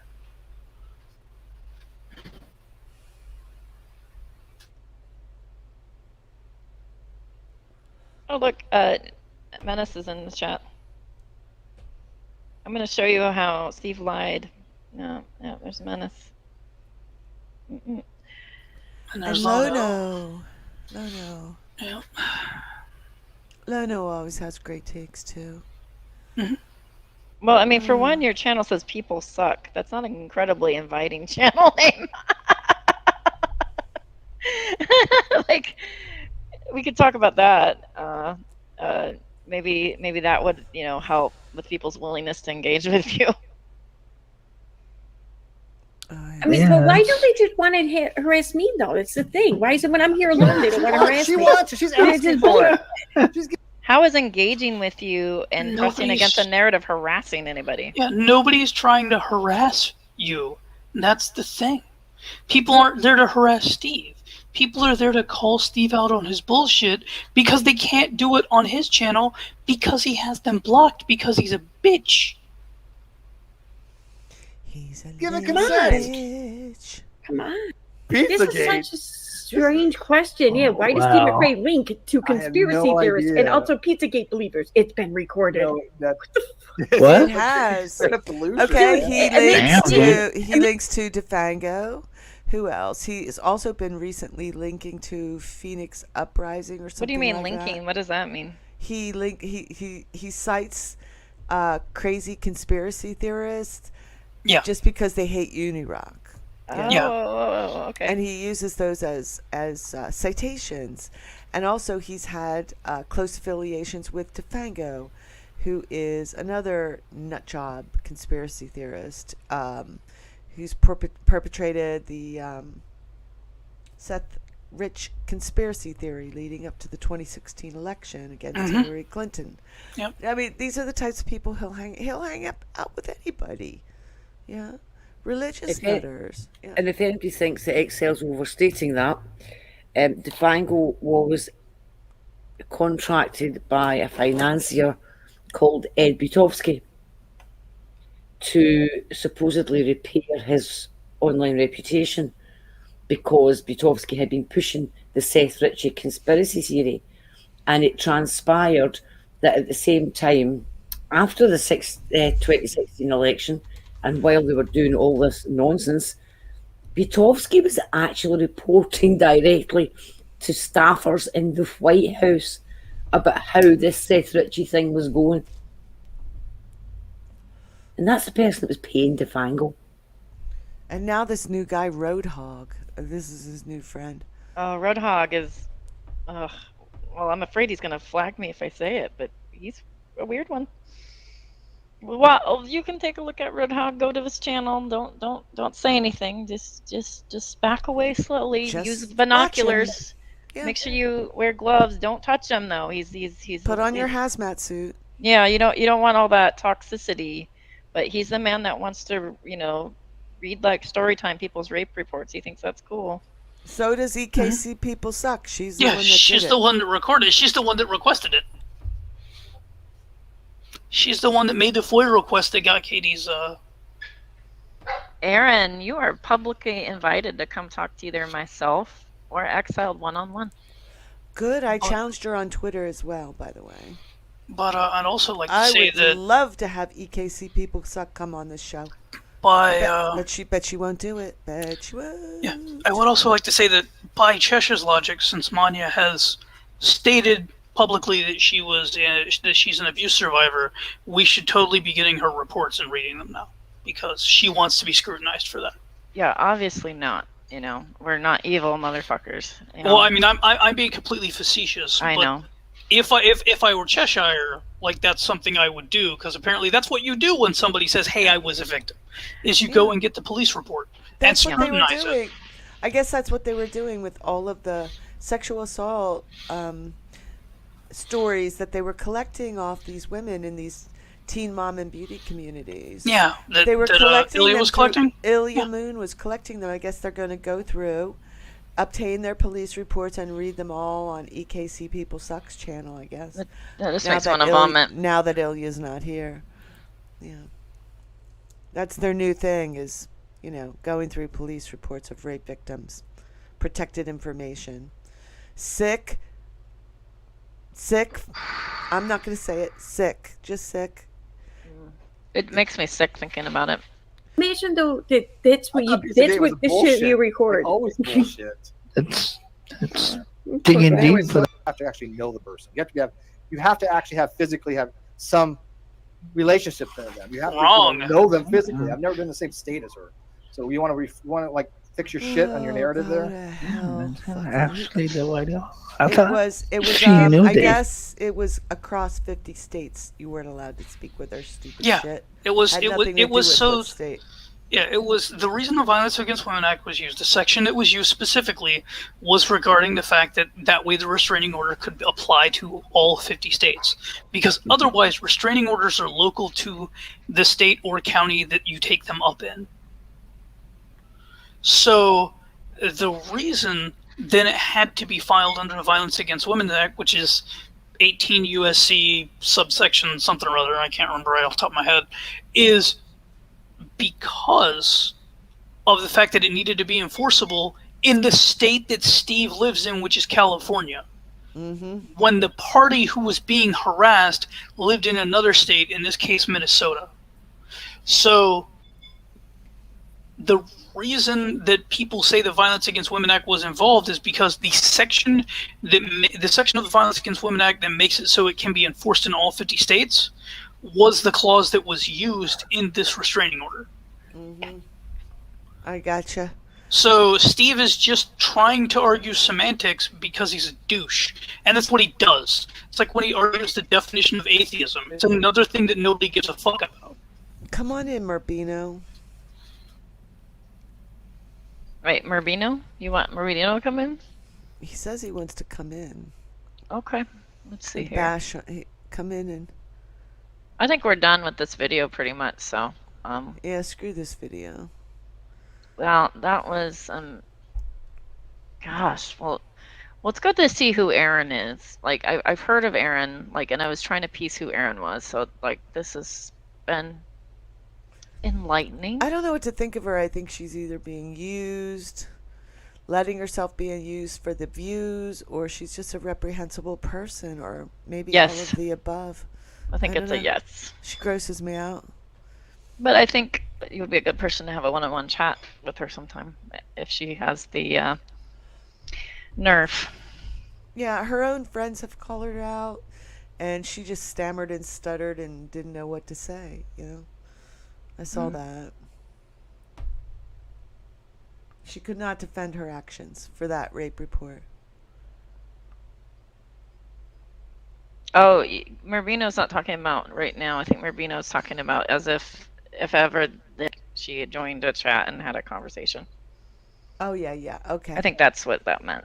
I doubt she's going to do that because this is just a small channel, and the Katie Joy haters are over on her channel. So yeah, I have a very indifferent Katie Joy attitude, but all right. Yep. Well, are we tired? I am so tired from all these medicine I've been taking tonight. So if I wasn't coherent tonight, forgive me, guys. I'm on a lot of pain meds, and because I'm in extreme pain. Yeah, I'm done. that right. was enough for that. I'm ready about fall asleep. So, any last comments from our panel? Let's start with Fiona. Okay, last comments. I think what this has demonstrated to me is that once again, Steve will sit there and just make up shit to make excuses for his behaviour. And he's now lost track of all the lies that he's told. And he's contradicting himself now. And it's just this huge... some of it is retcon, but a lot of it can be described as just coming up with an excuse on the hoof, having forgotten what the previous excuse was. In other words, the only thing astronomical about him here is his dishonesty. He will do and say anything if it means that he shows himself to be right, and he just doesn't get it. Lies upon lies upon lies upon lies. And the more people that see that, the better.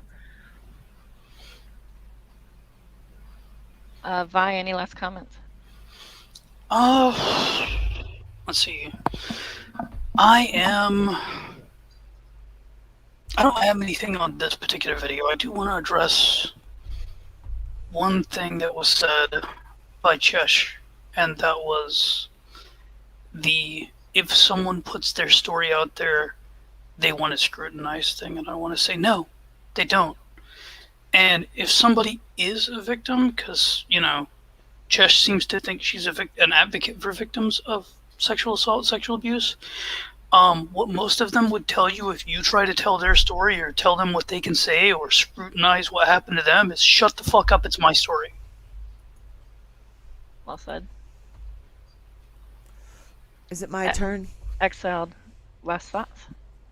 Okay, my last thoughts is that Steve McBoomer, McSleazeball, is going to be doing these cesspool attack streams on individuals, and I would like to know if Holy Spackle might be willing to address each and every one of these as they come up. If not, I will be looking to either do it myself, which I hope I don't have to do, or looking for someone else who's willing to do it. I would be in for it if I have like a buddy. Do you want to join me in that, or yes? Okay, I do, because I think somebody needs to push back on this boomer. Yeah. Okay, fair enough. I think so too. I think that would be only fair. So my last thoughts. There's so many, but I'm going to focus on two things that really bothered me in this. One is I'm sad that Bull's gone. It's not like sad like he was my buddy, but I didn't want him to pass away. I am uncomfortable with the idea of somebody putting stuff out on this website like that. I don't support that. I think many people might feel similar that they don't support that. And so I just want to make that clear and highlight that. Two, Manya, you did an excellent job trying to defend and justify Cheshire's actions against Fiona as a layered argument, as something sort of clever and a good idea to do. I think someday you're going to grow up, leave that cult, and regret doing that. And the reason why I think that is if you have ever been somebody that's been experiencing abuse in that way, and you are a survivor, you might end up regretting supporting somebody like Cheshire and her endeavors in this way. And I hope someday that you'll recognize that, because it's probably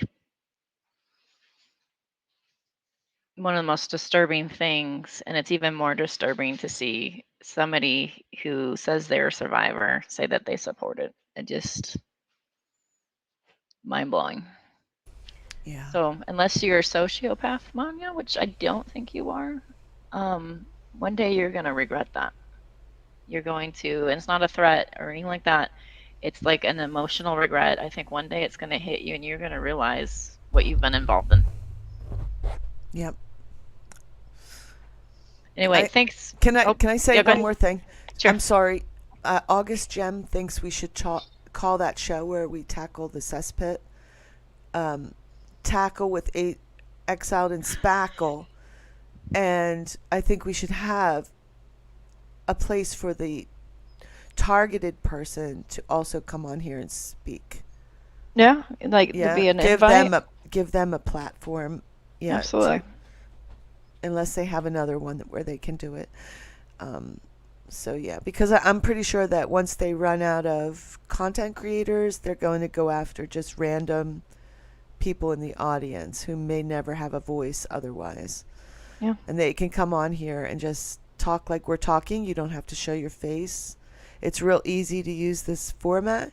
You just come in, have a microphone handy, and you're all set. Yeah. And you can give your side of the story. Yeah. Don't even need a computer. There is a mobile app. Mobile app, yeah. Yeah. We want people to not feel like they're ganged up on, and even if you are somebody who finds themselves a target of the cesspool, and you're not in one of our communities, I think you have a right to tell your story and your side of things and defend yourself. So just know that like there are people here that will support you telling your side of things. Yep. The best thing to do when people are smearing you is to clearly and concisely tell your side of the story and set the record straight. That's all there is to it. Yep. And no obligation, just that there's a place for it. No need for restraining orders. You just set the record straight. As long as you're speaking the truth, no harm can come from it. All right. Well, guys, take care. Don't post personal information on websites. Do stand up for yourself and stand up for folks that are being bullied on the internet. Stand up against narcissism. Stand up against silencing people and shaming people. Do things like that. But do call out folks that do the extreme. We don't want to be part of that. It's not a good idea. Take care, be good, and have a wonderful week.